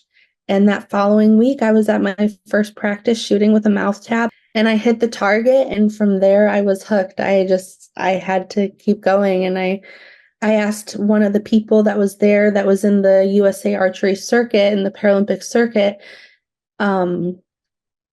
what is the end game? What is the biggest competition for all of this? Or what does this look like? What does the journey for this look like? And he said, well, the Paralympics in Paris in 2024. And I was like, okay, let's go. We're going to be there. And from that day on, I decided that we were going to do this. You're an incredibly competitive individual and you have not lost that spirit. Can you talk about that? I can't stop. I can't justify not moving forward and making the best out of the circumstances that I've been given. And it's almost like an addiction, I guess you could say. There's just something in me. I don't know what it is that I have to keep going and I have to find light in whatever circumstances come my way. Tracy, was that an immediate response to the horror that happened to you? Or is that like a journey and you get up every day and work towards that? Tell us about that. It's a little bit of both. It's a Mhm. little bit of both, because every day has its own challenges, especially with recovering from a catastrophic injury like I had. There's some days where I don't want to, I don't want to, I don't want to get out of bed. I don't want to deal with being paralyzed sometimes. And it's just so in my face that I don't have any other choice. But it's a little bit of both. I started out that way. I tried to have a smile on my face no matter what, coming straight out of the hospital and maintaining a positive attitude. But it is a work in progress every day to get up and continue. And I would think that that's important for our listeners to hear, that it's not every day that you're upbeat and happy, that you work on that each and every day. Oh yeah, I get so sad. Girl, I get so sad. But that's life. It's an ebb and flow. And I think once you kind of lean into that, I guess you could say, and you not only accept it, but just really embrace it, it actually turns out to be a lot of fun. And you end up, experiencing and feeling emotions and just living life in a way that is just absolutely beautiful. You are an inspiration to me and so many people. You're having a baby. Congratulations. I'm so excited for you. So excited. And I was looking at your social media and oh my gosh, you have like over 100,000 followers on TikTok, but you have a message on Instagram that really, it just struck a chord with me. And I wonder if you could talk about that. You said you're blessed beyond belief. Mm-hmm. Blessed beyond belief. Talk to us about that. Yes, and I have no way to describe it than unbelievable when I look at my life and I look at the things that I've been able to do and see and the people that I've been able to interact with. I was having a conversation with my mentor yesterday with one of my mentors. She's amazing. She's in Texas. So we were FaceTiming and we were talking about human emotion and human connection and how I am so honored and so blessed to be able to, like I said, experience this life, this beautiful, colorful life in front of me, these things that I get to be able to do, not to discredit the fact that it comes with its own set of challenges. But in the process, taking like my person out of it, like my opinion and anything out of it, I get to elicit an emotion in people that is just so, given the story, given the circumstances and everything that I've been through and like just my life in general, it elicits an emotion in people. And I think that is such a blessing that I get to have that like very deep connection with people and people just like grasp onto it and find that light and find that hope through the chaos and through the disturbing details. They're like, yes, there is hope, there is light there. And I get to elicit that in people. And that is just such a blessing and such an honor to me. And it's so unbelievable that that happens, You have this incredible energy, incredible light. I can't thank you enough for sharing it with us. You're every day making a difference in so many women's lives. And certainly you've made a difference in mine. And as we're talking today, I'm smiling because you just radiate just positivity and light and hope. And so thank you on behalf of all the women who struggle to get up out of bed each and every day. You're just a blessing. So keep shining that light, Tracy. Amen. Thank you so much. And, it's not easy. It's not, but it is worth it. That's the biggest thing. It is worth it. There is a bigger picture. There is better for you out there. You just have to keep going and have this amazing, crazy belief in yourself and not settle for anything less. What a wonderful way to end. Thank you so much. keep shining your light. And you, again, just a total inspiration. And I will be following you on social media now, Tracy. Thank you. Yes, I'm so happy to have you. Thank you so much. Thank you.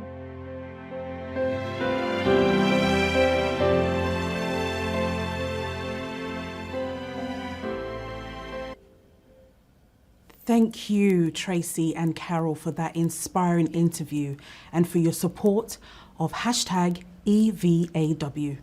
Next, we are pleased to present a panel that will discuss aspirational masculinity, which will be moderated by Pierre Bastein, Interim Executive Director of the Center of Public Impact.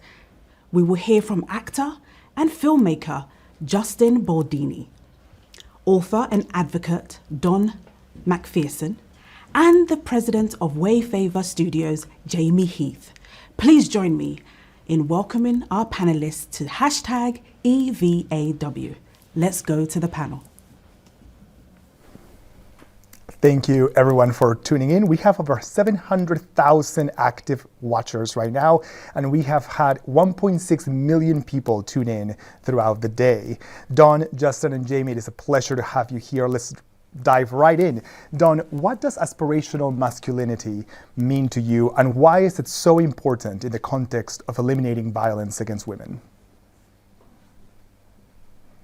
Thank you, Pierre, and it's a pleasure to be on with you, Justin and Jamie. Big fan of your work over the years. I've been involved in prevention programs for nearly 40 years, and specifically in the area of preventing men's violence against women and engaging men in the prevention of men's violence against women for the past 30 years. And in so many ways, I talk about the work that I've been doing has been the work that women and survivors have asked men like myself and Justin and Jamie to do, but it hasn't been the work that our boys need. And so I offer aspirational masculinity as a paradigm shift to the work where we are moving from prevention work to promotion. What do we want for our boys and men? Not just what do we want them to do to prevent or to support women and girls, but what do we truly want for boys? And one of the things that I talk about with aspirational is I want boys to live in awe, authentic, whole, and evolving, so that they're living their authentic selves, their whole selves, and evolving. Masculinity and manhood is not something that you arrive at and you're done when you're 50 years old. It's a constant evolving of who we are as men, and that allows us to remain in the conversation. And finally, as I talk about having a positive conversation with young men that keeps them engaged, when we want success in the classroom or in athletics, we don't coach to not lose. Again, prevention language. We don't coach to win by a point. You don't teach in the classroom to pass by a point or to not fail. You teach excellence in the discipline. You teach excellence in the sport. So there's innovation, there's love of growth in that sport. The same thing is true that we need to do for our boys, is have a positive conversation with them that allows them to see themselves in the conversation, in their authentic selves, in their whole selves, and is a positive one that gives them something to work towards. Authentic, whole, and evolving, and going towards not just prevention, but promotion. Powerful words. Justin and Jamie, in what ways does the portrayal of masculinity in the media impact young men's attitudes towards women and towards relationships? Jamie, why don't we start with you? Sure. Wonderful to see you and be here. You know, I was raised in an era, I'm now 55 years old, and I was raised in a time when women, honestly, to be fully honest, were seen as objects, something to attain, something to accumulate, something to get. And while I had some powerful women in my life, this is the messages that I saw all the time on television, in music. I also was raised in the music industry, and this is just runs rampant to women are acquired. I then have a son who's 21. I tried really hard to have him watch things that illustrate and show women in powerful positions. Not that there's anything wrong with women, of course, doing more traditional roles, but also needed to see women in light that oftentimes he saw men, which were powerful leaders, thought thinkers.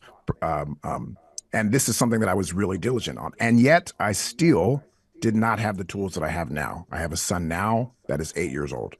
Every day, I don't just have him watch things, of course, that demonstrate the power of women and how to see them as equals, but he sees me around and in myself engaged constantly with powerful and incredible, wonderful women that he can see as equals, contrary to what media constantly still reminds us, that they are indeed objects, that they are ones to follow men's lead.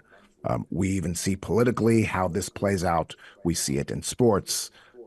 So I think it's more how we engage ourselves and what we surround ourselves can change, hopefully, what the media continues to portray. So we're working hard at Wayfair. Justin will speak to this a bit more as well, to change that narrative as much as we can, because we certainly know it has great impact. Justin, take it away. How do you help leverage media to change that narrative? First of all, I'm so happy to be here. And Don, your work is so important and beautiful. So it's wonderful to finally meet you. You know, when I think of media, I think about, the reinforcing of trope after trope after trope that just has been happening for forever. I do want to focus on the hope, because I do see this changing. I do see this moving in a positive direction. Because if we keep going back to like all the things that we see that are wrong, just kind of like anything that we just, you just start to look for those things, as opposed to you're starting to see a lot more men on TV and in films that are showing, as Don said, more aspirational tropes of masculinity. What I think is important now, and what we're always thinking about when we are making a film or financing a film or developing something, is like you don't want to just totally reinvent the man, because you need the man to be approachable. You need the man to still be a man, which is why from the very beginning, I've never been a part of any war on masculinity. I love masculinity. I love being a man. In fact, I think we need more advocates like the three of us here that actually talk about how amazing it is to be a man. And yet there comes with the responsibility to being a man, especially living today. And that is, being an advocate, an ally, and doing what we can to make this world a safer place for women. But we can only do that if we become safe places for ourselves. So the things that we look for at Wayfair, the things that we're trying to push forward, is men that are able to express emotion, that are able to repair, that are able to self-reflect, that are able to nurture and care give. Little moments that we can find in existing scripts where we're not trying to rewrite the man, but we show this, maybe traditional man who is who has a very specific role in whatever the movie or the TV show is, doing something that we maybe wouldn't see him do 20 or 30 years ago, saying a line in a different way, showing up as a father, listening, asking questions, self-reflecting. These are just little things that we're always trying to sprinkle in. Again, not trying to overhaul or change what it means to be a man, because we love men, but just adding in some aspiration, a sprinkle of aspiration, if you will, Don. Love it. Yeah, I love it as well. It's very powerful. And Justin, I hear that you're someone who lives in your emotions proudly. And my next question has to do with how can we as men become more effective allies in this cause? And I'd love to probe a little bit, if I can start with you, Justin, again, around the role of emotions in allyship as well, if you can speak a bit about that. It's a great question. So yeah, I definitely live in my feelings, but I do try to have a balance. We don't want our feelings or emotions to run the show. There's a time and a place for everything. Look, as I wrote in my second book for boys Will Be Human, and I said this a little bit earlier, until us men learn how to be safe places for ourselves, this world will never be a safe place for anyone. So I think we talk a lot about these big words, and these big words, it's really a small word, but I mean big in terms of what the word means. Allyship is an example. That's a big word for most men. How does one be an ally? And I think we have to kind of like roll it back a little bit, especially if you want to have real conversations and engage men with where they are. And it starts with meeting men where they are today. You can still push them. You can still invite them and teach them maybe how to be an ally. But it starts with where they are today. And generally, most men, in my personal experience, are trying to figure out their own lives. They're trying to figure out how they can be safe spaces for themselves. They're trying to figure out, and they're wrestling with whatever they're struggling with, whether it's providing, protecting, whether it's figuring out how to pay the bills. They're working so much they don't get to be with their kids. When they get home, they're tired. They're finding themselves frustrated with their partners, balancing gender roles. There's a lot going on. There's a lot that men experience on a day-to-day basis, and men don't have, as we know historically, and the data shows this, true friendships. We don't have places where we can be our authentic selves, where we can share our emotions, where we can talk about our feelings. And generally, we also hide those feelings from ourselves. We don't have the ability to feel them. As Bell Hooks writes in A Will to Change, the first act of violence we commit in a patriarchal society is not violence against women, it's violence against ourselves, where we numb ourselves and we commit that act of soul murder, right? And when we don't allow ourselves to deeply feel something, we are committing an act of murder, where we are generally like, we're murdering that little child inside of us that just desperately needs to feel. So how do we do this? Going back to your question, we have to start with ourselves, right? It's the man in the mirror. We have to look at ourselves. We have to ask ourselves what we're feeling. And for those of us who are fathers, this starts also with our children. You know, on a daily basis, I ask my son, well, what's he feeling? What does it feel like in his body when that happens? He tells me something happens at school. And I ask him, oh, that must have been really hard. And he might just say, no, it was okay. And then I'll push back. And I'll be like, well, what is that? Are you sure? What does that feel like? There's got to be a feeling. What does it feel like in your body? Because at 30 years old, when I first went to therapy, the therapist asked me what it felt like. I didn't have an answer for it. I didn't have any vocabulary for my own feelings. And I'm not alone. And I was a pretty quote unquote, don't love the word, but woke man, right? In the sense that I was in touch with my feelings. I didn't have a word for what I was feeling. And I'm not alone here. Millions of men are just like me. So we have to learn the vocabulary. We have to learn how to be safe spaces for ourselves. We have to learn how to describe what we're feeling. We have to be willing to reach out and make a friend, reach out and ask for help when we need it, go to therapy, and learn how to be those safe spaces for ourselves. And then we can talk about allyship. But it's kind of a cart horse situation, in my opinion. I love that. And what a beautiful reflection as well on how feelings and the importance of understanding and processing one's feelings play a role in creating safe spaces for ourselves and rekindling that inner child that was so playful and comfortable in himself. Don, I want to come to you and give you an opportunity to talk a little bit about what allyship means to you.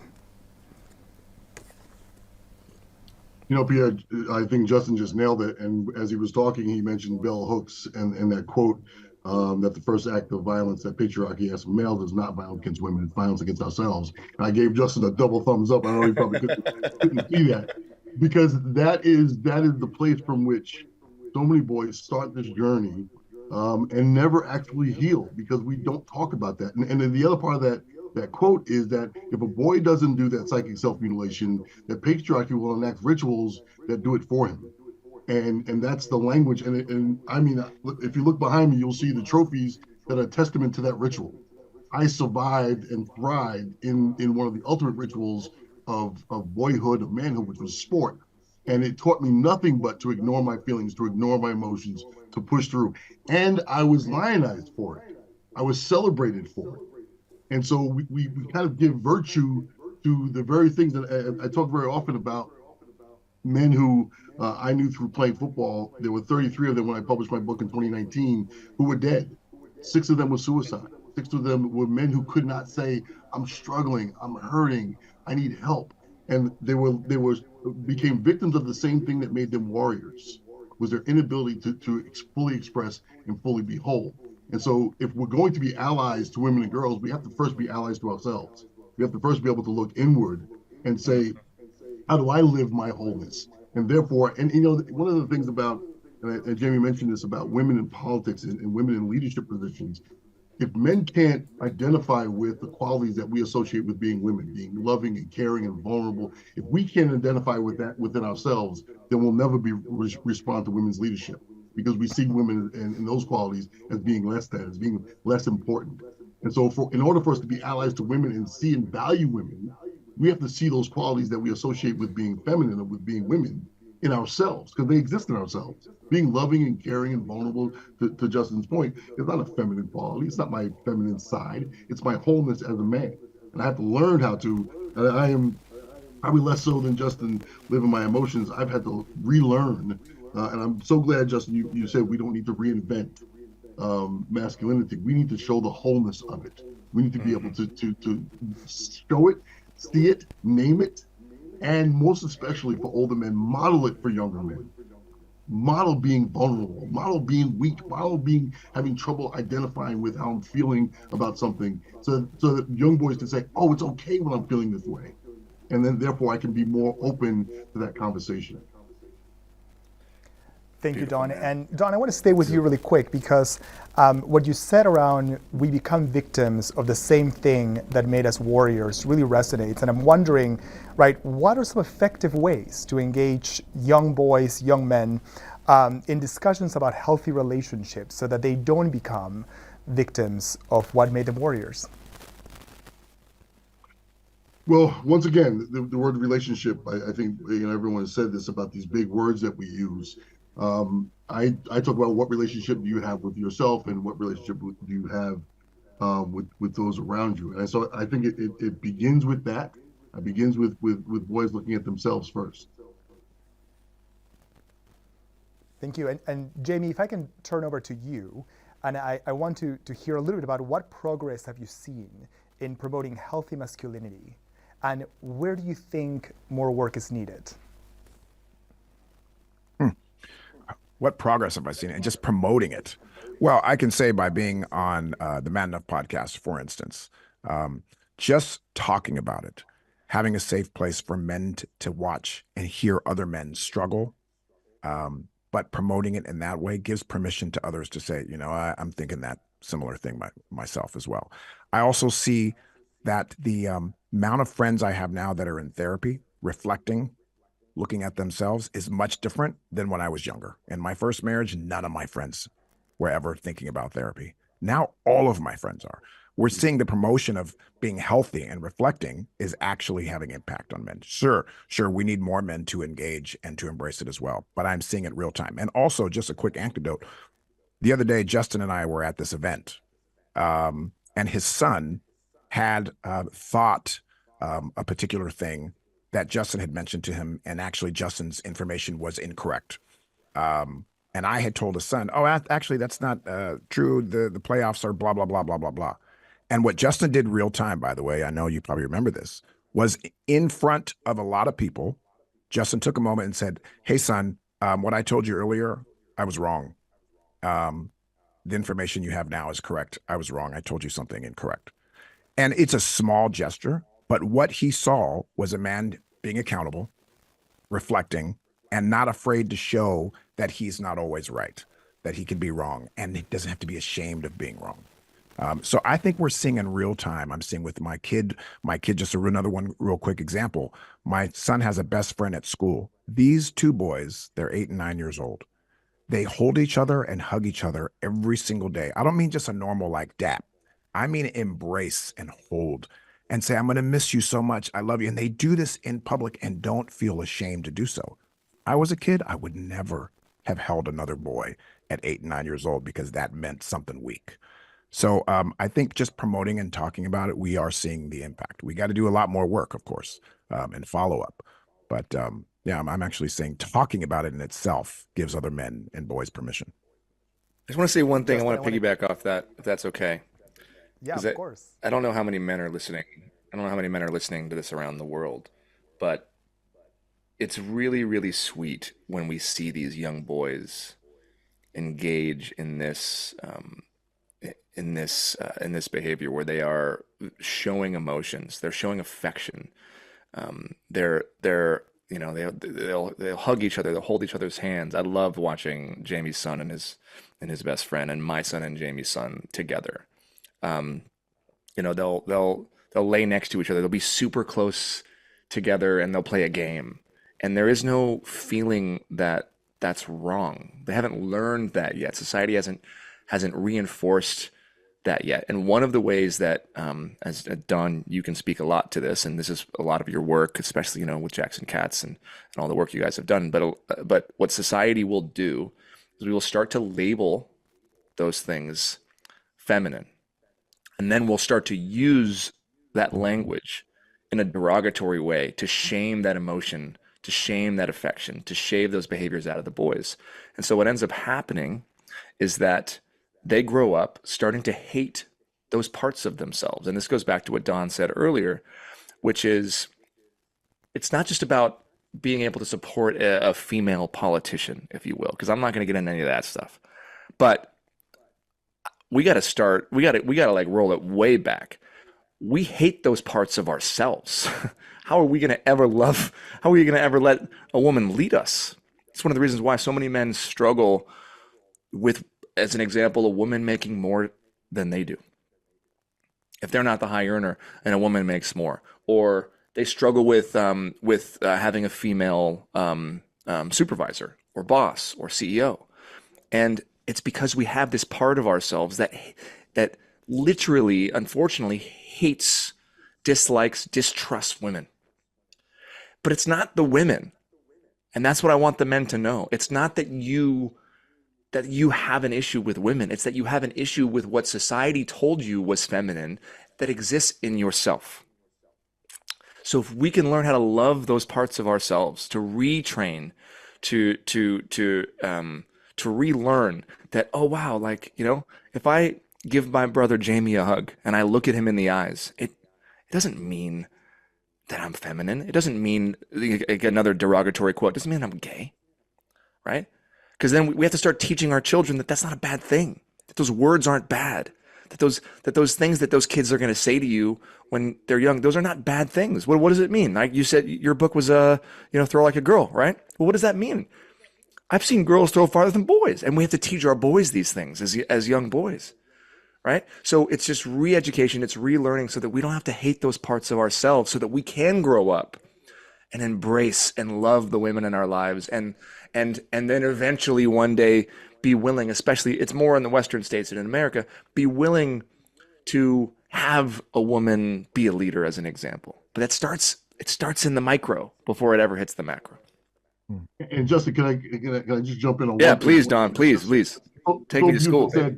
The other part, and the other side of that is that, and the patriarchy, if you will, has co-opted certain qualities, and we've given them virtue. For example, strength, and we've narrowed the definition of strength. So men think of strength as being physical or being, guarding my emotions. Well, what takes more strength? To Jamie's point, does it take more strength to say I am struggling? To be honest with yourselves, to be honest with people, it takes more strength to do that.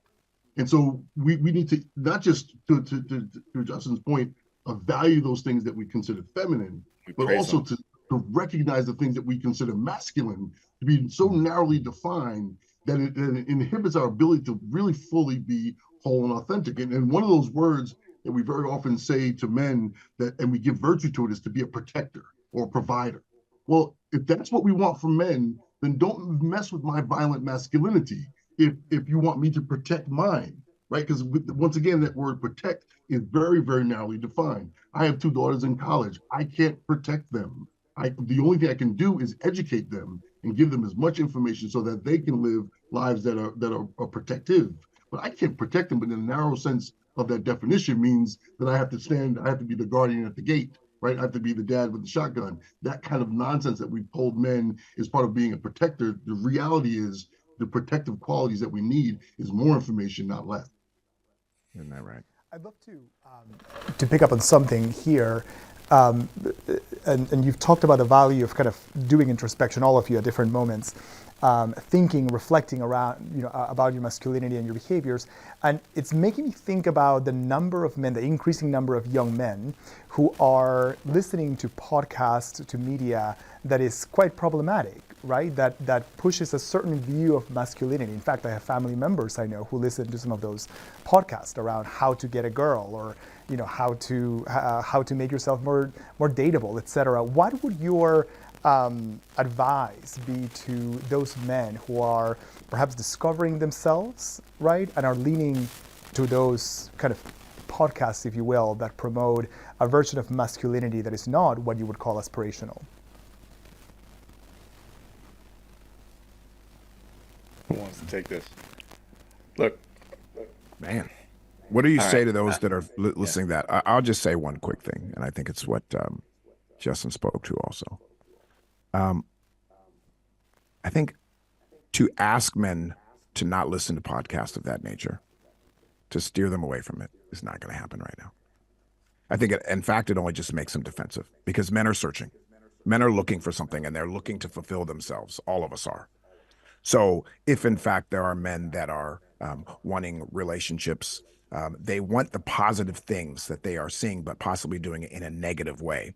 So listening to people double down on these stereotypes that we want to change, but they still are on an effort to fulfill themselves. And to ask someone, don't do that, that's harmful. Don't do that, don't do that. To call people out, as a lot of us might say, is not effective. Rather, I would say to someone who I just met recently, who is doing things that I don't necessarily approve of, I'm like, hey man, you're going to go down that path. But also, in the meantime, arm yourself with some balance. Why don't you listen to these as well? Consider these so that when you're developing your skills and you're going out in the world, you are armed with all the information. And I believe that truth always, eventually, outweighs the things that are negative and that are falsehoods. So if we can arm men with opportunity to have emotional conversations, to see the beauty in the feminine qualities, I do think women are doing that better than men right now. You know, embracing the feminine, embracing compassion and love and forgiveness and kindness and all of these things that make us whole humans. I do believe that they have a better, they're more in touch with it right now and are given permission to express those things. So when men can engage and be around it and possibly listen to a podcast, watch a show like This Is Us, Shrinking, you know, some other shows that we've seen that speak to men and seeing them being vulnerable, then maybe that can outweigh these other things that they are attached to as well. But I do think it's dangerous to victimize men for finding their truth, finding a path that their father showed them, their uncle, that just makes them defensive. So we got to walk that really carefully. And Jamie, just follow up that. I'm so glad you said that point about not victimizing men, not telling them that they're bad. We in this field, I do blame in many ways the men in this field, the field that we are a part of, for pushing boys, a generation of boys, even further away from this dialogue. Because what we've been doing, and there's this word that I'm so glad that we are 30 minutes into this and no one has used the word toxic, right? Because I always tell people before we use toxic to talk about masculinity or relationships, we talk about toxic with regard to waste. And you separate toxic waste from garbage.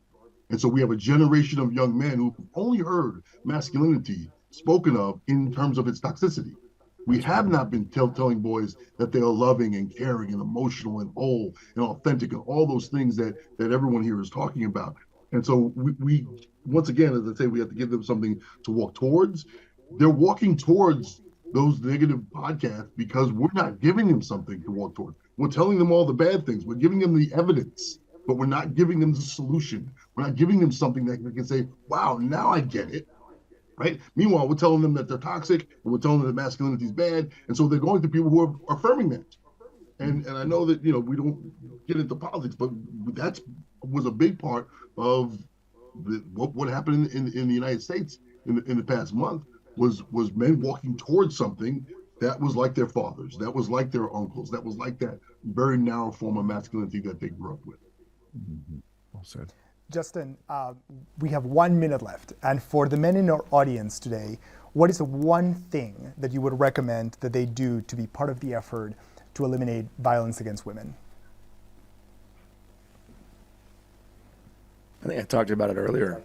I think every man who's listening needs to be willing to be brave enough to sit with themselves. At the end of the day, you got to ask yourself, how did I show up today? Did I show up in the way that I wanted to? How am I living my life? Is this what manhood feels like? Am I just following what was seen, or am I doing something different? Am I happy? Am I joyful? Do I feel free to sing and to dance and to be silly?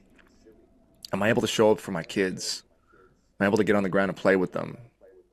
Am I able to emote? Am I able to feel? Am I able to show up for my partner, for my wife as an example?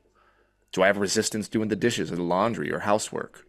Am I only happy when I get sex? Like, you got to ask yourself these questions, and it's the asking of these questions that will take you down a path. Because generally we don't ask ourselves these questions. We're zombies. We're monkey see, monkey do. We're robots. We saw it before, so then we are that. And then before we know it, we get to be 80, 90 years old, and we no longer have that testosterone coursing through our veins, and suddenly we go quote unquote soft, and that's when we realize that we're humans. My message to men is to not wait. Don't wait till you don't have any more testosterone to be able to feel your feelings. There's nothing in the data or the science that says that having testosterone means you can't feel feelings. No.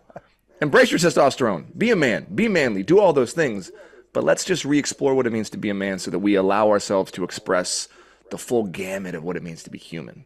And it starts by asking questions. So that's my advice. Thank you. Don, Jamie, Justin, we're out of time, but thank you so much for this powerful and moving conversation. Until next time. Thank you. Thank you so much. Thank you. Thank you so much to our panelists, Justin Baldoni, Don McPherson, and Jamie Heath. Thank you for your thoughts on aspirational masculinity. And thank you so much to our wonderful moderator, Dr. Pierre Berestine. Now, it has been an honour to have men in this conversation and to have their support. So we wish each and every one of you all the very best in your future work. Hello, I am Madeleine McQueen, and it is my absolute pleasure to be one of your co-hosts today for #EVAW, and that is Eliminating Violence Against Women. So we are thrilled to introduce Pauline Gomez, Deputy Director of Strategic Partnerships and Scale Up at Breakthrough India. Please join me in welcoming Pauline Gomez to #EVAW, being interviewed by Devya David. Now, that's the Regional Director of Asia of the Centre for Public Impact. Hi, I'm Divya from the Center for Public Impact. I have with me Pauline from Breakthrough. Breakthrough has worked on the prevention of gender-based discrimination and violence for around 25 years. So Pauline, share a bit more about Breakthrough's approach of working with adolescents on the prevention of gender-based discrimination and violence. Thank you, Divya. So with Breakthrough, we've been working on domestic violence. And in 2015, during a course of the work and UNICEF's report that had come out, there was a clear linkage between gender-based discrimination, violence, early marriage, and domestic violence. So that was around the time that we also began to gather insights from our experience, and we realized that that's an intersection that we definitely want to work on, because it was very clear from our experience as well as others in the sector that gender-based discrimination leads to gender-based violence, and therefore because we work at the prevention, it's important to bring in adolescents into that conversation. So that was when we began to work with adolescents, work with the connection of gender-based discrimination and violence, and look at the prevention. We've worked very intentionally on our bystander campaign as well, adding to our work with men and boys when we were working on domestic violence, bringing that lens into our adolescents' work, where when we were talking to them about prevention, we were also talking to the adolescent boys about how can they be aware of the discrimination, be aware of how to raise their voices against discrimination, and work towards preventing gender-based discrimination and violence as well. Thanks, Pauline. More recently, Breakthrough has started working with the government of Punjab and Orissa. Tell us a little bit more about how you've scaled up your programs, how it is to work with governments on the prevention of gender-based violence and discrimination. So we've taken our work from what we were doing so far in our communities, and we realized that if we want a generational shift, then being able to work with a larger set of audiences, a larger set of adolescents would be more impactful. And therefore, that is something that led us to scale up the kind of work that we've been doing in our geographical areas to work with the education system. which means that at the state level and at the district and block levels as well, we are working with the officials, we are working with the education system, so the teachers, the students, in enabling and creating a gender equitable education system, a gender inclusive education system, addressing gender-based violence and preventing at that level as well, and readying these adolescents to be able to contribute to that generational shift, to understand, to recognize, to raise their voices and prevent gender-based violence within their schools and in their communities, support their peers as well in the process. So that is something that we are doing in partnership with the Odisha and the Punjab state governments. Thank you, Pauline. Given your work on bystander intervention, what is your message for the audience on what they can do to prevent gender-based discrimination and violence in their lives? Thank you, Divya, for that question. And that's been a critical bit for us at Breakthrough. So we clearly work on bystander intervention. We have campaigns from, starting from Bell Bajao that were addressing how to intervene and stop domestic violence, especially with people like men and boys. So those are some things that are critical. We have the most recent campaign, which is Ignore No More. And all of it is about raising our voices. So as individuals, raising our voices when we see any gender-based discrimination or violence, calling it out, as bystanders, intervening, taking action to stop that incidence. If we feel unsafe, keeping numbers handy, having information about helplines that can be reached out. To be also, if there is someone that we see facing these kinds of discrimination or violence, sharing that information with them. So those are definitely the three things that we can do. One is to call out when we witness anything of this nature. Second is be able to intervene and stop.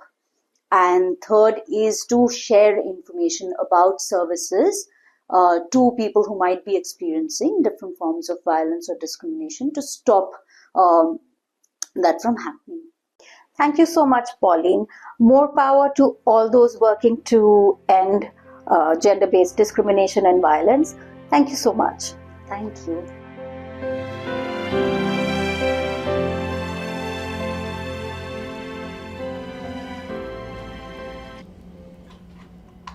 Thank you, Pauline Gomez and Divya David, for that fascinating interview.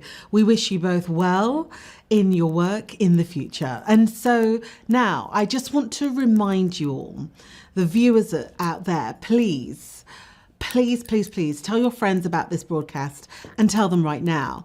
We literally only have around an hour left. However, we're so close to our 1 million mark. We really want to make sure that we hit it so that more people can find out about what we're doing and why this day is so important. Remember, every single view helps. So share as much as you can and share that link. So I also want you to consider visiting peaceoneday.org for more information, or knowmore.org if you have been affected by any of the issues highlighted today. So for our next interview, I'm excited to introduce Miss Kansas 2024, Alexis Smith. Please join me in welcoming Alexis Smith to hashtag EVAW, being interviewed by Global CEO of the No More Foundation, Pamela Zabala. Now let's go to in that interview right now.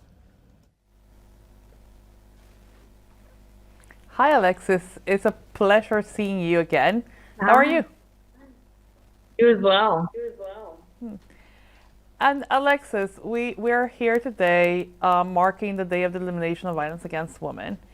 And I really want to start by asking you, for all of you, people that might have not seen this kind of brave and courageous act that you had, can you give us a little bit of context on what happened without maybe, you don't have to get into the details of the story, but just what happened on the night of the pageant? Absolutely. So as Miss Kansas, I have a platform called Respect for Claims Advocating for Healthy Relationships. It stems from my own personal cycle of falling into my family cycle of abuse at the age of 14. And so this particular individual that I had a relationship for years ended up showing to my Miss Kansas competition. During intermission number, we went out into the audience, and of course, I wanted to utilize that time to quickly say hi to my friends and my family. But unfortunately, the first individual that I ran into was him. And so for the rest of the competition, ultimately, he was the only individual on my mind. And that carried through into my final onstage question when I was asked about the role of Miss Kansas. And I utilized that time to, one, apologize to the audience that saw me very emotional during that time, and two, let him know that as my abuser, he was not going to take away this opportunity to become Miss Kansas and advocate for others that are also suffering from domestic violence. Alexis, I will be honest. When I saw the clip the first time, I thought, go girl. I think I kind of stood up and just got so excited for seeing that, just the bravery of doing that and speaking out in that moment. If I got so excited of seeing that, I would wonder what the impact has been for you. Like, I can imagine people coming to you, what has happened after that? I tell people this journey has turned into my healing journey, not only to have an impact on myself, but to also be able to utilize my platform, my story, to have an impact on others. So since that video went viral, I've had opportunities not only to advocate for victims across my great state, but also opportunities to travel to other states and meet families of victims that fell to domestic violence and be able to make that impact through storytelling and being able to relate to others, because ultimately this is a huge societal issue. And we have millions of individuals, not only women, but millions of individuals as a whole that are suffering from domestic violence. And so being able to share my story, hear stories from others, and really focus on the areas of impact that I can utilize with my platform has been such an incredible year. Did you ever imagine that could happen?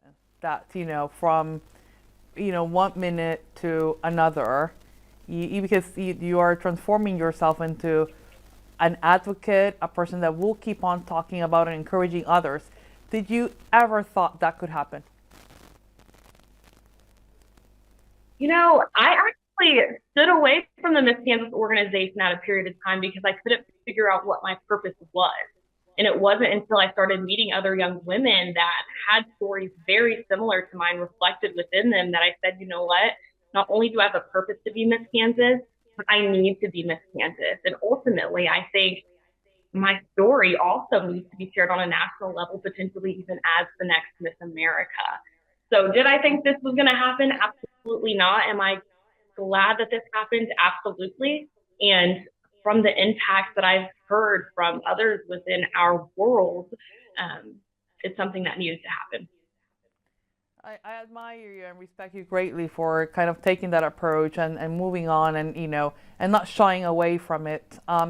Let's talk a little bit about Respect Reclaimed, which you are, using now as a platform.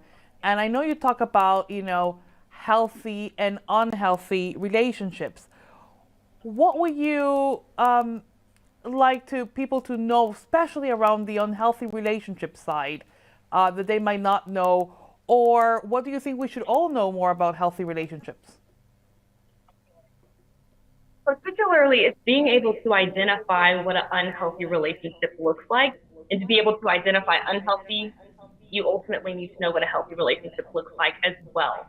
And so taking the time to really focus on resources such as No More and other resources that I've had the opportunity to work with, such as the National Domestic Violence Hotline, to really focus in on what that looks like and how you can contribute your own personal habits to creating healthier relationships.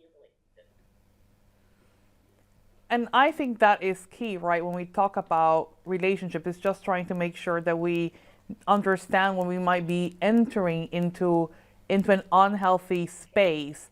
And I'm sure that that's part of what the platform wants to achieve.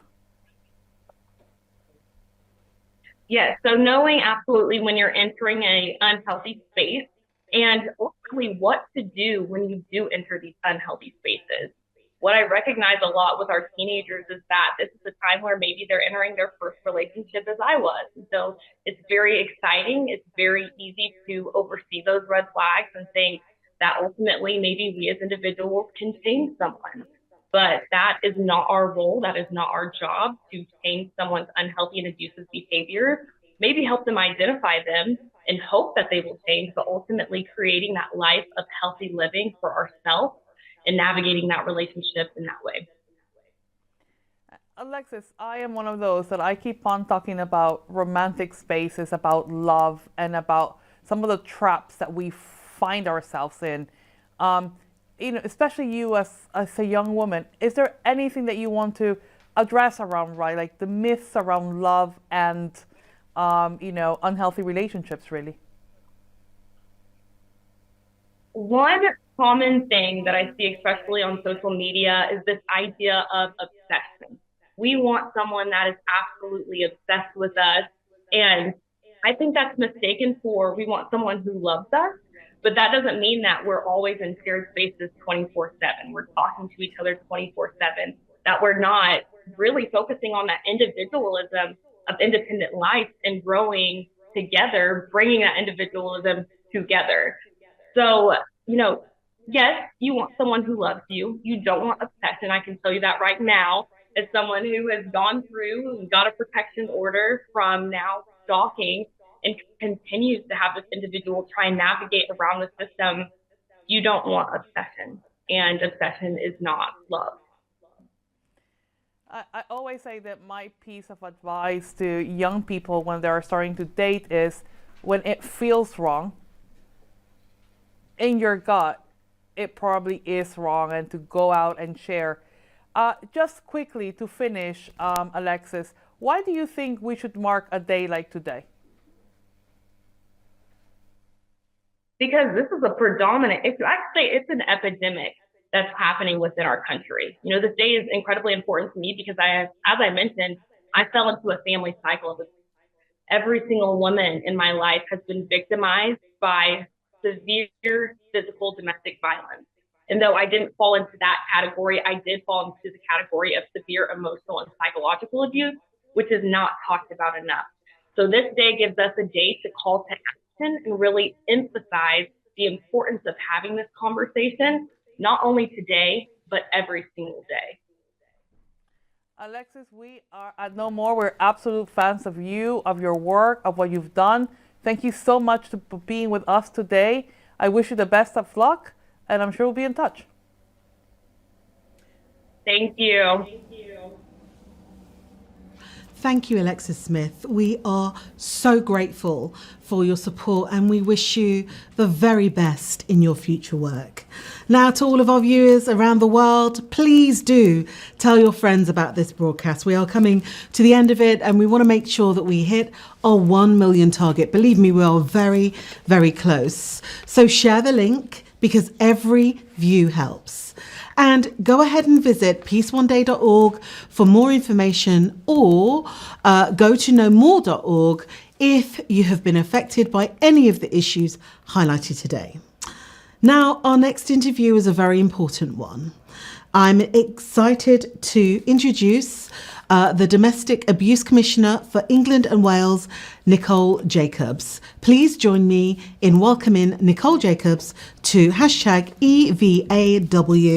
being interviewed by Global CEO of No More Foundation, Pamela Zabala. Let's go to that interview right now.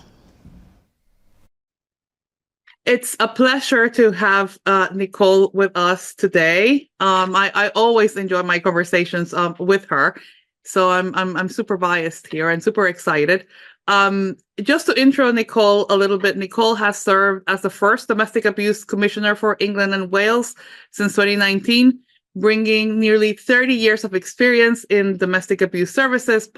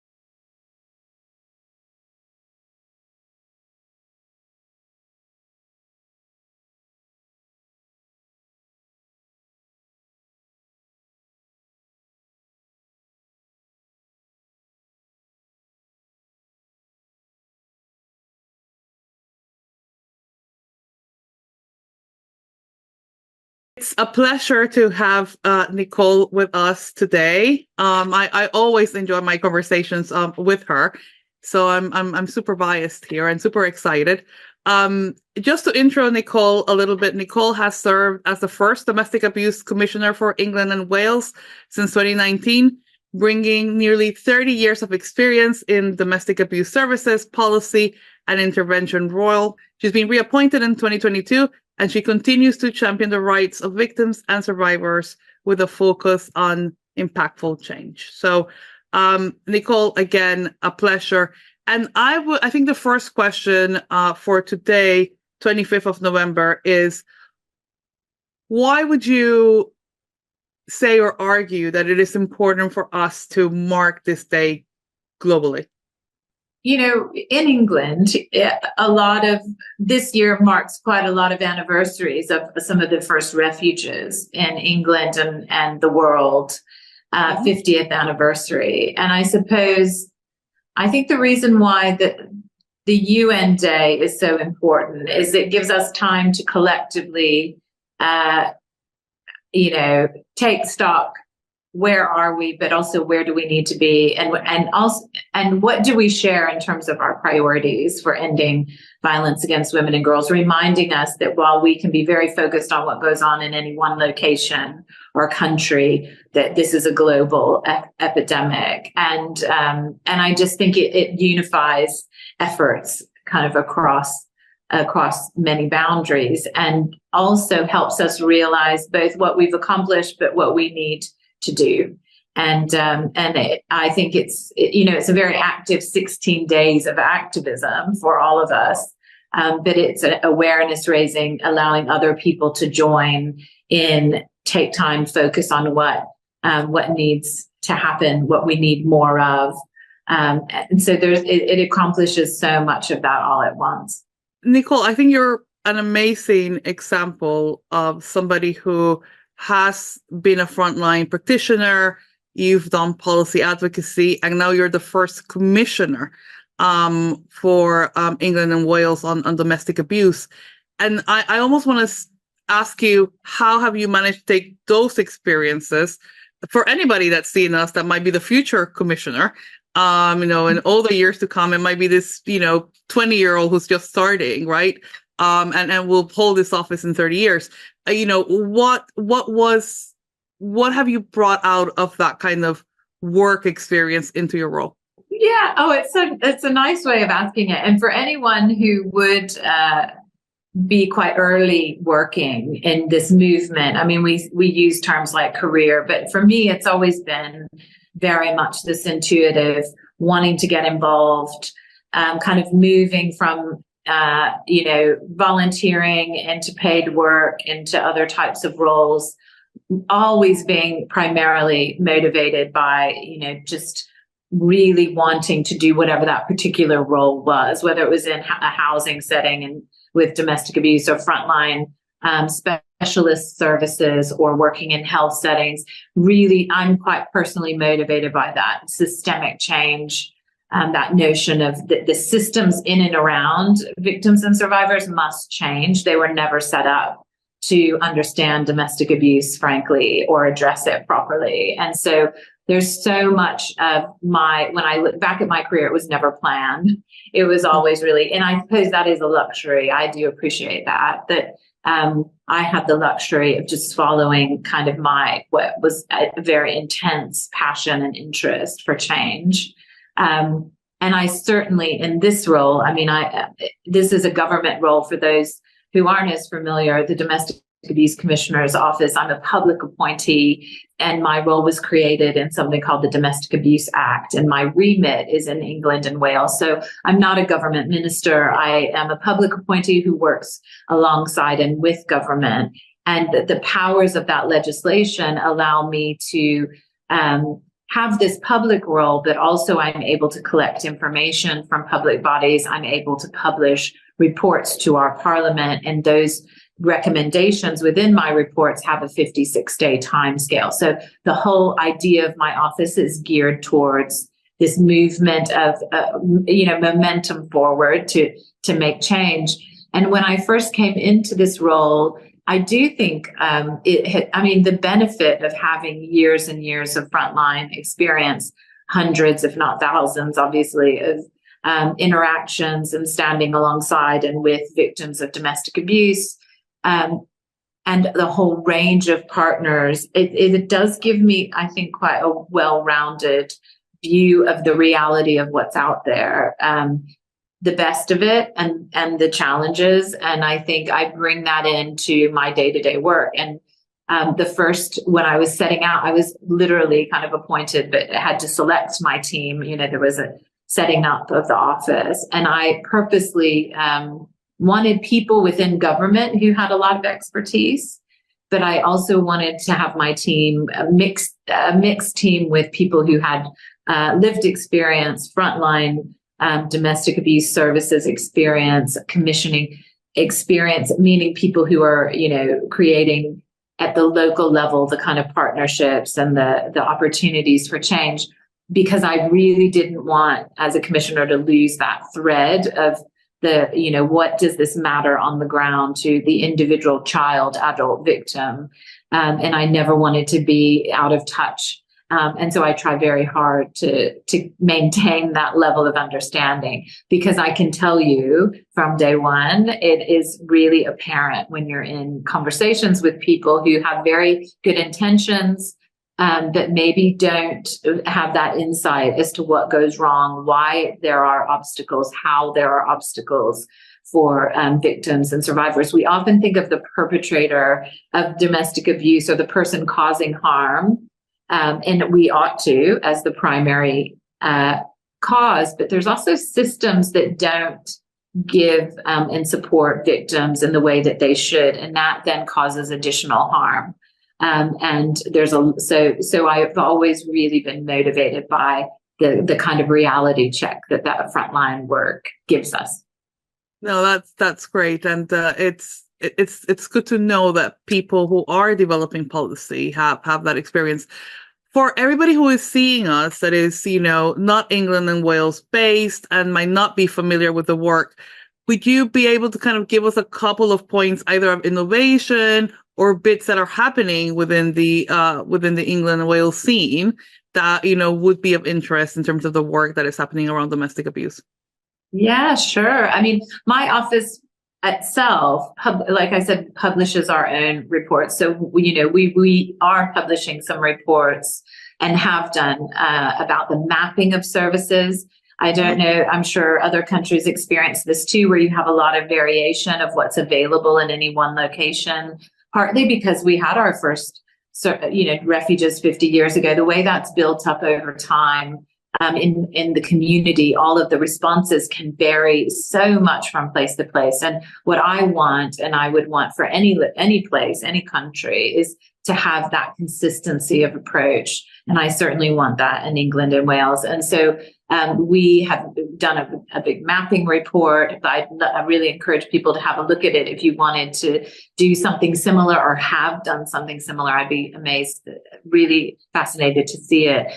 We've published reports on migrant survivors. There's additional vulnerabilities, family court, and in the next couple of months, we'll be publishing about the criminal justice response, but also our response to children, babies, children, and young people, where we have, real significant strides that we must start making to acknowledge that children who are victims in their own right, and deserve and need their own services.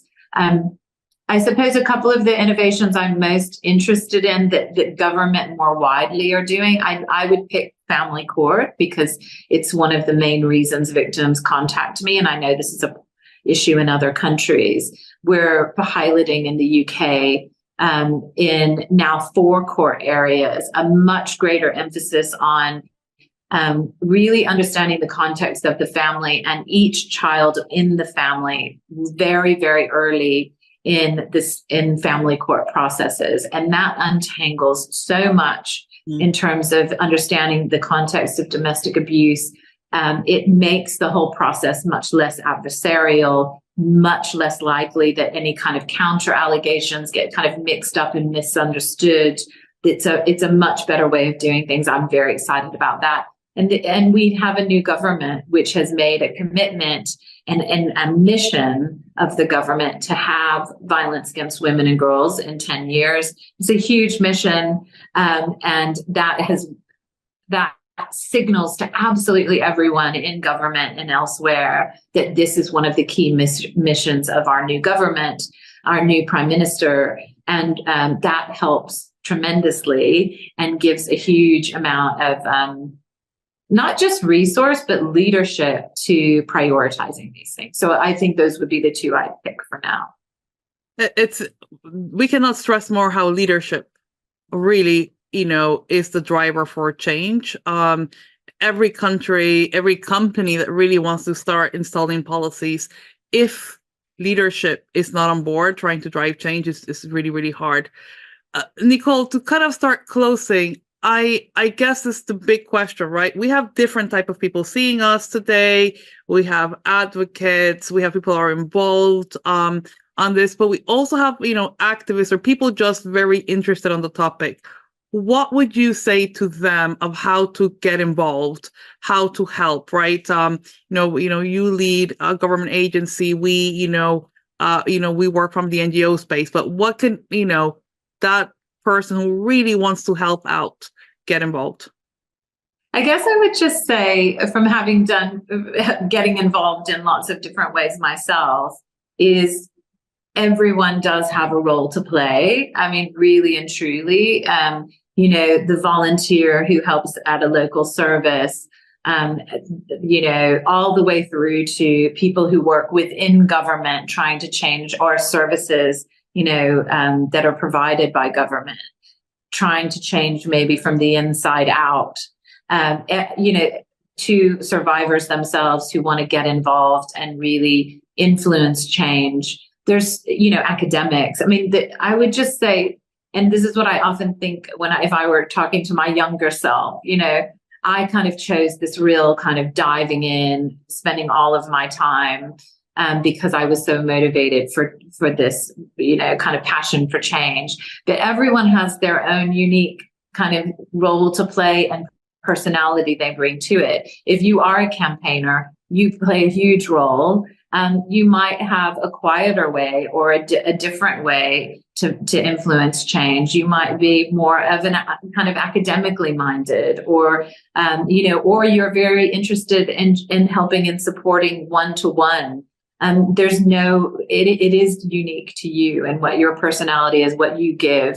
And I am always very leery of anyone, cautious of anyone who says, I changed this law or I created it. It's never one person. It's like the ecosystem of how everyone plays their role. So think of what you are able to do right now.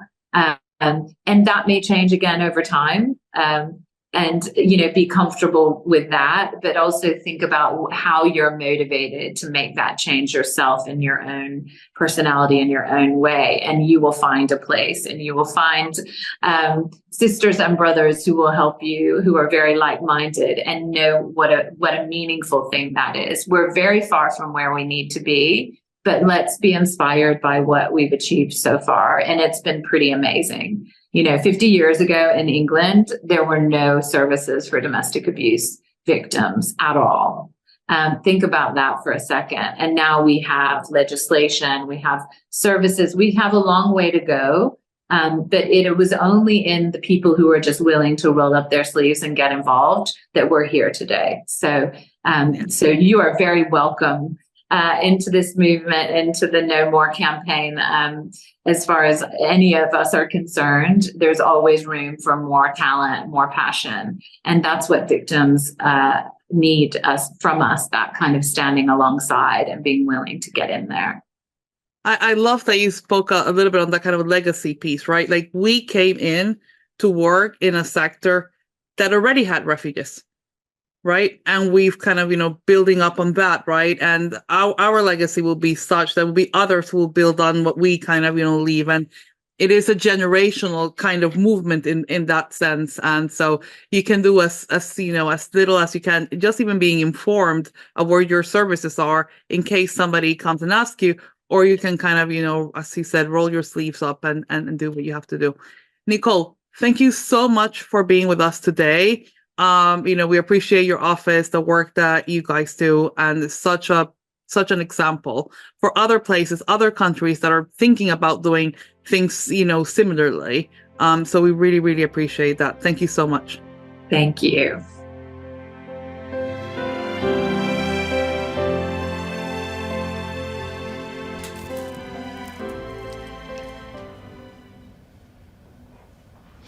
Thank you, Nicole Jacobs, for all the incredible work that you do. It is so inspiring. Now, it has been an absolute pleasure for me to be one of your hosts today. And before Peace One Day founder Jeremy Gilley closes our show, let's hear an important message from one of the daughters of the Mirabal sisters, Patria, Minerva, and Maria Teresa. The assassination of the three of the Mirabal sisters turned them into symbols of both popular and feminist resistance. In 1999, in their honour, the United Nations General Assembly designated the 25th of November as the International Day for the Elimination of Violence Against Women. Let's hear that incredibly important message right now.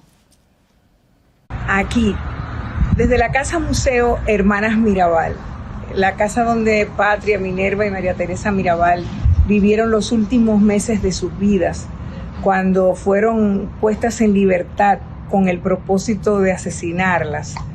Desde este lugar, desde donde ellas salieron el último día, el 25 de noviembre de 1960, por esta misma entrada, les envío este mensaje para agradecer a la Fundación No More por el trabajo que están haciendo para lograr tratar de erradicar la violencia que se ejerce contra nuestras mujeres.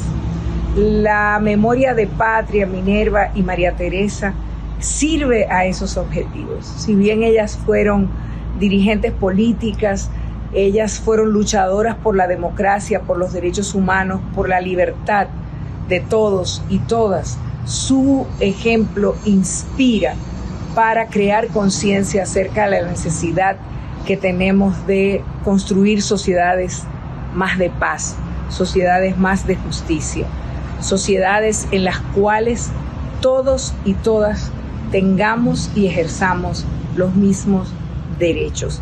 Entonces, ese trabajo que ustedes están haciendo de tratar de convertir nuestras sociedades en unas en donde la violencia intrafamiliar, en donde la violencia sexual tenga cada vez menos espacio, es invaluable.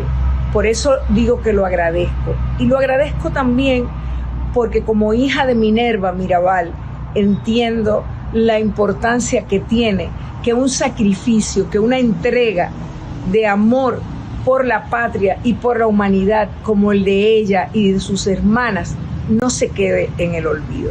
Así que gracias de nuevo por recordarlas en esta fecha y con el trabajo que ustedes hacen cada día.